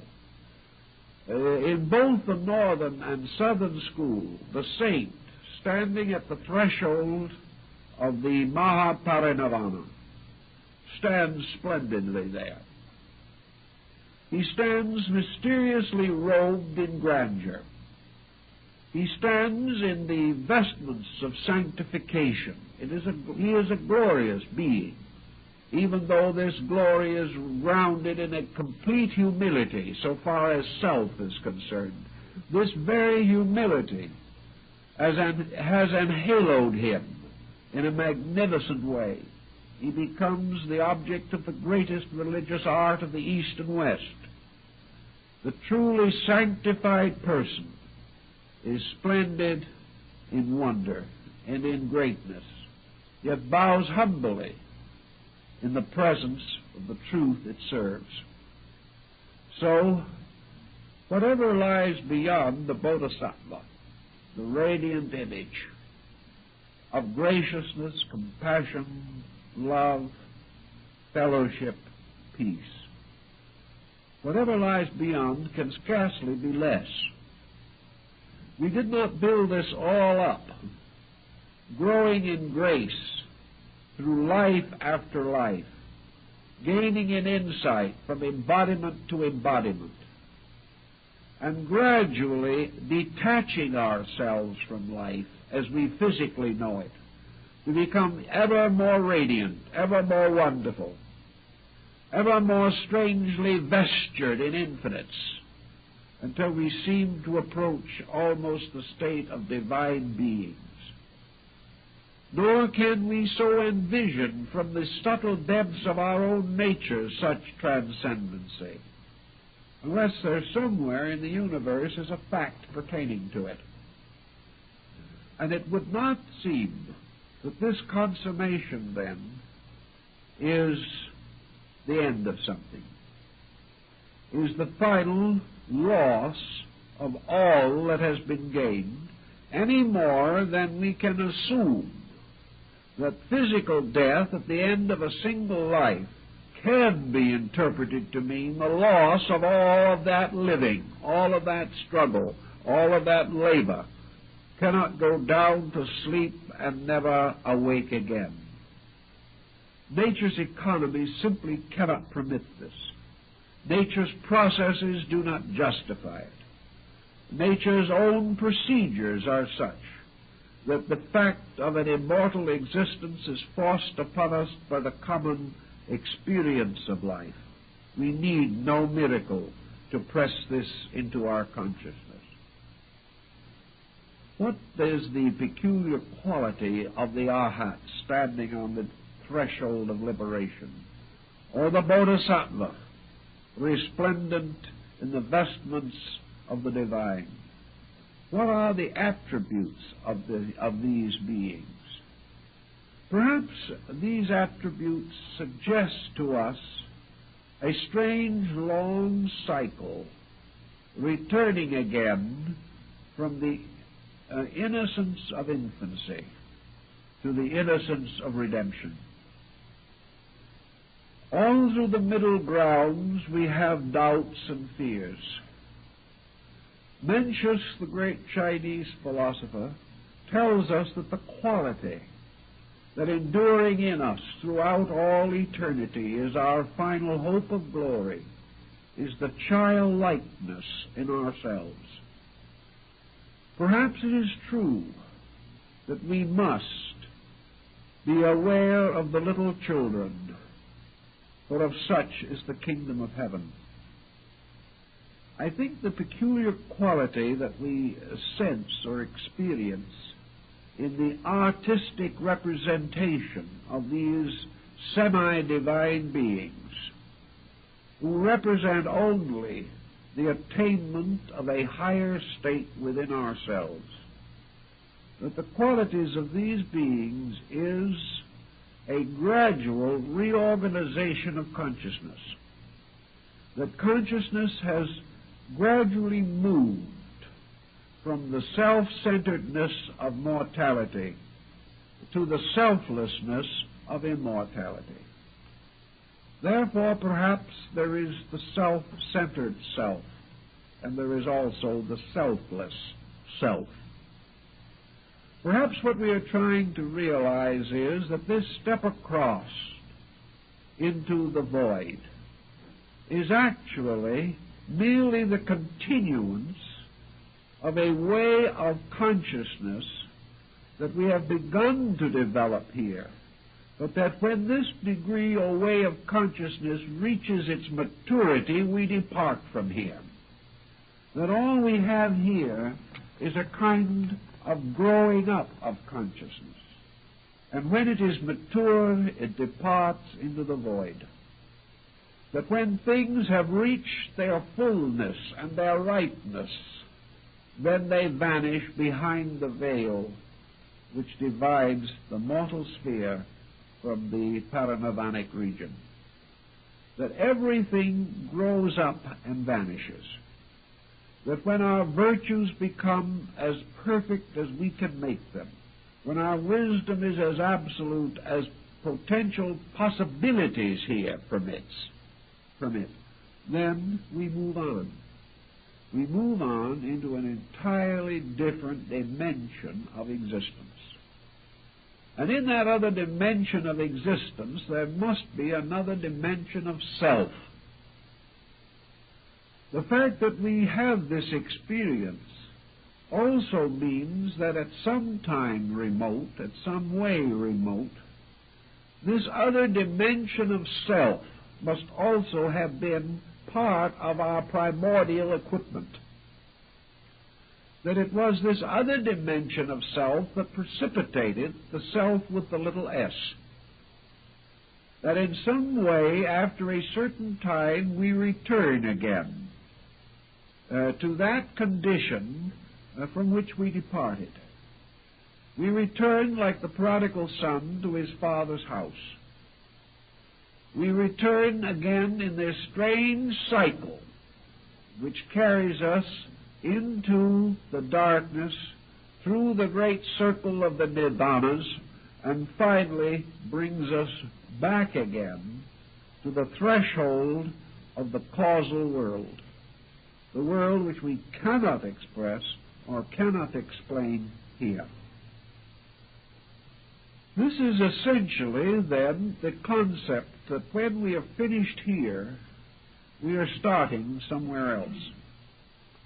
We are not starting in the sense that we are beginning again in the strange physical darkness which marked the dawn of man's mortal existence, but we are moving into another condition in which we have to have an entirely different group of instruments. Whatever that condition may be, the eternal principle within us must create another kind of self. It must create another kind of conditioned being of some nature to function there. We cannot assume that the parinirvana simply means the universalization of our energy. The void becomes symbolic of the great sea of Maya or illusion on the one hand, but it also becomes symbolic of Tao, which in its own nature is the very substance and life of God.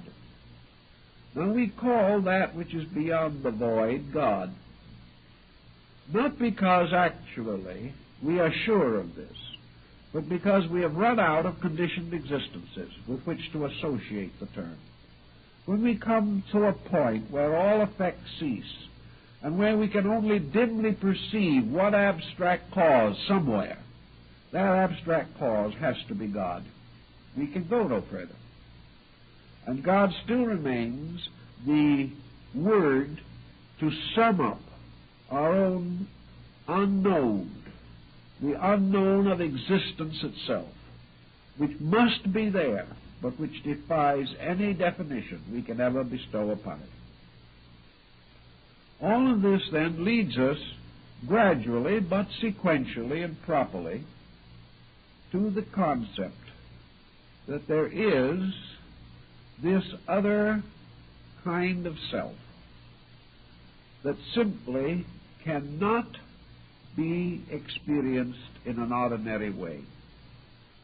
And we come back again to the small self in our own life cycle. Tired, weary with existence, we come to the end of the mortal plan of things, and we enter into this strange mystery we call death. And there we remain for a little time in this mysterious current of life itself. And then we mysteriously and dramatically move back again into the cycle of mortal existence. We open our eyes. We have no memory where we came from. We have no immediate consciousness of our purpose.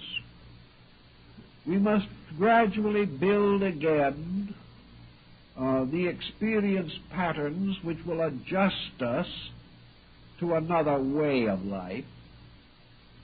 We do not immediately have available any orientation. We simply open our eyes, and here we are in a different condition. And in this different condition, we must build a life according to the potentials within us. Now, when we come into this condition, however, we do not come into it unconditioned. we bring into this condition a vast amount of previous conditioning. This previous conditioning gradually asserts itself, and little by little we come again into possession of our natural inheritance. Thus, different persons with different inheritances build different destinies in the various embodiments which make up our life cycle.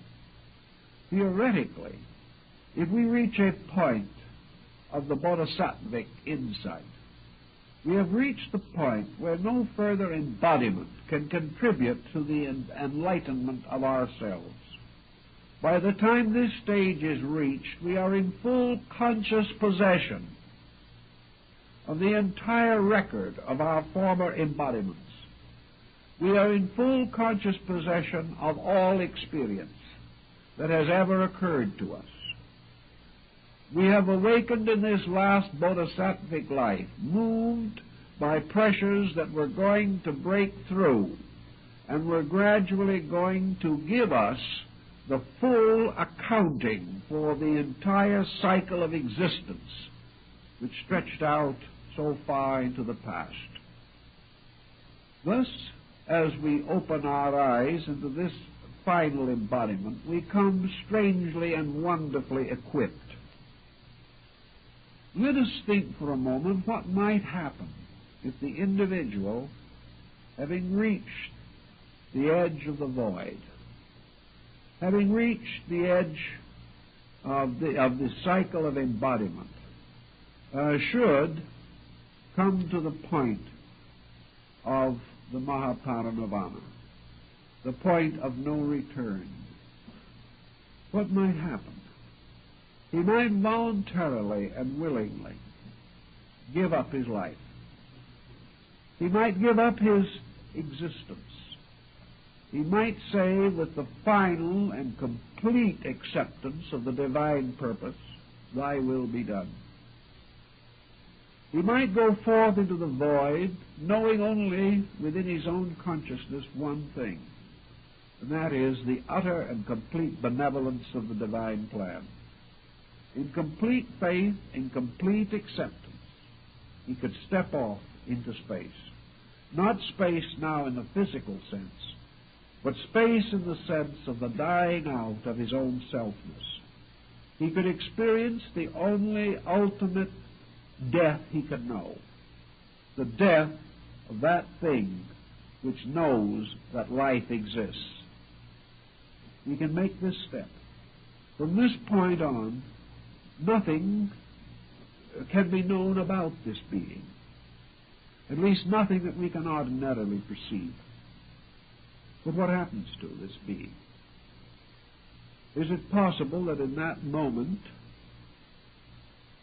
a new order of life opens to that being, that it is born into a different dimension, that it begins in this new dimension with this fullness of experience that it previously had, that with an entirely different sense or set of factors it could evolve, unfold, mature, and enrich without the existence of selfhood at all. Selfhood implies something. It implies an environment pressing in. It implies an internal inadequacy, struggling to survive. In the case of these beings, such cannot exist. Therefore, there has to be the kind of self that is not invoked by striving. There has to be the kind of a self that doesn't have to grow as we know growth. There may be other forms we know nothing of.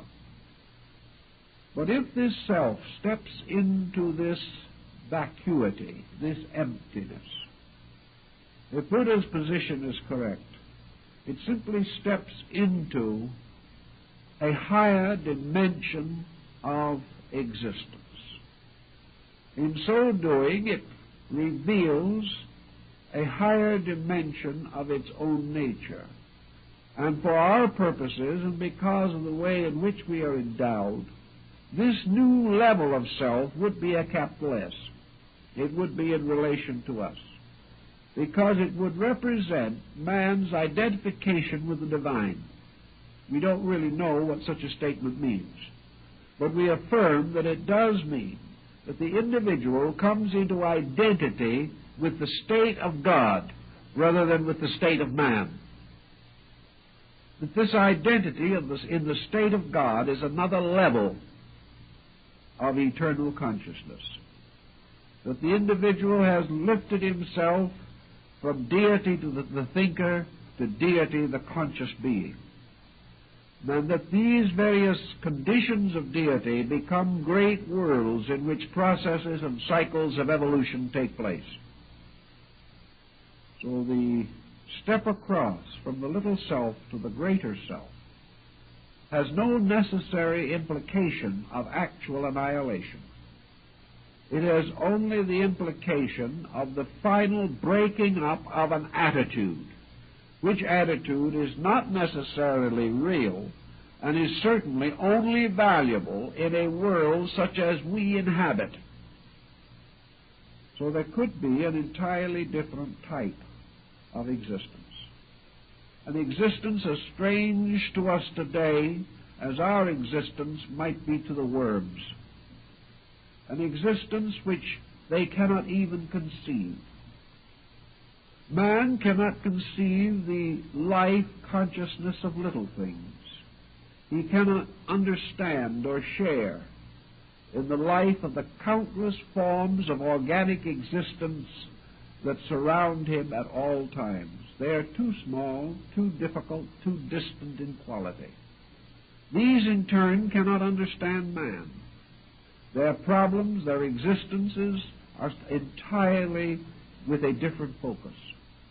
It is quite possible that these different levels do not end with man, but that as man is above other levels, so there are other levels above men, and that all the mysterious zones and spheres of ancient cosmogony could well represent the extension of a universe of consciousness, and that in this universe man evolves certain natures. In our material world, he has involved a peculiar central focus, which he calls the ego. Evolution has given him up to this time an intensive concept of I amness. It has caused to emerge from all the mysterious chemistry and alchemy of his own processes this concept, I am I. This sense of central being. We cannot define it adequately, but we certainly experience the sensing of it. There might be another kind of existence in which there is no precipitation of a centralized being, no need for it. That rather, instead of a centralized being, we might participate in the experience of a generalized being. Yet this generalized being might not mean a diffusion of ourselves by a strange adulteration in space. We might not simply disappear in some strange, abstract, fluidic essence. It is perfectly possible that the individual can have a motion towards a complete generalization of consciousness that can be just as valid, just as real as the concentration of consciousness. That seems to be Buddha's point of view, namely that what we term the extinction of illusion is the end of something that we believe to be real, but that it has nothing to do with survival per se. It has only to do with the survival of our own attitude toward survival. If this attitude changes, if this attitude ceases, then we face an entirely different challenge of survival. But the loss of the instinct to remain as we are does not necessarily imply that the only alternative is extinction. What perhaps we are really faced with is the motion from a negative state in which ignorance presses us toward a state of consciousness. So that what we are building up, what we call trial and error, is merely a pressure due to ignorance. That the individual is inadequate. Therefore, he depends for his growth upon the pressures of circumstances upon him. Or, as some might say, he grows by suffering. He grows by being the victim of conditions which he must struggle desperately against, which he must rise above by a victory of morality or integrity over circumstances. Thus he is actually being molded by a negative procedure. The most that he can hope from this negative molding is that in the end he shall attain the power to survive in the conditioned existence in which he now lives. Yet we have no assurance that this is the final condition of anything. We have no assurance that if the individual lived perfectly in this world, that this perfection would be the ultimate end of anything. Therefore, the Buddhist point of view and the mystic point of view even among early Christian mystics was finally that there must be a time when evolution was no longer man growing because he had to, but that the time must come when man would unfold because he internally knows why and how. That growth would be a voluntary, positive adjustment with existence. And that growth would therefore be the unfolding or the developing or the ripening of the fruit of the tree of consciousness. That the individual would not grow because of the laws around him, but would grow because of the insight within him. Now, this kind of world in which we live now would be useless to him under such circumstances. In fact, would be a detriment, if anything. The individual's opportunity to unfold must be in a dimension of life suitable for this kind of growth, this kind of instruction. So we can assume, perhaps for a moment, that in this the symbolism of the Buddhist lotus has been very adroitly used. Man mysteriously has existed in the bottom of a pool. His roots have gradually dug deeply into the wet earth, the slime, the mud, the elos, from which life crawled. For it is said in ancient Greece that the first empire was Ilium, which was the world of mud. And gradually, through great effort, the human soul, the consciousness of man, has grown up through the mud, through the water, and has finally come to the surface of the pool. And as it comes to the surface of the pool, the leaves spread out in beautiful circular dish-like forms, and the bud appears. Finally, the bud bursts into blossom, opens, showing all the magnificence of the glorious white, yellow, or blue flower, untouched in its purity of blossom by the strange dark mud in which its roots are placed. The Buddhist illumination is represented in a mysterious way, but perhaps this is the symbol. The surface of the water is the surface which divides our present existence from the mystery of the void. For those creatures living in the bottom of the well, to come forth out of that mud and water would be to die, as a fish taken out of its element. Therefore, to that which is unprepared, this transition is a terrible and dangerous thing. But for the lotus, which was fashioned for this purpose, the revelation of itself means that it grows up through mortality and blossoms upon the surface of the void. This blossom really represents the birth of the larger consciousness concept. That actually what we would call passing into the ultimate samadhi, or into the Mahaparinirvanic state, would be that from this side, from this appearance, something disappears. Something seems to cease. Our friend is gone. Not by the common emergency of death, but by an extraordinary transition from which there is no return.